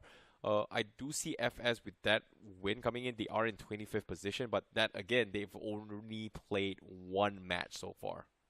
Yeah, for FS Esports, that 15-pointer squeezed out. Ace Officials, even though they got the chicken dinner, they only had 14 points. So that right there proves my point. This group is just sitting on the 3rd page, even though we have the first game concluded, which is, of course, a massive blow for this group, but they've still got 2 more games to go. If FS Esports showcases the similar sort of consistency, or even if they end up getting a chicken dinner, FS Esports can instantly catapult themselves directly in the top 8. The last page is on the screen now. We do see Tribe Herdman with 12 points on the 33rd spot, M4 as well on 48th. Now, look, we still have a lot more teams to play their matches, so at the end of the day, the overall standings will dictate properly when we see the remaining teams. Yeah, this is going to be very, very interesting to see how well they continue on the journey as well. But for these guys watching at home here, obviously FS Esports has not played 3 matches. They play 1 match only. So there's 2 more for them. So I'm curious to see how well they are going to be executing into his next few games here. But I think the one that surprised me the most was actually AltitudeXInsane. You brought it up very, very well. I would say Team Insane was something that I always kept them in the low, mid tier 2, tier 3 team performance. But them losing out in that initial drop clash, and I was able to capitalize a little bit more on finishes from, in particular, by Gods in particular, put them in a fighting chance. Yeah, back into its action. A little bit of a small comeback, despite the earlier mistakes that they made in early games. Yeah, let's not forget, right? Gods has been a part of GT in the past. And oh, yeah. We all know GT is someone that packed a lot of punch. GT was known for their ruthless aggression, but since that lineup is completely just gone to dust, now we see Gods over here inside of Team Insane. And as I mentioned, Adi is a brilliant IGL. Okay. Adi is also known for pure chaos and aggression. So I would like to double confirm. We're talking about GT as in Kutra Tigers, correct? Yeah. Okay. Yes. Just want to double confirm. Yeah. So GT, since the man is not a part of the lineup anymore, since he's over here in Team Insane, I'm pretty sure even Gods wanted an IGL who would drive him in such a way that he brings on the aggression on the board. And right now, Team Insane is doing exactly that. Okay. Well. Again, you know, second time of the day, Necros has been praising for another team. I'm looking forward to see more coming from Necros. A very, very interesting one, I would say. But I think a big letdown for me from this game is going to be, I would say, coming from Diesel Esports as in particular, because I feel like both Diesel and Altitude, they are known to be the teams that are always prioritizing macro decision and then playing from there. Okay. But again, when I say this, I am not taking into account that this is not Miramar, this is not Erangel. Sanhok is all comes down to, oh no, circle comes through. Expect the unexpected. Yes, as much as you plan for your rotations, but if you do not know in the lobby, are there going to be enemies around you just because it is going to be the shuffle, it is going to mess up your entire gameplay. Look, for me, a massive letdown was Reckoning Esports, because at the end of the day, it's a T1 org. We've got T1 players as well. They have so much experience as well off the land, so hopefully in the upcoming game, they can make a bounce back. But for now, it's time for us to toss to a short break. You guys, do not go anywhere. We'll be right back with some more BGMI action.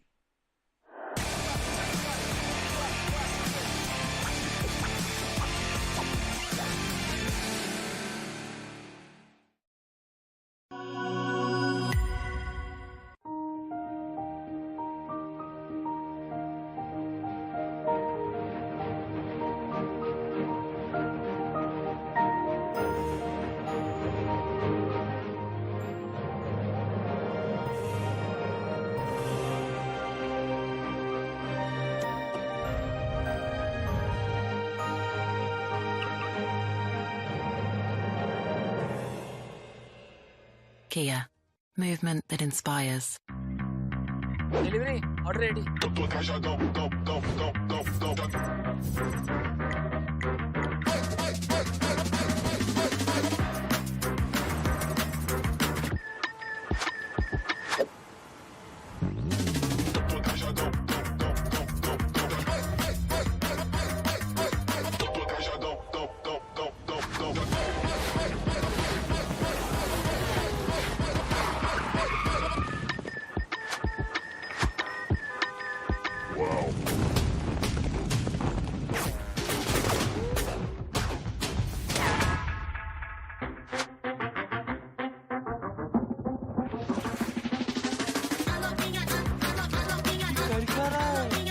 समझा नहीं क्या भाई? अपना भाई वाव mode में है.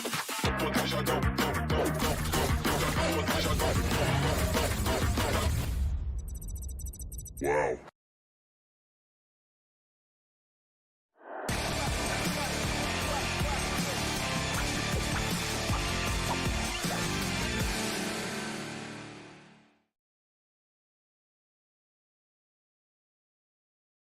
Hello everyone and welcome back to the Realme BGI's 2025, and you guys are currently watching English broadcast. My name is ICBaby12 and joining with me is going to be Super Johnny as we take you guys through the commentaries of game number 5. Now, Group D pretty much started their journey just now. A little bit of a disappointing run coming from Reckoning Esports despite the roster shuffles, but we do see a little bit of comebacks coming from Insane as well as Altitude, and most importantly, the winners of the match, ACE Official. Yeah, I mean, it is a decent start for the teams at the top, but again, the big names that we had a lot of expectations from, and not just Reckoning for that matter, Hades H4K as well, a team that actually made it to realme BGI's 2025 finals. I mean, not off to the best start, it seems, but hopefully, considering these are the few names that are like diesel engines, right? They take time to get heated up. They take time to build up momentum.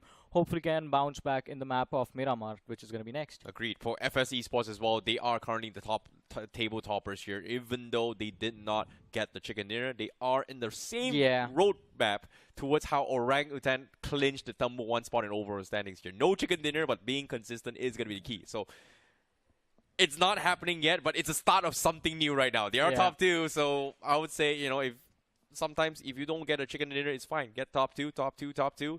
I'm still going to be part of the top 8. Just be consistent. I mean, OG did that, and they are doing quite well in the overall leaderboard as well. So it's all about consistency, but you have to be consistent in all 3 matches. Okay. Again, the goal still remains the same. If you can stay at the top of your particular group as well, that might help you stay in the top 8 of the overall leaderboard. And right now, teams like FS, especially teams that start on a great note, that becomes their goal at the end of their first day, at least at the end of their first 3 matches, that somehow stay in the top 8 of the overall leaderboard. Well, they have to definitely stay in that position here. But ideally, not everybody is going to have the same objectives as well. Think about this, right? Like, there's 90 over teams here. There's not enough space. So aside from the top 8 that's going to be qualifying directly to semifinals here, there is also going to be the 9th to 16th position directly qualified to round 3, and the rest of the world qualifying into his round number 2. However, the place you don't really want to be is the bottom of the 16 out of all 90 over teams, because that spot is where you are going to be saying goodbye to the realme BMPS 2025. Exactly. And talking about the realme BMPS 2025, ladies and gentlemen, our official smartphone partner for the realme BMPS 2025 is the realme GT7, which is an amazing device launching on the 27th of May. So mark the date in your calendars, because you have to go on Amazon and search for the Realme GT7. You can stand a chance to win prizes up to 2 lakh rupees. And of course, it's an amazing device, co-tested by both Realme and Crofton, specifically built for BGMI. And on this device, you can game on BGMI 120 FPS consistently for 6 hours straight. It has a massive battery as well, 7000 mAh, and comes with a 120 watt charger. So everything that you need to keep your grind of BGMI going without taking a break. Now, in case you're just tuning in here and wondering what is up here, this is going to be the map schedule on screen right now. We pretty much played 4 games in total here. We played all the matches of Group C for today, which is 3 matches. And now we're going to be continuing the journey of Group D. Earlier, we saw EMZ Officials clinching the chicken dinner in Sanhok, but now we're going to be jumping into the map of Miramar and then closing things on later on for Erangel for Group D. So, now, in this map of Miramar here, I think when it comes to tactical teams here in this respective Group D, I feel like teams like Altitude, teams like Diesel, teams like FS Esports, they have that signature of playstyle that is very similar to how Shockwave is. But unfortunately, in the previous map, only FS was able to come up on top. Yeah, but you know, day 1 yesterday when we were seeing the groups and how the teams were divided, I saw this group and instantly my thought was Group D this time stands for damn, I do not know who's going to top this group, because there are so many unpredictable variables, man. But let's move forward to the upcoming match, see if anyone can be consistent, or are we going to see some turnarounds happening still. A few contenders left to display what they're going to be made of. And ladies and gentlemen, here we go towards the action on the map of Miramar. Well, let's break it down here. This is going to be the map of Miramar once more. We are going to be seeing the second match here for Group D. And the flight path is going to be coming in from the northwest corner of La Cabrera and then ending towards the south side of the outskirts of Protona of this entire map of Miramar. So a pretty northwestern shift of a flight path for some of these teams, and a long journey for teams heading towards the east side like Al-Azhar, Impala, Puerto Paraiso, very far off here. So we are going to be expecting potential drop clashes for those vehicle collisions here. But right from the start, Diesel, they're heading towards Trailer Park, huh? This trend has not gone away for Diesel Esports. They still love Trailer Park. Wow. I mean, they still love Trailer Park, but hopefully they have finally figured out how to make things work, right? Because as you said, last time around we saw them on this particular map, things weren't really that great. And Diesel, they live up to that Diesel name, right? So Orlup and all of these lads, hopefully they do bring in that aggression that we see from them in the later stages of the tournament, because this realme BMPS 25, it's not going to be a marathon. It's those short little sprints in every single round, and they are going to be hoping for that northwestern quadrant early start as well. But I see a drop clash happening towards Chumasera. Oh. That is going to be an interesting thing. Well, WINDGOD versus U7. That's going to be an interesting one here. I want to see how Yeah. it goes down. But the circle, oh my God, what is this circle? It seems like it could be a hard shift down southeast corner here with at least 20%. No, actually, let me correct myself. 30% of the circle actually inside the waters, which you don't even see in the map. Persona being one of it as well. But look at this. Predator, he's going to be taking shots from all across the other side of the map. What is this? Like 300 meters, 400 meters vertically up in the ocean? In the sky, sorry. And How do you connect those shots? That reminds me of this one 8-bit pixelated game that every one of us has played when we were little kids. You know, things go up in the air, you try to take them out. Hunt them, basically. You mean ducks? Yeah. Oh, shooting ducks, flying ducks. All right, fair enough. But on the screen right now, we do see U7 actually losing a couple of players here. Kyoya going to be continuing with the push coming from WINDGOD Esports. And they are going to be going for the push. And Kyoya, my man, he's going to get confirmation. That's the luck you want in your life always, right? You drop at the start of the game, find that LMG, and just mow the opponents down one after the other. WINDGOD have an upper hand in this fight, clearly. And U7, the one man they need to avoid at any cost is Kyoya. But hey, WINDGOD, they are not stopping or slowing down. It seems like they are going to keep the pressure on the players of Universe 7. And while in the anime, Universe 7 might have survived and stayed alive, this time WINDGOD are going to make sure that they clean up as nicely as possible. They are forcing these lads to stay out into the open. Demon 22, he has nowhere left to go, man. Either he runs away and saves his life, or he just runs into the Oh, did he not get spotted out there? Oh boy, this is going to be very, very difficult here. Demon 222. He is going to go in for the push. LeBron looking to try to back off right now, but it seems like desperation has forced him to go in for the wild goose chase, while LeBron says, you know what, I'm going to get the heck out of there. Now the AK sprays with 4X, not exactly a greatest recall, but no connection coming from Demon, as WINDGOD is got to be very happy with just taking, like, you know what, 2 finishes, time is of the essence, let's rotate inside the zone, because inside here, guess what, another fight is about to break down here. That's going to be Ace Official hunting out towards H4K, who's stuck inside those warehouses. Yeah, Hades H4K, a few moments ago on the finish, we did see them gain the upper hand. But Tekken, he has the S12K to work with. And there comes the trade. Pasha finding Draxi, and the instant knock finish comes through. Pressure now on the players of Hades H4K. Ace, they're trying their level best. Team rotating from the outside, completely avoid the conflict and just go their merry way. Ace Official, they're going to be so grateful that the third party from Team Z did not come through. They didn't even intend to be a part of the action over there. Well, seems like Team TZ, they want to rotate inside the zone here, and they're just going to leave these two teams to duke it out. So Ace going to be very happy about this. Tekken finds a confirmation to Sujao, so that's going to be a 2-man left alive. Knight and also Osiris is going to be surviving this, but he goes down, and Tekken now goes for destroy Ace Official, looking to clean them out as they go in for the flush. Nothing much has been happening here. Ace Official pretty much stuck in an awkward situation. Pasha also going to be the last man standing as a potential third party from afar actually going to be making their lives a little bit miserable here. TZ, they make a U-turn and they finally went for the wraparound. And look at the minimap. Instead of going from the roadside, they came in from the southeast corner, made a huge rotation, circled back, and then went from the northwest angle, and then picked them off. Yeah, and while you were speaking that sentence, Ace Official were handed the early exit in this game. The team that won the chicken in the first match for this Group D is also the first one to be eliminated on Miramar. And Team Z, that move that you were talking about, overshooting that compound on purpose, taking that high ground, is going to make sure that they also have the upper hand now against the players, against the team that Ace Official was fighting.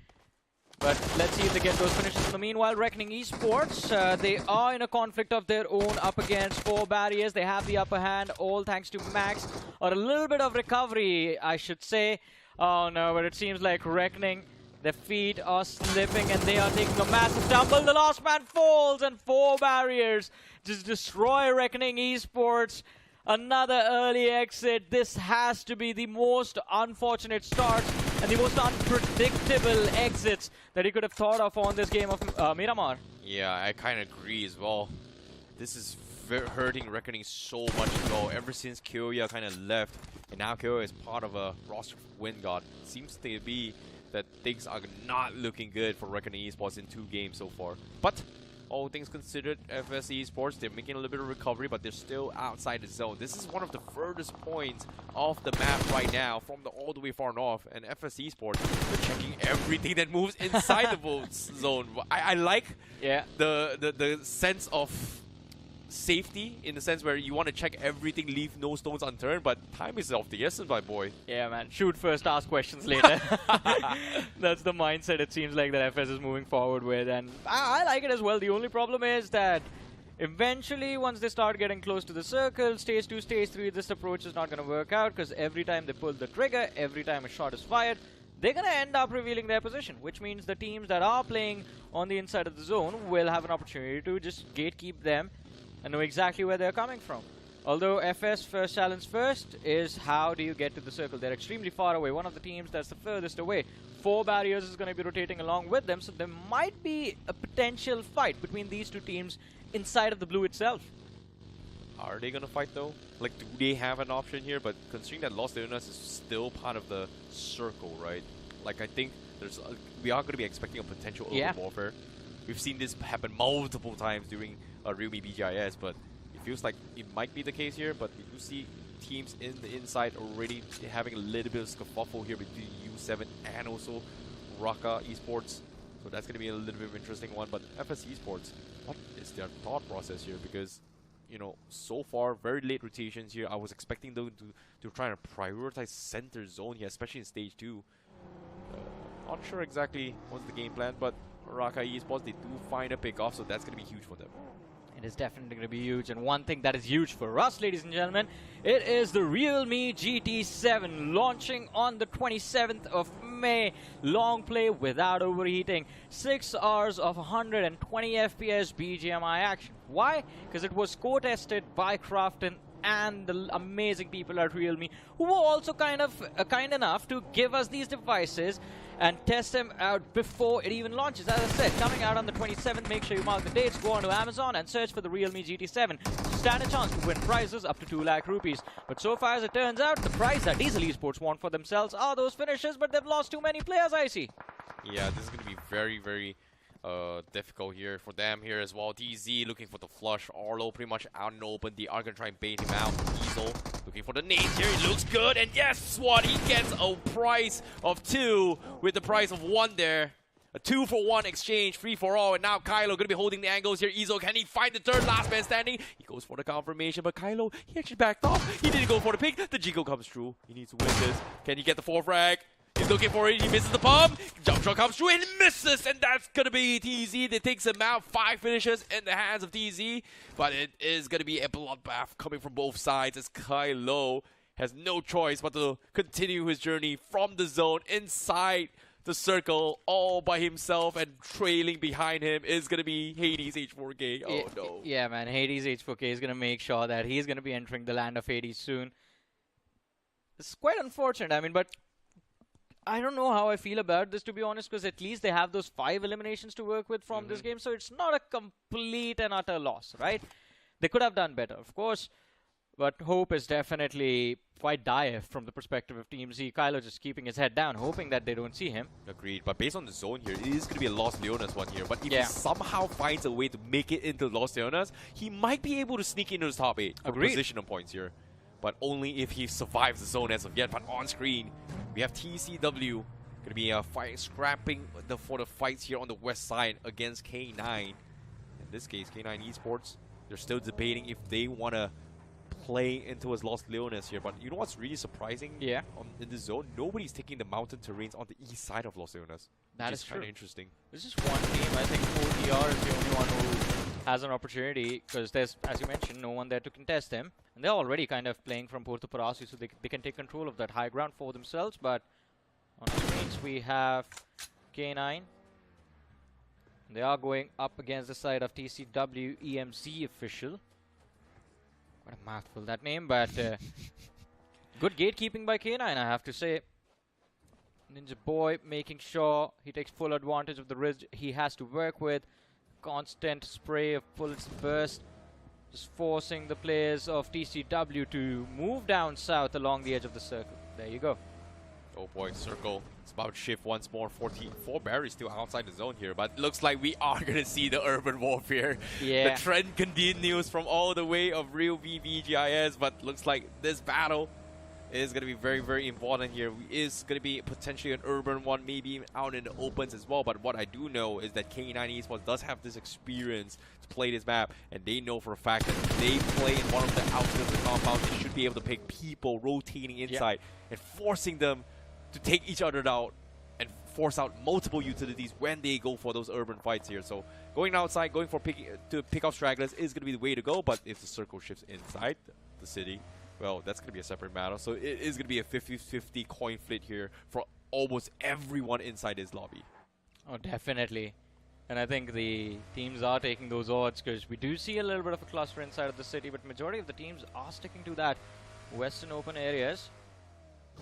K9 Esports, for a second there when we saw them kind of move in tandem with TCW, I felt like they were definitely trying to gatekeep them for sure, not letting them through inside of the zone, but later on prioritizing their own safety. Talk about safety, Hades H4K. Man, they're so far away from the zone. But luckily for them, there's no one holding the edge, so they will find the entry, but moving towards a safe haven is definitely going to be a challenge. Oh boy. Speaking of challenges here, you know what's not challenging? What? Checking out the Kia Ceros. This is by far the best car out there in the market that you should actually check out because it does have an amazing exterior with a bold and modern design, streamlined door handles, Kia signature digital tiger face, star map LED DRLs, and also star map LED tail lamps. It is also a very, very comfortable and luxurious interior in its design itself. Yeah, man, and safe as well. We saw that in the graphic. I'm gonna try to get myself one. If I'm gonna go ahead and check it out. To be honest, hopefully I can get myself hands on one of these amazing vehicles. WINDGOD on the other side, they've gotten their hands on a pretty awesome cover. To be honest. No, Infinity's got a bow. I like that he actually tested the range of the bow, looking for the distance as well. But when we talk about bullet drops, I don't know how to describe this. Arrow drop? Yeah. So he tried actually pointing the arrow drop onto his 200 range, and it did not reach 200 meters at all. It actually dropped somewhere around 160 meters away. So it is quite high if you are looking to take this arrow into a long-range fight. I mean, it's a good replacement for, I mean, utility in clearing out certain angles with the explosive that's there for open positions in particular, not indoors. Indoors, Molotovs and nade combo, that's the best. That's the only thing you would want. For open areas, like imagine having those western circles towards Impala or open fields. In a position like that, I would love to have a bow for the end game. And even if it's a west of Los Leones open area, I think the bow meta would come in if they actually slot the bow meta into the pistol slot rather than having primary and secondary. For sure, for sure. Like you kind of need an AR and also a shorty, or an AR and DMR. But if you have the bow as a third one, I think that would really, really change the dynamic of the gameplay. Yeah, if it replaces the tertiary sidearm. Yeah, which is kind of non-existent at all, to be honest, in most gunfights. True. I mean, true, unless it's a very early game, because we've seen those pistol finishes. But right now... Only happens in early game, though. Exactly, only happens in early game. But I think we are going to see Dragon Esports late game collision against the side of... well, it is going to be RES. Oh. Speaking of which here, what is Dragon thinking right now? I think just playing that southeastern edge, they want to avoid any conflict. They have no cover to work with. They're afraid if they run for the buildings, there's going to be someone waiting for them or someone with a line of fire available to take them out. And that fear is quite true because RES, they are on that high ground, so they will have a direct line of fire. And all they need to do is just pick off one player and then just back off. You leave a team bleeding, you get your point, and you get out. I really like how K9 now has got center control, and despite having center control, they've got a very, very wide spread of information to work with. And normally in circles like this, especially when there's 12 teams, more than 12 teams alive, I was expecting that they should not be given this much control, but for some reason, because of this spread, they've got so much information knowing that there's not a lot of teams around us. What's going on? I mean, true, very true. I mean, I don't know how they were able to get so much control of that northwestern quadrant, to be honest.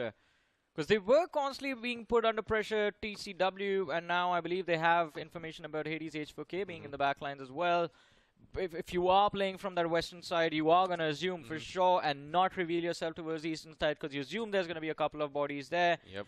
So K9 Esports, I think they are doing quite well for themselves. And until the next shift of the zone stage 5, they are going to be forced to keep their heads down. But Dragon Esports, hey, they do find a safe haven for themselves. All 4 of these players, although, are cluttered up together in this one broken building, and they are feeling the threat at the hands of WINDGOD Esports, at the hands of AltitudeXInsane as well. Yeah, well, based on the process elimination, we can only assume that most of the teams are going to be from the east side as well. But what we do know now is gunshots has been made from the south side. And we do hear a lot of shots here coming from Altitude here, so that means a majority of teams are going to be coming from the south side. And in this phase of the zone, it is divided between north and south of the road. So if the circle shifts with north, K9 is going to be very happy. But if the circle shifts down to the south, they are not going to be very happy. Yeah, they're definitely going to be quite upset with that. But hey, impressive trade coming in from 40R over there. But FS Script, oh my goodness, Beast, he's going to get knocked out. Unfortunate. And K9, they are going to be forced to send a Mega to get their fallen comrade back on his feet. Kind of a challenge over there, to be honest, but 40R official, they're going to be happy with that. Knock from the side of K9 gives them a little bit more breathing room to work with, but let's see where the next circle will take us. West, oh, it's still out in the open. Few buildings from the Los Leones compounds left in play, but AT, that is AltitudeXInsane, all they have to do is just keep their heads down. Yep, they do have to as well, but K9, even though they're not too happy with this position, they do have some control. So all they have to do is, just hold out the fort against everyone from the north side and hope that somehow the teams in the south will give them some freebies here and there. So once again, K9 put in a very awkward situation similar to how they played in Sanhok. And hopefully they are able to pick them apart. But this is a very slow slot here, Johnny. Yeah. Stage 5 is about to begin.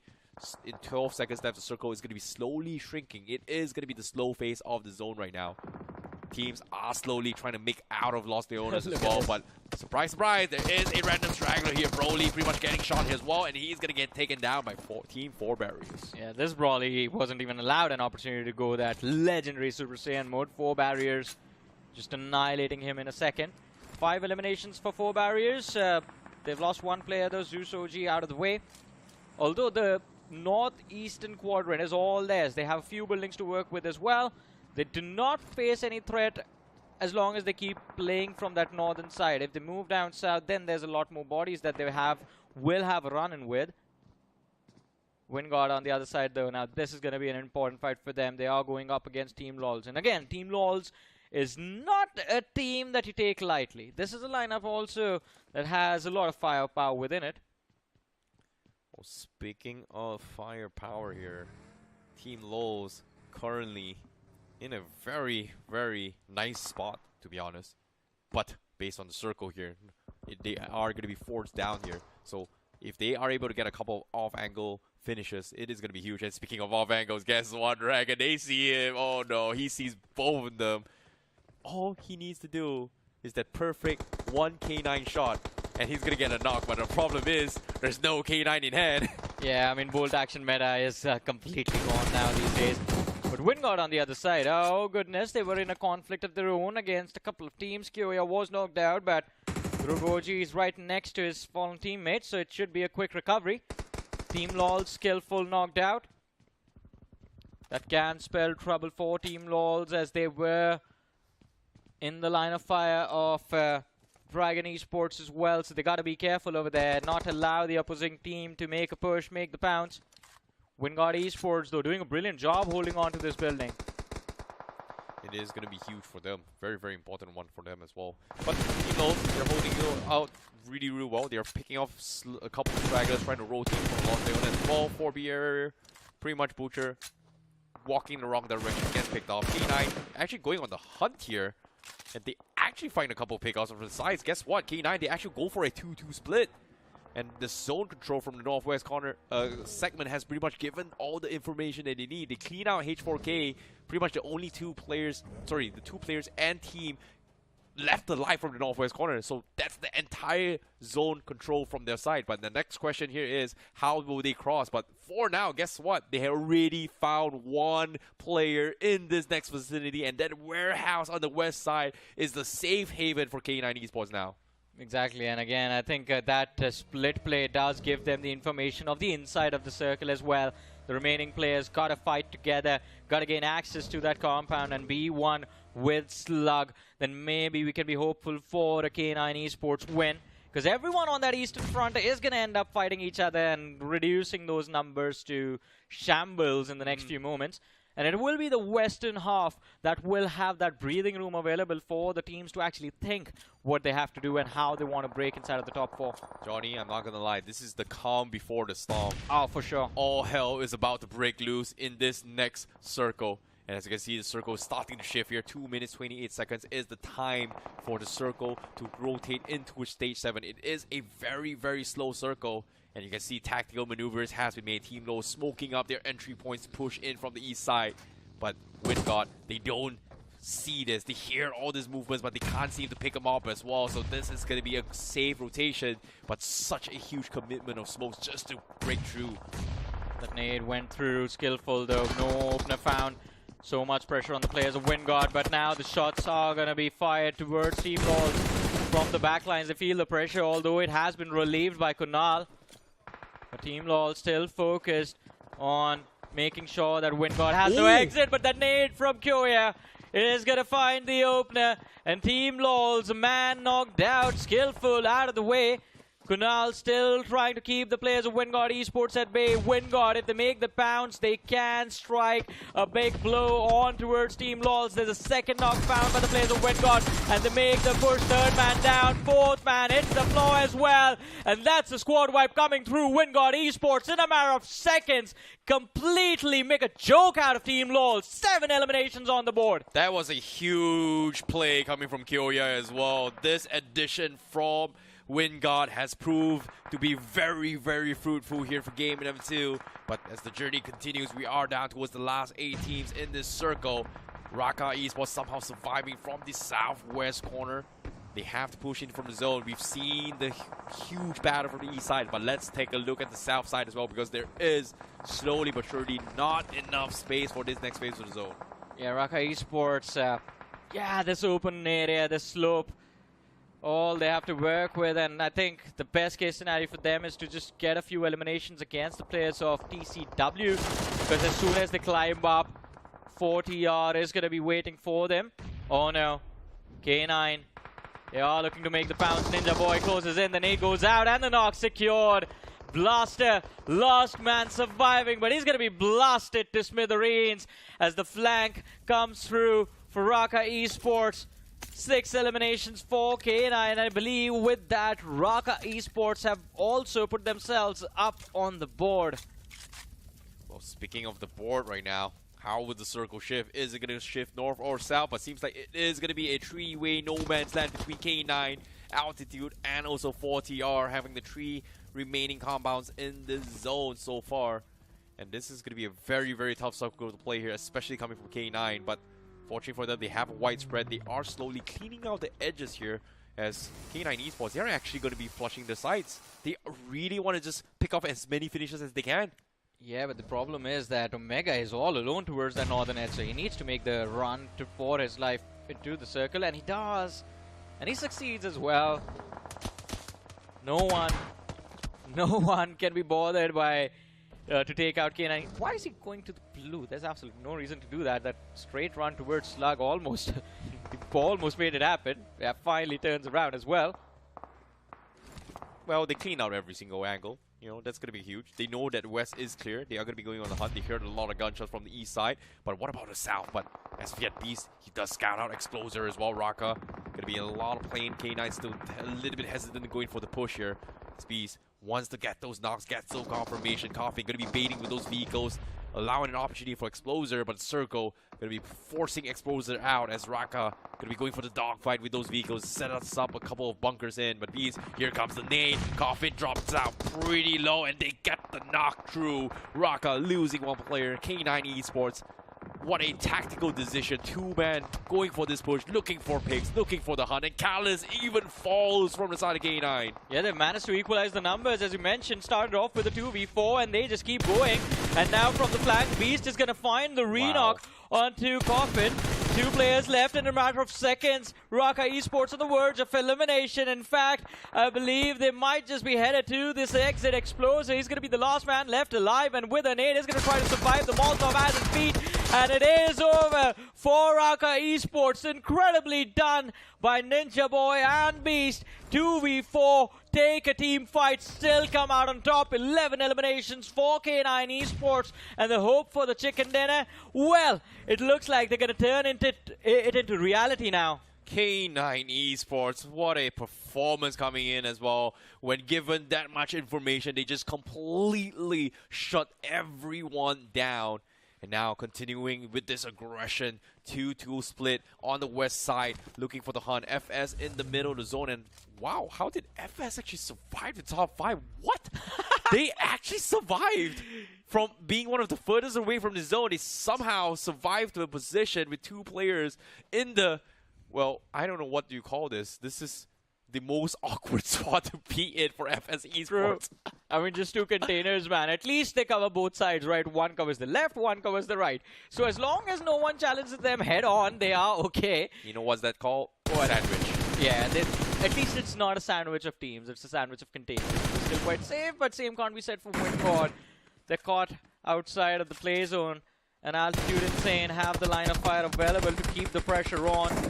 And even on the flank, there's 40R that is going to make sure that WINDGOD has no exit. Look at that.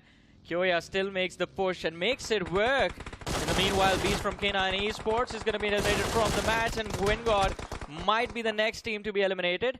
Kyoya and Dhruv somehow make it inside of the play zone, but survival is looking quite dire. They are stuck out into the open amongst all of these teams. They are the center of attention as of now. Yeah, but being a center of attention means that everybody's going to be focusing on you. But if you are able to hold down the fort, everything is going to go well. But meanwhile, nade comes through from 4TR. It does connect on Dhruv.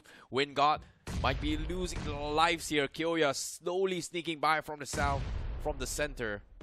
But they will have time going for the recess. Dhruv, nope, not going to be able to survive as 4TR continues with those artilleries. Kyoya, last man standing. Now another nade coming from K9 will take the finish away. And that's going to be them going out as K9 looking to close his game with a bang with 12 finishes in the hand. They've lost Bees, but they still are 3-man strong and hungry as they try to get the chicken dinner this game. I mean, they still have an opportunity to make it work. But here they show up, the boys from AltitudeXInsane. But oh my goodness, 3 of them out of the way in an instant. And what a turnaround coming in. Dreams turning his dream into reality. Lazy is going to be the last man surviving, but he spotted the opposing player out, and the nade goes out as well. Although the finish is not there, and Dreams hiding around the corner has the shotgun ready. Lazy wants to go for the peek. The shotgun goes off, and Dreams still survives. The squad wipe comes through, and FS, they stay alive for a few seconds, but not long enough to celebrate. K9 against 4TR. The numbers in the favor of K9. Ninja Boy and Slug, they want to cross the ridge and take the fight, but Morty and Payne keep them in the back lines. And look at Hush. He's playing the flank to perfection. The nade goes out. The damage comes through. Omega is going to be forced to stay back, and the call needs to be there for TR to make the pounce, but they want that second knock. They want to make sure that the players from K9 have nowhere left to go once 4TR makes the pounce, and I think that Molly damage should get the job done almost. It is all down to that first opening in this final 3v3. Oh boy, 4TR. They might just be able to do it. Can they stop the momentum? Because K9 Esports, they're hungry. They weren't able to get the chicken dinner in the previous game, but this game, perfect time to secure those points. Extra 4 points with the chicken dinner. With 3 players, that means there's 7 points in the hands of them. Even more on top of what 12 finishes in the back, so that's a lot of points. now K9 with the opener. Oh, almost gets knocked there. Morty finally goes down. That's the opening that they need. K9 Esports 2 versus 3. No, one more left. And that's going to be made. His last man standing as K9 Esports cleans it up. Takes the chicken dinner. K9 Esports absolute domination here in this game. I mean, an incredible performance coming in from K9 Esports. IT, as you said, a dominating performance indeed. And we are happy to see this team bounce back as realme BGIS 2025. We had big hopes from K9 Esports, but unfortunately, this was one of those names that could not make it to the LAN finals, unfortunately. And I want to know just one thing, right? In that last fight, up until that last fight, Omega had 0 finishes. Did he get one finish in this game at least? Because he was trying, man. Yeah, he was definitely trying here because Beast was taking out the competition all by himself. Yeah. But with all things considered here, I think the biggest question mark in my mind was that how did K9 Esports was able to get away with so much space from the northwest corner until circle 4, circle 5? Because normally you shouldn't be able to make it through as well. And even the circle where it was not favorable for them, right? Like the circle actually forced it towards the divide. They need to push south. But for some reason, nobody took shots at them, allowing free entry point. And up to stage 6, stage 7, nobody was contesting them. Sneaking up to the north, take a fight, finish the fight, sneak towards the edge side, and then clean out the south side, and then came back to the safety net inside the compound. I was like, why are they given so much space? 100% agree with that, and it does not make sense because there were a lot of opportunities for the teams around them to actually punish K9 Esports. They made those rotations towards the factory that was under Slug's control. One by one, they went there. I felt at one point Omega could have been knocked out, but no. Just runs back to the blue, surprises everyone, and then shows up altogether. But we have the highlights of this game.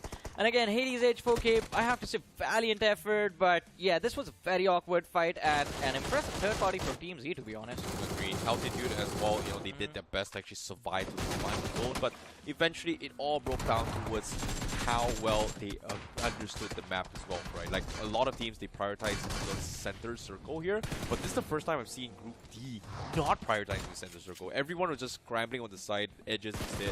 Everybody's just afraid that maybe anticipating that people are already inside the zone.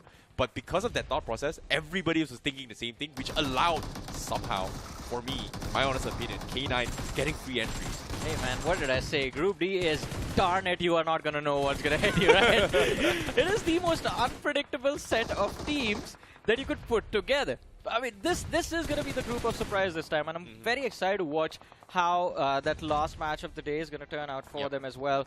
But impressive performance coming in from all of these players, and as you said, Beast, Deep. This is a team built from prodigies, K9 Esports, right? That's the thing. These lads are extremely gifted at the game. They've put in the hard work, and they have the brains of Omega backing them. So it's just, it was an unpleasant surprise to see them not make it to the list of the top 16 teams for realme BGIS 25, but I think Pro Series, they fixed those mistakes and showed up stronger. K9 Esports is pretty much the only team that has ever won chicken dinners with only 2 players, not once but twice so far. And the closest next contender that has kind of done it was REVENANT X SPARK earlier today, with 3 men taking the chicken dinner in the map of Miramar as well. So I would say K9 Esports is a force to be reckoned with. We've known them for a long time here, but again, the biggest question mark was why didn't they qualify towards the lands for BGIS? But maybe this might be a second chance for them. Hey, a recovery, a redemption arc. Redemption arc, as you said, and I think we have no explanation because these teams have a lot of experience, they have a lot of firepower, so even the meta taking a shift should not have been a problem to them. But I guess that just goes on to show how unpredictable and how competitive the BGMI circuit can be and how brutal it can be. You slip up even for a match, and there goes your spot in the top 16 finals. Yeah, and considering the amount of space that K9 Esports had as well here, they literally put a godlike moment for Miramar itself. Like, you go for 1-1-1 splits and then get so much information, and eventually, to me, it's a downside when it comes to mid to late game, because people are going to be congested. But for them, they were able to get away with it until stage 6, which, again, if I were in their position, I would be scratching my brain. Where the heck are all these people? Why am I walking out in open, nobody shooting me, not getting any information, baiting here and around? And Omega, I think he was just driving around left, right, and side. I was like, why is nobody shooting at me? I think it was that one gamble that you talked about during mid-game. Everyone thought that, all right, Los Leones Edges is going to be a safe position, but that last shift towards the open position sort of ruined the game for all of those teams. But we have the list of star players on our screen right now. MVP, we all know it. It is going to be the boy himself, Ninja Boy, who got 8 finishes in this particular match. 50% finish contribution for his team and 13% map impact. Now, That's huge. that is a monstrous performance, yeah. Think about this, guys. For you guys who are watching at home, 13% is not a lot, but 30% out of all 60 over teams. That is a big number here when it comes to impacting the entire gameplay, right? So I would say K9 Esports, again, the entire Northwest region was completely dominated with them. So that means 25% of the map was actually owned by K9 Esports. That is true. And again, impressive performance, even from the team in particular, because you see 16 finishes in this game, 26 points from K9 Esports. So an amazing start to their journey. There it is. WINDGOD with 13 points. You have 40R with 9, FS with 9, AltitudeXInsane with 6. Then you have 4 barriers with 6, Team Z with 5. You have RES with 4 points from this game. Hades H4K, Diesel Team, LOLs, Reckoning Esports. Now, these are the big names that we see on the second page. Guys, you gotta wake up. I don't know what's going on, man. Like, seems like teams who made it all the way to LAN finals are slowly scrambling here in terms of getting points, especially if they're debut. Reckoning Esports being one of those teams. Hero Extreme Gola is also one of those teams.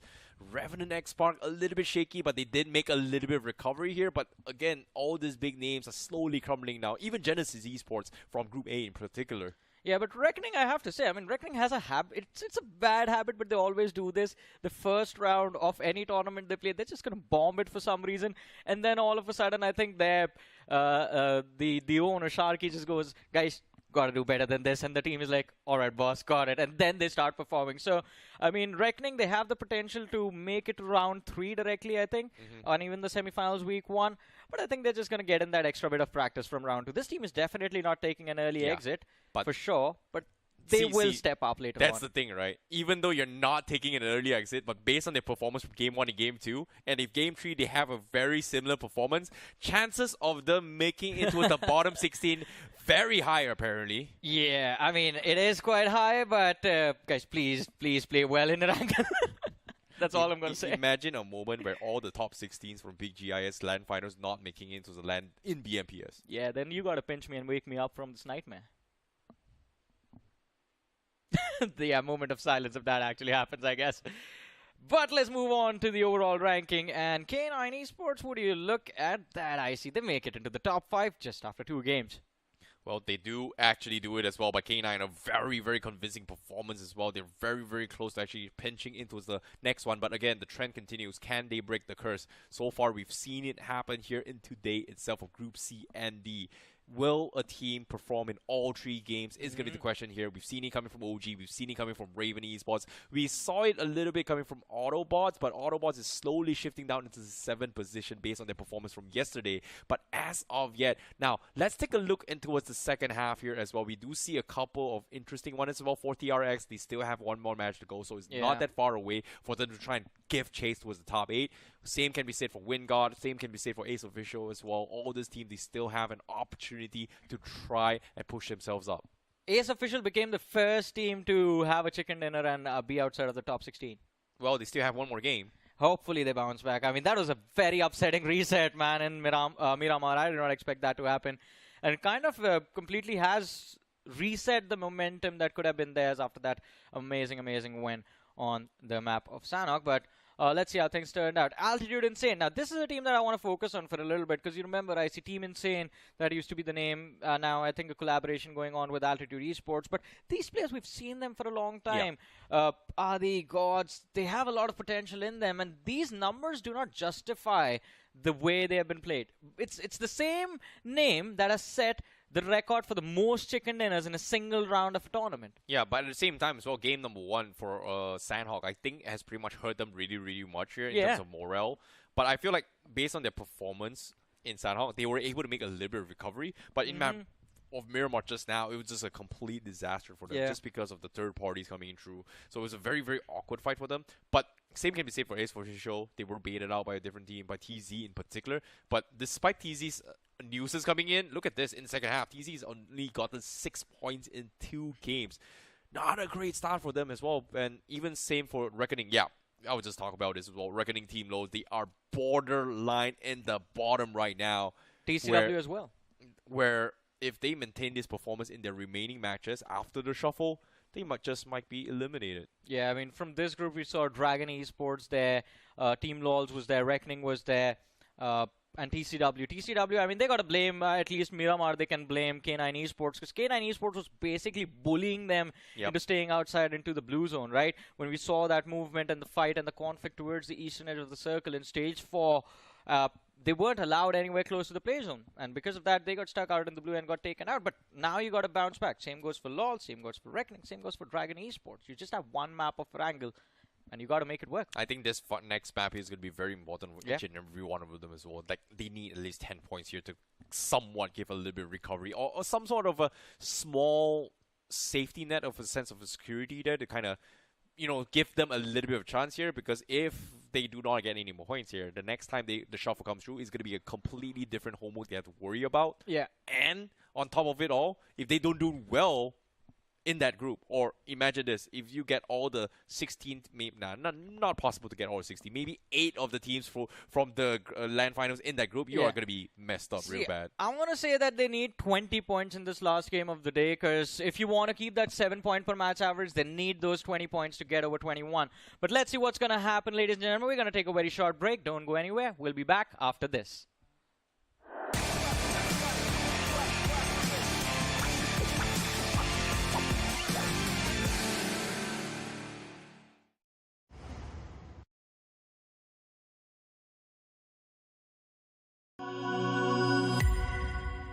Scout भाई petrol भर दो ना। क्या भाई लोग, रोंडो जाना है क्या? तो जानता नहीं मैं कौन हूँ? अबे तू बाहर में भर के तो बता। अबे रोंडो में रोंडो किसको बोला रे? रोंडो बोलता है हाँ? तू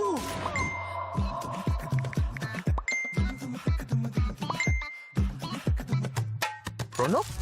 रन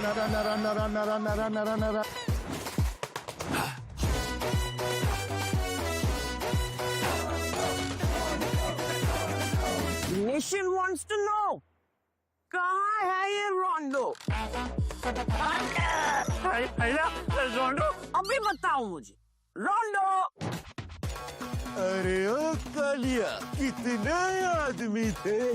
रोंडो सरकार। रोंडो? कहाँ है? क्या है ये रोंडो? क्यों बेटा कन्फ्यूजन में? आओ कभी रोंडो में। रोंडो आगे। क्रेज चढ़ेगा सबको, क्योंकि BGMI में आ गया है नया रोंडो map. Get new vehicles, explosive weapons, epic hot drop locations and more. Download BGMI now. भाई क्या करवा रहे हो तुम? कभी पेट्रोल वाला बना दिया, कभी टीचर बना दे रहे हो। अबे गेमर हूँ मैं, एक्टर थोड़ी हूँ। भाई download BGMI now. Sir watermelon juice. अबे छोड़ो।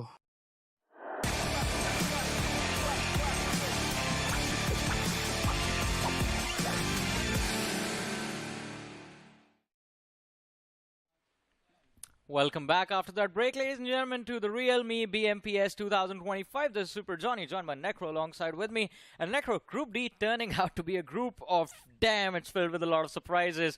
Yes, a lot of resets happening. The only consistent team so far is K9 Esports. Of course, even WINDGOD's doing pretty good, man. Nothing taken away from that, right? The previous game, they were doing pretty nice for themselves. FS Esports, too, showing up to the occasion. So, in my opinion, FS Esports and K9 Esports, they're definitely dominating this entire group. But I'm still waiting for Reckoning Esports. What's going on with the boys? Hey, man, they are consistent. 1 point per game average so far. That's kind of rude, Johnny. All right? I mean, they've came through with a new lineup. They're trying their best to do something, and over here, you're roasting them. I mean, it seems like they still are trying to recover from that loss of Hunters that happened almost 6 months ago now. But anyways, Reckoning Esports, we know their players, they wake up a little bit later during the day. Yeah. And of course, it's not even hope, it's reality that's going to take time to sort of come into existence, that Reckoning Esports is going to make a bounce back. But ladies and gentlemen, if you do not want to be in a situation like this and you always want to be at the top of your game, check out the Realme GT7. It is going to be launching on the 27th of May. Right there, an amazing looking device packed with a lot of features, 120 FPS, consistent BGMI for up to 6 hours, 7000 mAh battery, 120 watt charger that it comes along with. And of course, it is going to be an amazing, amazing thing because it is co-tested by Crofton and Realme together, specifically built for BGMI. Exactly. Not just that. If you move on towards Amazon and search for the Realme GT7, you might just stand a chance to win prizes up to 2 lakhs. So what are you waiting for? Do it right now. It's free money right there up for grabs. But back towards the conversation, right? K9 Esports doing good. Somewhere down line, we all anticipated this. We all knew K9 Esports is, of course, going to dominate this lobby. But I'm still quite surprised about FS Esports' performance. I'm loving the way they've been playing so far. Even in the Realme BGS 2025, FS Esports was doing pretty good. And now as well, that form is continuously over here. The only team that's a bit concerning is Reckoning Esports. If you remember in BGIS, the first 2 days, they were doing really good in the top 3. They had the podium, but then they choked at the last moment. And that's why Reckoning Esports, I'm pretty sure, maybe that choke is sort of haunting them up till now. I think they just figured, like, if we turn this trend around, maybe we can actually win it all. If choke we do early. Choke early and then just do well in the later stages. But yeah, I mean, Reckoning is one of those names that you can, like, for sure hope a lot from, right? And you know they're going to deliver as well. I want to know your thoughts on what happened with Ace Official, man. That was a very upsetting reset. They won a chicken dinner on Sanhok and they just completely bombed on Miramar. I'm not surprised. I had a conversation about this with IC as well, and Ace Officials was never someone that I was genuinely counting on. The only reason why they won the map of Sanhok was because the circle was directly forming on top of them over and over again. Till the end, Ace Official did not even leave that compound. In the end moments, when the circle was shifting away from them, that's when they left out because they had all the 4 players standing, so of course the man advantage was something that worked with them, and that was one of the main reasons why they won the game. So now the second game, that string of consistency broken, understandable. Still at the end of the day, the rookies on the board trying to adapt. Yeah, and I think even in the previous game, I like the approach that they had looking for that early fight. They wanted to get an early 4v4 going, but that unfortunate third party coming in from Team Z kind of ruined the day for them entirely. Hope is still there. Hopefully they can recover on the upcoming map of Erangel, but are we going to put our hopes in Reckoning Esports for this last game of the day? Generally speaking, we do not have any other option either, because for Reckoning Esports, this is going to be the last chance for them to do anything. And if Reckoning Esports pretty much drops the ball over here, there's a big chance we might just see them at the bottom 16 and get eliminated from the round 1 itself. And I'm pretty sure none of the fans do actually want this to happen. Without wasting any more time, though, we straight up move on towards the last game of the day, as the plane's going to hit the skies once again, starting all the way from Milta Power towards Zarki. Now this plane fly path a little bit taken away from the side of Sisnoka military base, but still if the teams do want to move towards that vicinity, maybe dropping towards Nora Pnoy is going to be the best possible bet. Yeah, Nora Pnoy, you can drop towards farm, Milta towards those vehicle spawns, and then pick up those vehicles and rotate towards the military base. That's the only way. And of course, the entirety of the southwestern quadrant, as you said, completely ignored by the flight path. Hey, flight paths like this are the ones that lead to those early drop clashes. Johnny, you know who I miss all the way back from 2023? Who? Guess. Make a wild guess. I have no idea, man. Skulls Esports. Skulls? Yeah. Remember Bijlu? Oh, yeah. And all that squad? They were one of the most psychopathic players, generally speaking. The way they used to play, just did not really care about anything. Just the way Phoenix Esports did. I mean, Bijlu is still there. He's in Forever Esports now. Yeah, he's still there, but unfortunately that entire roster got broken down, and because of that, Skulls Esports was never seen the way they were all the way back in 2023. Hopefully they're going to be back together in the future, and we might just see that similar ruthless aggression. And speaking of ruthless aggression, another team I'm going to be missing inside of this Realme BMPS is also going to be Alpha 6. Oh yeah, man, Alpha 6 was amazing. I miss Alpha 6 as well. That approach of, guess who we are going to drop on? It was like a roulette from the perspective of Alpha 6, right? Random drop clash with anyone they please. But hey, this time it's going to be a drop clash between Team Z and WINDGOD. And Team Z, unfortunately, have taken an early casualty. Naughty has been knocked out. This animation looks so sick. It's so good. Explosive arrow from Saeed. Unfortunately, the timing wasn't perfect, and that's why the man gets caught. Instantly knocked out and finished as well. Now looking at WINDGOD Esports. At least in this general vicinity, they definitely do have the man advantage too, since they've already made sure that the opponent's going to be losing those 2 players off the rip. So WINDGOD Esports converting this fight perfectly. But for the opponents, it's probably the worst possible scenario coming to life. So many drop clashes happening off the rip. You've also got Team LOL stuck in a drop clash against Diesel Esports. Even Steven trades on both the sides since Kunal is knocked out. And even for Diesel Esports, the man who was knocked out is now going to be rest back up, so it's all good. The revival comes through. Diesel Esports, 3 players still around that similar vicinity, but the main question is, do they have enough meds to patch themselves up? Yeah, and they got to figure out how to keep the pressure on the players of Team LOLs as well while all of this is going on.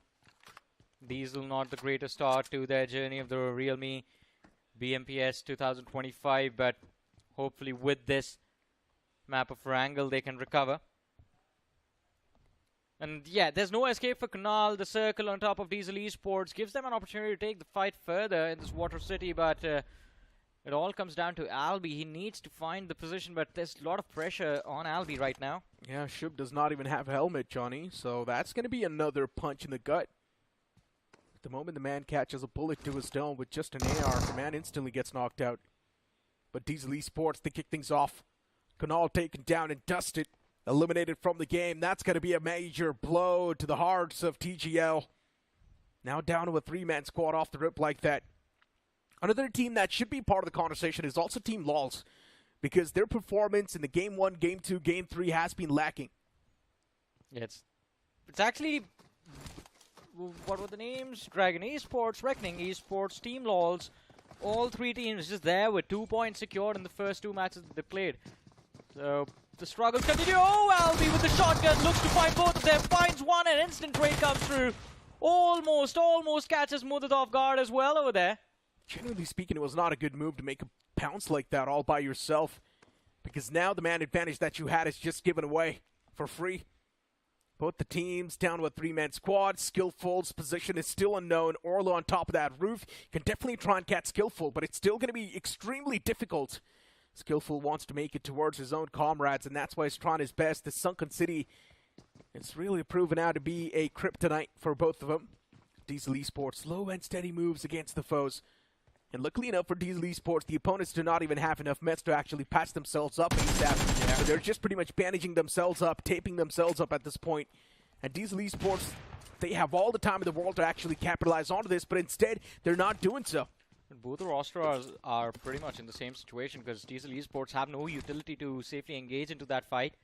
Kiddo just now found the armor and helmet. But if it was up to me, I would just make that pound straight up. Yeah. I think they need to know where Skillful is. If you can find that isolated player, maybe you can just use the man advantage to take him out. I think Orlo knows. He's heard a lot of those footsteps too. But does he have utility to take that knock?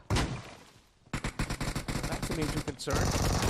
Look at Diesel Esports finally running thin on patience, making that push. Good utilization off the flashes too. That's the only way you can suppress those shotgun users.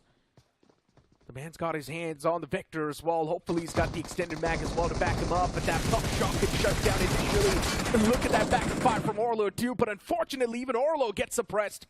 Now for Diesel Esports, down to a 2-man squad. Team loss, flipping the odds in their favor. But the moment I say so, the man who was trying his best to at least do some damage has been knocked out as well. He's all around the corner. One for the peak, but instantly gets shut down. Shotgun, this is why it's so overpowered.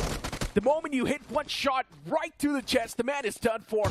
And now for Team LOLs, they just need to get the one last man down as well, since he does not really have a lot of HP. For Diesel Esports, they're about to run out of fuel. I mean, quite unfortunate for Izol over there. He almost got the timing on that duel, but Skillful. Orlo now looking to see if he can bring the numbers back in the favor of his team, or maybe clutch out the fight. No healing utility.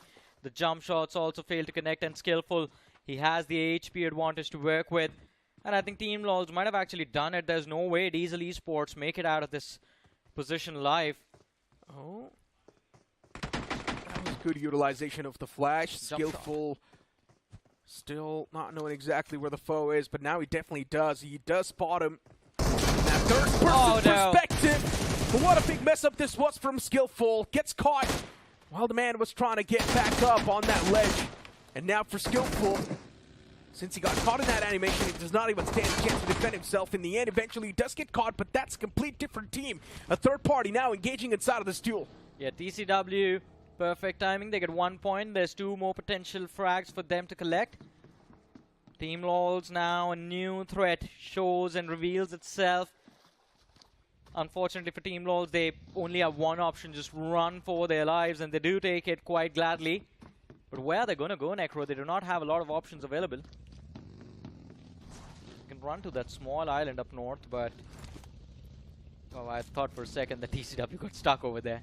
Yeah. I mean, specifically for TCW, since there's only 15 teams alive, and also a bit of that damage dished out to a few teams losing out on the individual, this game just gets a bit easier. Yeah. RAKA Esports, Cavalry arriving a bit late since the man has already escaped away. So yeah, the escape was pretty much on time. And RAKA Esports is clearly struggling with the confidence. If you remember Coffin and his plays in the realme BGS 2025, Coffin was the man who pulled off that 1v4 on the map of Miramar. But now we're not seeing that similar confidence replicated from the side of RAKA Esports. I clearly remember that first game of Sanhok 2 a while ago that happened. RAKA Esports was in a stalemate with a 2-man squad off the opposition, which was TCW. And that stalemate lasted for a solid 10 minutes. Yeah, I mean, earlier on, as you said, RAKA Esports, we saw a lot of confidence from them. They would go on pushing and looking for fights, but early casualties this time around, at least for today, have kept them at bay. And I love the move from WINDGOD Esports over there, to be honest. They go in towards the edge, realize, all right, we got to make a quick play, get that one finish for themselves, and quickly back off. The zone shifting down south, catching a few teams and players off guard. Ace regrouping up as well. 3 players next to each other, while one man is a little bit pushed back. I'm not sure what sort of a strategy it is, especially this late inside of the game, since that man who's pushed back can be easily caught too. You need to be a bit more cautious. 4TR's player spotted. Previous game for 4TR was incredible, but now they cannot really afford to break any sort of sweat or make any sort of mistakes. They need to be extra cautious. They need to be extra careful. H4K is one of those teams that made a lot of promises before entering the LAN finals of the realme BGS 2025, but they completely failed, right? Yeah. I mean, considering it was their debut finale, I think we can give them leeway. This was the first time they've made it to a LAN stage, and we all remember what happened in BGI's 2024. We also had a few teams making their debuts. And even those players, they could feel their hand shaking when a massive crowd is there in front of them. So, Hades H4K, I think having that experience now, I hope that they do better this time. Once again, make it to the finals. But ladies and gentlemen, we talk about things that are better. There's nothing better than the realme GT7. Long play without overheating. 120 FPS BGMI for up to 6 hours. Why? Because it comes with a 7000 mAh battery and a 120 watt charger. And not just that, even the iSense graphene rear cover. Let's not forget. Move on towards Amazon, search for the realme GT7, and you might just stand a chance to win prizes up to 2 lakhs. Sounds like a good deal to me, and I've already done it myself. It is an amazing opportunity for everyone. The device is launching on the 27th of May, so make sure you mark that date in your calendar. But so far, I think RAKA Esports, they're trying to mark the threat up front. Oh, RAKA. Not too good when it comes to driving either. But they've at least found themselves a bit of that bunker. That's going to be the shelter. A few teams starting to rack up around them as well, and that's going to be Dragon Esports. I'm not exactly sure how they're going to deal with the likes of Dragon. But all the 4 players spotted in the front. Exploser definitely want to deliver an explosive performance.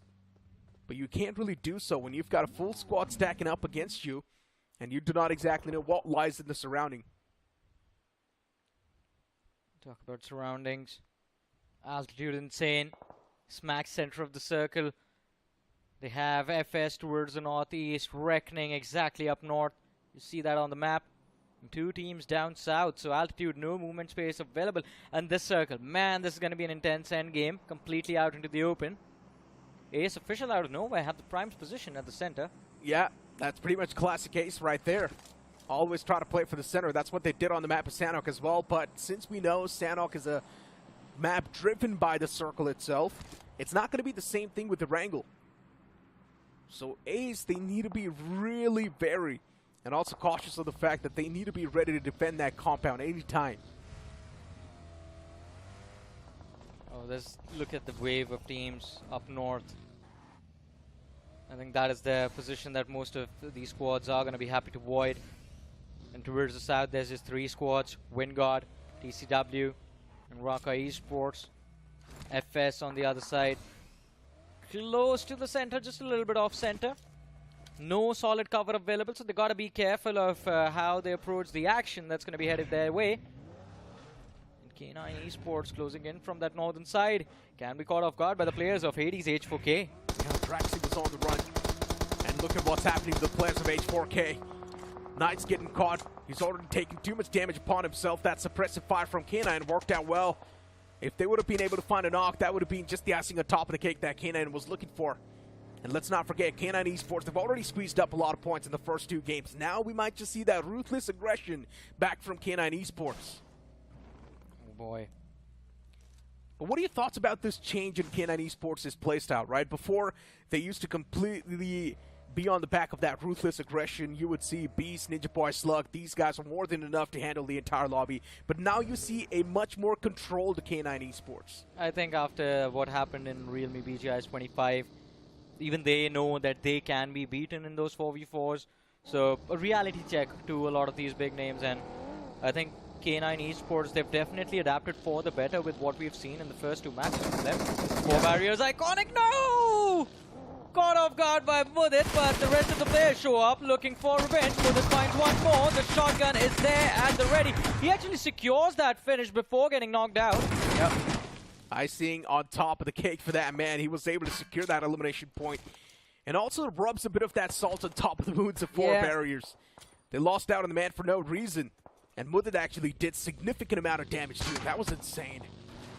Team 4 barriers need to secure their vehicles for now, and that's why you can see the man parking it. 4 barriers is one of those teams that we saw in the realme BGS 2025 a couple of months ago. And generally speaking, their presence was quite nice. It was felt by the other teams too. But that transition towards the BMPS hasn't been too fluid. Oh, but look at this. Now, Shub has the information of where 4 barriers are, and both these 2 squads are going to be quite exposed. Look at that circle moves away as well. Is Shub going to go big? Can he find one more point or maybe just a double knock over there? But as of now, I think, again, Ace in the prime spot for this game, along with AltitudeXInsane. Looking at the circle too. 4TR just playing on the edge. You've got K9 Esports now looking to make that pounce. And Reckoning Esports, once again, they might just be in a big world of trouble. Omega gets caught though. The iQOO's not in the game anymore. But still, for K9 Esports, these 3 players are more than enough to manhandle the entirety of Reckoning Esports. Slug does get chipped up pretty low, but still that's not going to matter. Reckoning Esports, they're actually cracking under a lot of that pressure. Beast, how was he able to find that knock? Great happening back and forth, and still somehow K9 Esports is alive inside of the game. It's taken down to a 2v2. Reckoning Esports as well alive with 2 men. And Max wanted to make that play, but unfortunately Max's position as well gets caught. Reckoning Esports, they need to be extra cautious while executing such an aggressive play. And now since they know that K9 Esports' last man is trapped in that closet room, if they want they can toss in a few utilities, but that does not matter.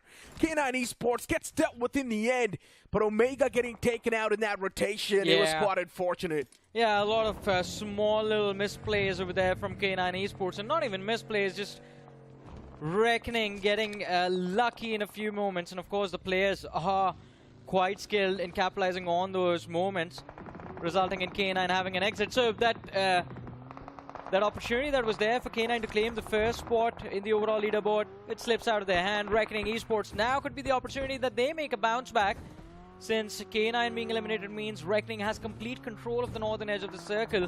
But Hades H4K on our screens right now, the northwestern edge is where they find the breach inside of the play zone, but Knight needs to be careful, quite close to the players of FS. Towards the southern edge though, towards the western edge in fact, is where TCW move, and they find themselves going up against Universe 7. Upper hand for TCW in this fight. They're looking for a squad wipe right now. Yeah, they indeed are. Look at Blaster. The man's constantly on the chase. The man's constantly on the prowl. Unfortunately for Tiger, he did miss quite a bit of those shots, and that's why the knockout wasn't exactly there. But even Predator from the side of TCW is not in the game anymore, so they need to get their thoughts right. And let's not forget, Tiger, at the end of the day, this man does have a lot of experience too inside of the professional circuit. So Tiger is someone that you can always count on in the back. Even Blaster gets blasted. Knocked out. TCW, something needs to be done right now. Try and stop the aggression from the side of WINDGOD Esports, but how can you do so? WINDGOD is ready with all the 4 players, looking forward to pounce on top of the players of TCW. And TCW, they just need to come up with a way to try and get all the players back up on their feet. And look at WINDGOD Esports constantly ripping them slowly and steadily. Win shreds. And unfortunately for TCW, now the chance for survival has been taken down even low. Oh man, TCW. What felt like a moment for them to shine has pushed them into darkness. And Empire is on a run for his life, but this Empire will struggle to strike back. Barely makes it through, but Ace Official Pasha spots him out. They're just waiting for those few pixels. One more shot. If it finds the contact, that's going to be the exit handed to the players of TCW. The circle again shifting to the crossroads. Ace Official, another opportunity for them to secure a big game for themselves. Yeah, and look at U7 in the smack center, or at least around that center. Only 1 man alive for that squad. WINDGOD Esports is not done yet. They still do pack a lot of heat, and they want to unleash all that heat and all that wrath against the teams that stand against them. RAKA Esports currently, they found themselves on the unlucky side of the bed tonight as they collide and clash against the players of WINDGOD Esports, and I don't think WINDGOD's going to let them go like that. Already 1 man confirmed. WINDGOD Esports securing 5 finishes so far. They realize the only way they can make it inside of the circle is that they need to be the cleanup crew. Of course, 5 eliminations on the board for WINDGOD. But I want to see how they make this happen, because there's a lot of open space available in the southern half of the circle. Is WINDGOD going to go for that, or are they going to clean the outer lines first? But here we have it, Reckoning Esports making the pounce on towards RAKA. And the squad wipe comes through, finishing off the remaining players. They have control of this dip close to the center of the zone right now. I'm not a big fan of dips, though. You already know that, Johnny. Yeah. 1 nade to the center, everything is done for. The entire squad just crumbles down. And look at WINDGOD Esports. They've already made that mad dash.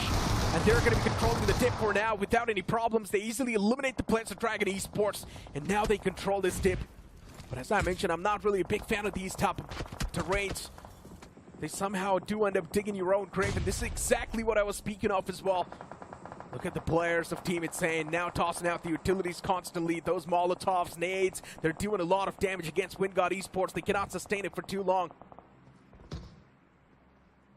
But at least they have a little bit of breathing room available, all thanks to the open space that's there and the pressure that's being built by the players of FS onto AltitudeXInsane. Oh my god. Oh no, there it goes, man. I spoke too soon. They're not taking too much damage at this point, but luckily enough, they do have a bit of that cavalry. Still, the knock was there. The man who was creating a lot of problems has been knocked out and confirmed. FS Esports still alive inside of the game in a decent spot as well, so you can never count them out. FS, WINDGOD, 4TR, 3 massive names still cooking inside of the game, including Reckoning Esports too. And Reckoning Esports' first 2 games weren't exactly the way they wanted them to go, but still this 3rd game can be capitalized. And hey, 80's H4K as well, they're still alive and kicking in the top 9. And they have the numbers to work with as well. But I'm worried about all of these teams that you mentioned, Necro, all of them playing that northern edge. So there is a potential for them to clash against each other, but WINDGOD left bleeding and the nades go flying in their direction. Lazy lobs a few utility. Oh, 1 more player hits the floor. WINDGOD. LeBron is going to get knocked out almost. Barely managed to get out of the way, or maybe not. He does hit the floor eventually. It's all down to Infinity. The last man surviving from the side of WINDGOD. Left to clutch, but not for long. WINDGOD handed an early exit in this match. This is one of the main reasons why I hate these type of terrains. 2 teams wiped out in the same spot. Yeah, that terrain is 3. absolutely a death trap. It's pretty much like a death battle at that point. The moment you find yourself in the center, you're done for, because the utilities will automatically find the precision, and all you can do is just wait for your death at that point. And look at Team Insane. Now they control that dip, and they've also got the smack center of the circle. Oh my god, for Team Insane, they have to be on the lucky. Oh man, what happened? Necro, what just happened over there? A few seconds ago, Hades H4K was still in this match, and now they've just completely disappeared. Yeah. The vanishing act with the help of 4TR Official. What a squad wipe. Wow. That was a quick one, too. 8 eliminations already secured from the side of 4TR. Pain is live. Wants to inflict a lot of pain, but he was not able to do so. Let's keep this thing in mind. Ace was able to find themselves the smack center off the circle, but that center might now just be taken away by the circle. And yes, it is. Now they need to leave that comfort zone, make it inside of the safety lines. Unfortunately for Ace Officials, all the good spots are already taken by the teams. The only way they can find themselves in a really good and a fighting stance is by taking that same dip where 2 teams were eliminated. That means taking a fight against Team Insane. Boy, oh boy, let's see. It is not going to be an easy fight, though. 4TR waiting for an opportunity to strike, but Ace Official, they show up. Team Z handed the exit on the 7th position. And Ace Official, they have a crucial shack in their control. They've sent HyperAsh on the outer lines to get a little bit of information about what is happening towards the northern edge of the circle, but he needs to stay alive for a long time. In the meanwhile, you see FS move and push towards the players of Team Insane. Here they go. Lazy gets knocked out. Adi hits the floor as well. It's just Yash left in the back lines. It's going to be difficult for Team Insane to survive from here on out. Of course it will be. As you mentioned, just Yash, the only man surviving for now. And FS Esports realizing the only winning rotation is going to be capturing this battle right here. And that's why they went for this entire dip. But for FS Esports, they even lost out on 2 players in the same process. Streams gets confirmed. Now FS Esports, they've only got 2 men to work with. Lazy will be confirmed as well. FS Esports now realizing Ish is the only man in the back lines as well, and that Spam's going to find the perfect connection. Turbo puts a nail in the coffin. Now the only team they need to worry about is going to be the back lines, which will, of course, be Ace Officials. Well, let's see, though. Ace Official quite close, and as you mentioned, this bowl does not give you a lot of movement room to work with in order to avoid utility, but Insidious, absolutely incredible. Pain is live, dropped extremely low, and that's a long spray that he's found some contact with. One more shot, and 4TR will be handed the exit from this match. Oh my god, that spray was disgusting. A little pixel available, and that man actually shot them as well. And a well-placed nade, too, is also going to catch the players of Ace. Mistakes happening left, right, center. Tekken, the only man standing. This man needs to be good when it comes to brawling, so I hope Ace will somehow make it out alive from such a bad spot. Tekken is still going for that reset. He's constantly patching the players up, getting the knock players back on their feet. And what is this nade placement I'm seeing from Turbo? That far away, he's able to toss that nade perfectly inside of the shack. Gets the re-knock as well onto Phantom. Oh, Ace is getting dismantled at this point. No matter what they're trying to bring on the board, that constant bombardment from FS Esports is catching Ace Officials off guard. HyperAsh is creating the off angle, waiting for the players of FS Esports to step out in the open. At the moment that happens, the HyperAsh is going to try to get a return knockout, at least try and buy some sort of time. But unfortunately for HyperAsh, it does not even have enough bullets. 47 bullets in the mag now. Yeah, even playing with that Bison, that's not going to do enough damage in an instant. You need that AKM M4 damage to try and put some real pressure on the players of FS, because Ace has just lost their man advantage, and HyperAsh is going to move in, regroup with his teammates. They need to find a way to help this man recover ammunition and utility. But luckily, Ace Official, they recover as well. Phantom has been brought back into the game. We're down to the top 3. There's Reckoning, there's Ace Official, and there's FS left inside this match. And I have a feeling Reckoning might actually walk away with the chicken dinner, because FS and Ace are just completely tunnel vision towards each other. Yeah, they indeed are, but Reckoning Esports isn't making any sort of moves either. Yeah, so that's why they my might concern. Reckoning Esports, in my opinion, since they've got decent bit of time, they should actually wrap around and at least try and capitalize and find that first opener against FS Esports, because that's also going to be Kickstarter for a fight between Ace Officials and FS Esports themselves. Could be, but a more efficient way would be to just let these teams dwindle each other's numbers down, let them run out of utility first, and then you make the pounce, because they won't have anything to fight you back with. At this point, FS has definitely pulled out a lot of throwables, and Ace has used up a lot of healing utility to just try and recover from that conflict, and Reckoning is just sitting back and observing. Look at these stalkers right here.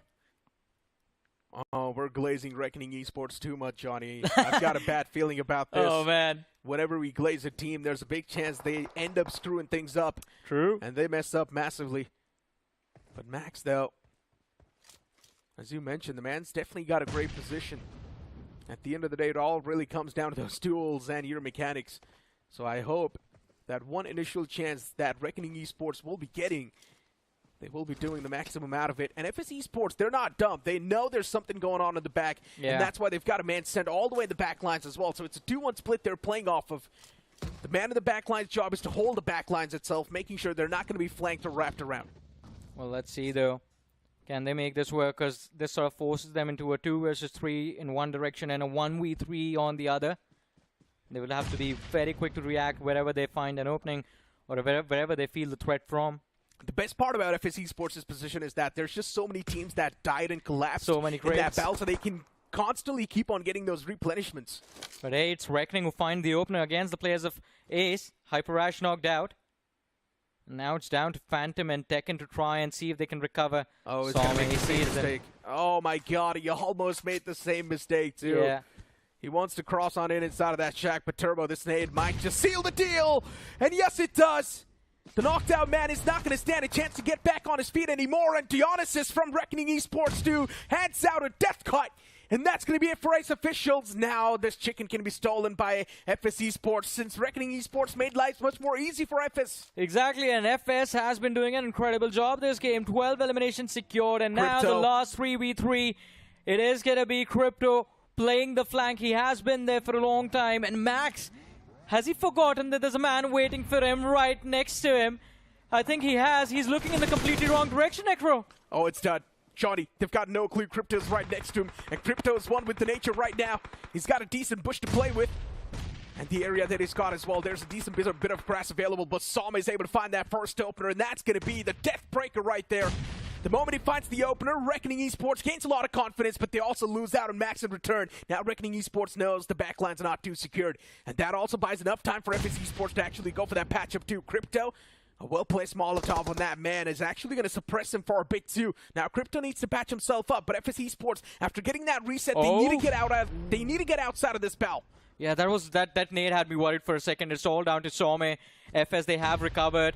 Their numbers are back, but Max is going to get knocked out in the back lines, and Crypto finds two. Oh my God. Stuck in a 1v3 now. Can't do anything, and Reckoning Esports face the reckoning of FS this time. An incredible 15 finish. Chicken dinner. It's your fault, Johnny. Why You is were it my glazing them fault? too much. You were saying, yeah, maybe now Reckoning Esports can actually get a chicken dinner. I mean, well, there it is, your chicken dinner, Johnny. Have it. Have fun. Oh, man. Hey, but I'm happy for FS Esports. Consistent performance all the 3 games. Yeah. FS Esports, definitely the transition from BGIs to BMPS has been incredible. I'm loving this performance from FS Esports. And I guess with this chicken dinner, FS Esports is also going to be in the top 5 of the overall standings. For sure. But Reckoning Esports, they have recovered a little bit at least. This was a decent performance compared to what we saw from the last 2 games. At least they won't be in the bottom 16, right? Yeah, anymore. Look at the brighter side of the spectrum. But yeah, FS absolutely phenomenal. 25 points secured from this particular match, and they're definitely going to take a massive lead. But hey, let's talk about the resets as well. K9 Esports, that early exit is going to ruin all of the hard work done in the first 2 matches. Yeah, true that. For K9 Esports, as you mentioned, the hard work's going to be ruined. But if you've noticed one pattern, right? Soul is currently sitting on the mid pack. Yeah. Hero Extreme Godlike is sitting on the mid pack. Now another big name joins them in the mid pack as well. Why is it always the mid pack that has the top contenders, who everyone thinks the top Hey, contenders? one more thing. Yeah. Even REVENANT X SPARK is in the mid pack. Defending champions. There you go. Let's have a look at the highlights of this last game of the day. It was an awkward one from the start till the very end, to be honest. Yeah, I mean, we started things off inside of the Sunken City itself, right? Yeah. And the moment the battle just got a bit too awkward, we especially knew that, okay, we're definitely going to see a lot of these mess-ups. And one of the mess-ups was right here. The man tried to vault on top of the ledge, instantly got caught in that animation itself. He was not able to react in time. K9 Esports making a desperate attempt and also a desperate pounce against Reckoning Esports. Reckoning Esports could have been eliminated right then and there, but then they started winning those 1v1 duels, and that's when K9 Esports started getting suppressed too. Yeah, I think I was having this conversation with you, with IC as well, that Reckoning Esports will take their sweet time to wake up and realize, oh, it's time to get those finishes. And as soon as they do, they start doing well on an individual level. And eventually, these players are going to try and survive on the basis of finishes alone. Yeah, Johnny, you remember that pattern in realme BGS 2025? Omega was the first man to get taken down, and that's when K9 Esports was actually doing pretty good. Yeah, not this time though. This time they did well when Omega was still alive. As soon as he went down, the team went follow him. So that's a good change, I guess. Good change. They finally learned how to play with each other. Hey, at least they're doing things differently this time, right? Yeah, I mean, we're seeing much more of a controlled K9 Esports, right? And at the end of the day, let's not forget, Omega has also been quite a glorified IGL, right? He's also got the official trophy with him. And Omega is someone who definitely does have a lot of experience. So he's trying to bring that experience on towards these newer and upcoming talents. Yeah. And so far, it definitely does seem like K9 Esports, they have learned how to control themselves in the aggressive nature. Okay, I have a proposition for us. Okay. You, me, IC, and everyone on the Hindi desk as well. We're going to stop calling these 3 players new talents. They've been in the top. They've been at the top of the circuit for the last 3 years. Yeah, man. maybe we can call them the younger bunch. They are young in terms of age, but they have more experience than almost 90% of this particular lobby. Yeah, I mean, I do understand where They you're coming played from. more but LAN finals than most of this lobby. Look, it's pretty much the same thing, right? Yeah. No matter how much you grow, for your parents, you're always their child. Oh yeah, that is true. That is true. So it's pretty much for this scene as well, right? At the end of the day, we've seen these guys on such a young age. So for us, these guys are pretty much still the young guys. I mean, prodigies for a reason, right? Yeah. And again, absolutely incredible to see how they played today, at least for the opening few matches of their journey in the realme BMPS 2025. Hopefully, we see them move to at least round 3 directly and not have to fight their way through round 2, because that is going to be quite tricky with how the situation is developing, as you mentioned already. A lot of big names are going to be there in round 2. Of course, there's definitely going to be a lot of big names over there, but something that's going to help you with your performance and perform a bit more better in the tournaments is also going to be the realme GT7. Search on towards Amazon realme GT7, and you might just stand a chance to win prizes up to 2 lakhs. So what are you waiting for?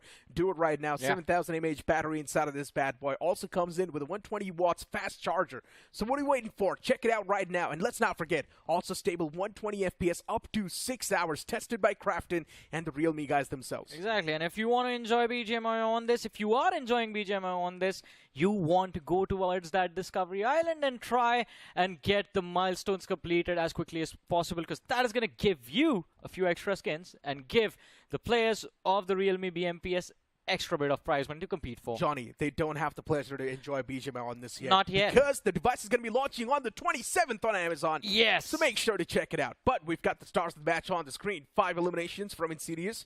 Tekken as well, securing 2 rescues. Insidious once again back there with 5 eliminations too. It was an incredible day, and I mean, Tekken, I think a lot of responsibility on him, especially in that last fight against the players of FS, because his teammates kept getting knocked out again and again.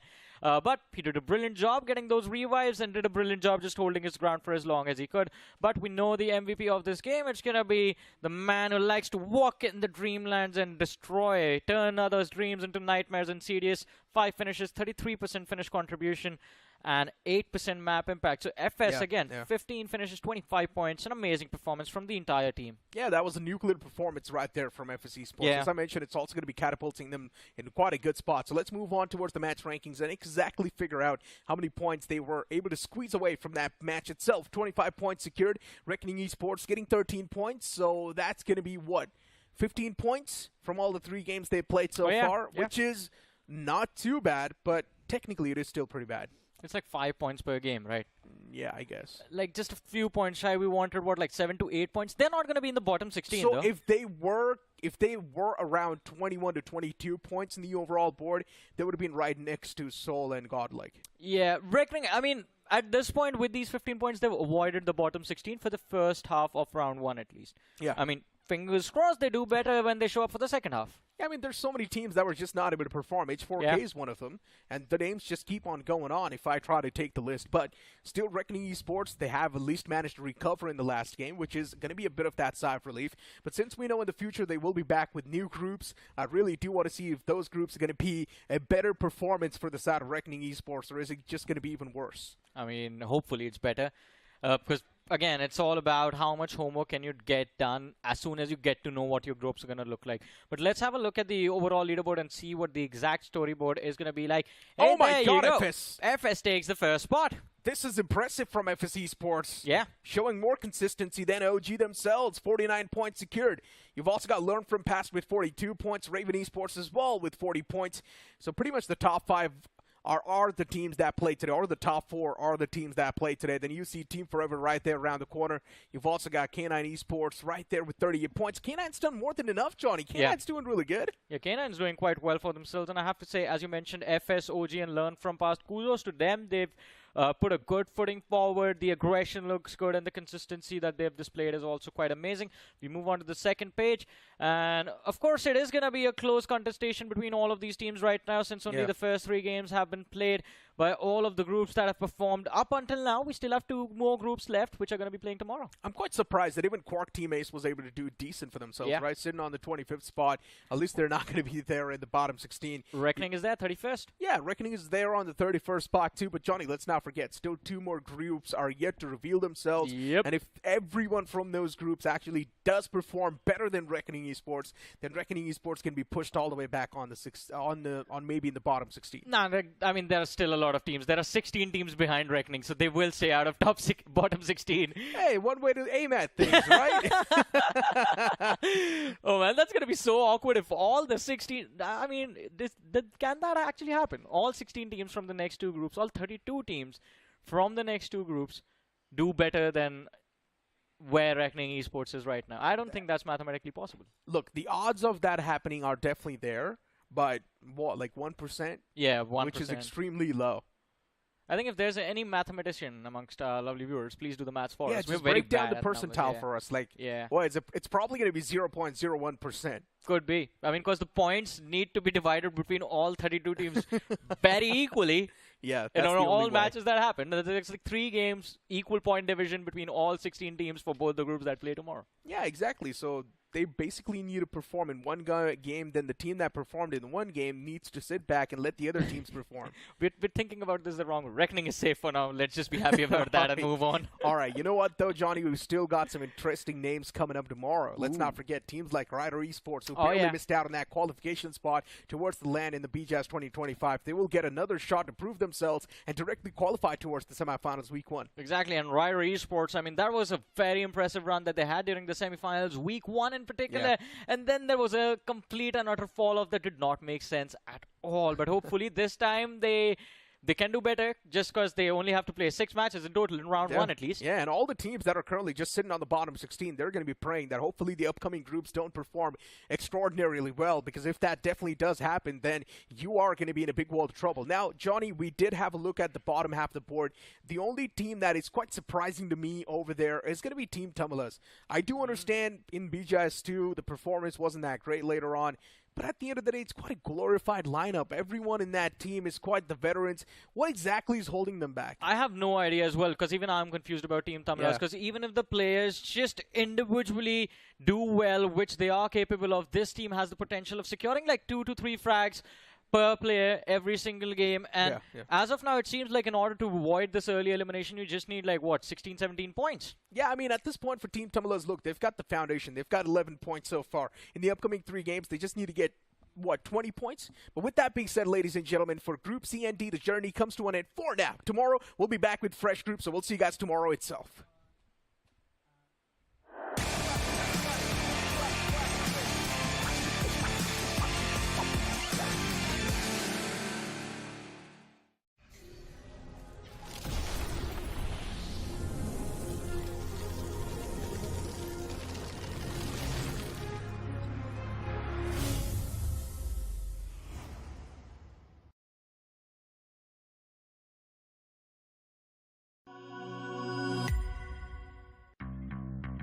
Delivery, order ready.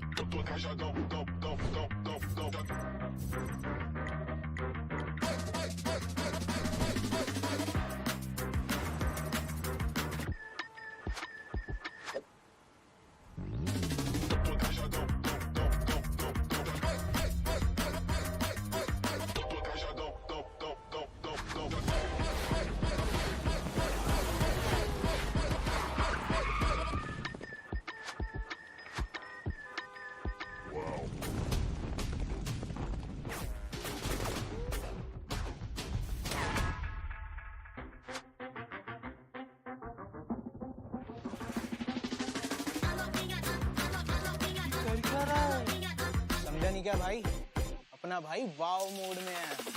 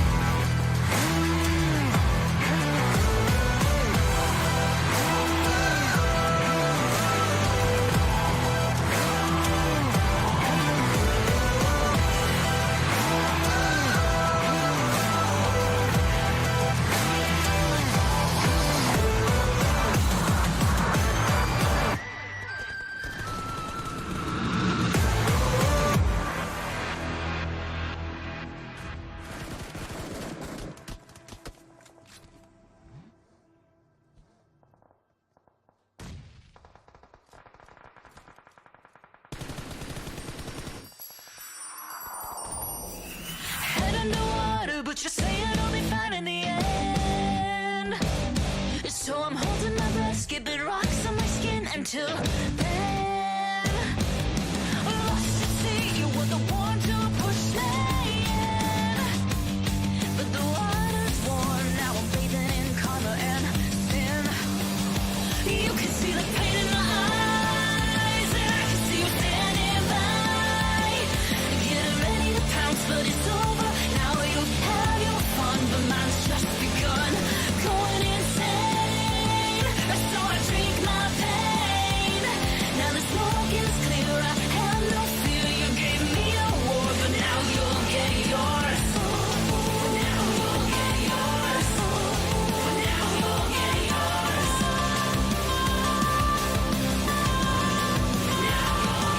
Wanna tear out my eyes from the things that you made me see. Confusion, rage, and regret consuming me. Sun's going down and I feel it getting cold. I step outside, but the chill is from your soul. You can see the pain in my eyes, and I can see you standing by. Getting ready to pounce, but it's over. Now you've had your fun, but mine's just begun. Going insane, so I drink my pain. Now the smoke is clear, I have no fear. You gave me a war, but now you'll get yours. Now you'll get yours. Now you'll get yours.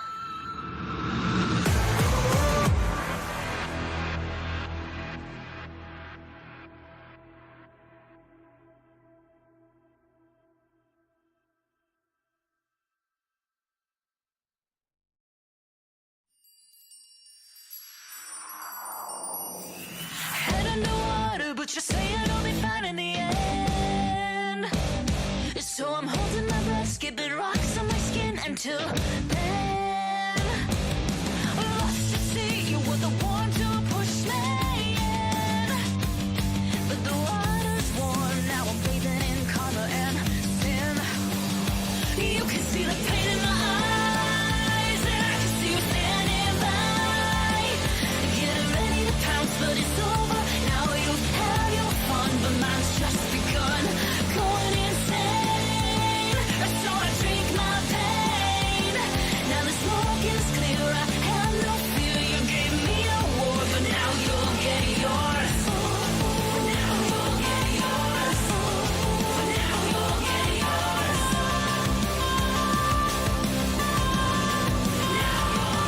Wanna tear out my eyes from the things that you made me see. Confusion, rage, and regret consuming me. Sun's going down and I feel like getting cold. I step outside, but the chill is from your soul. You can see the pain in my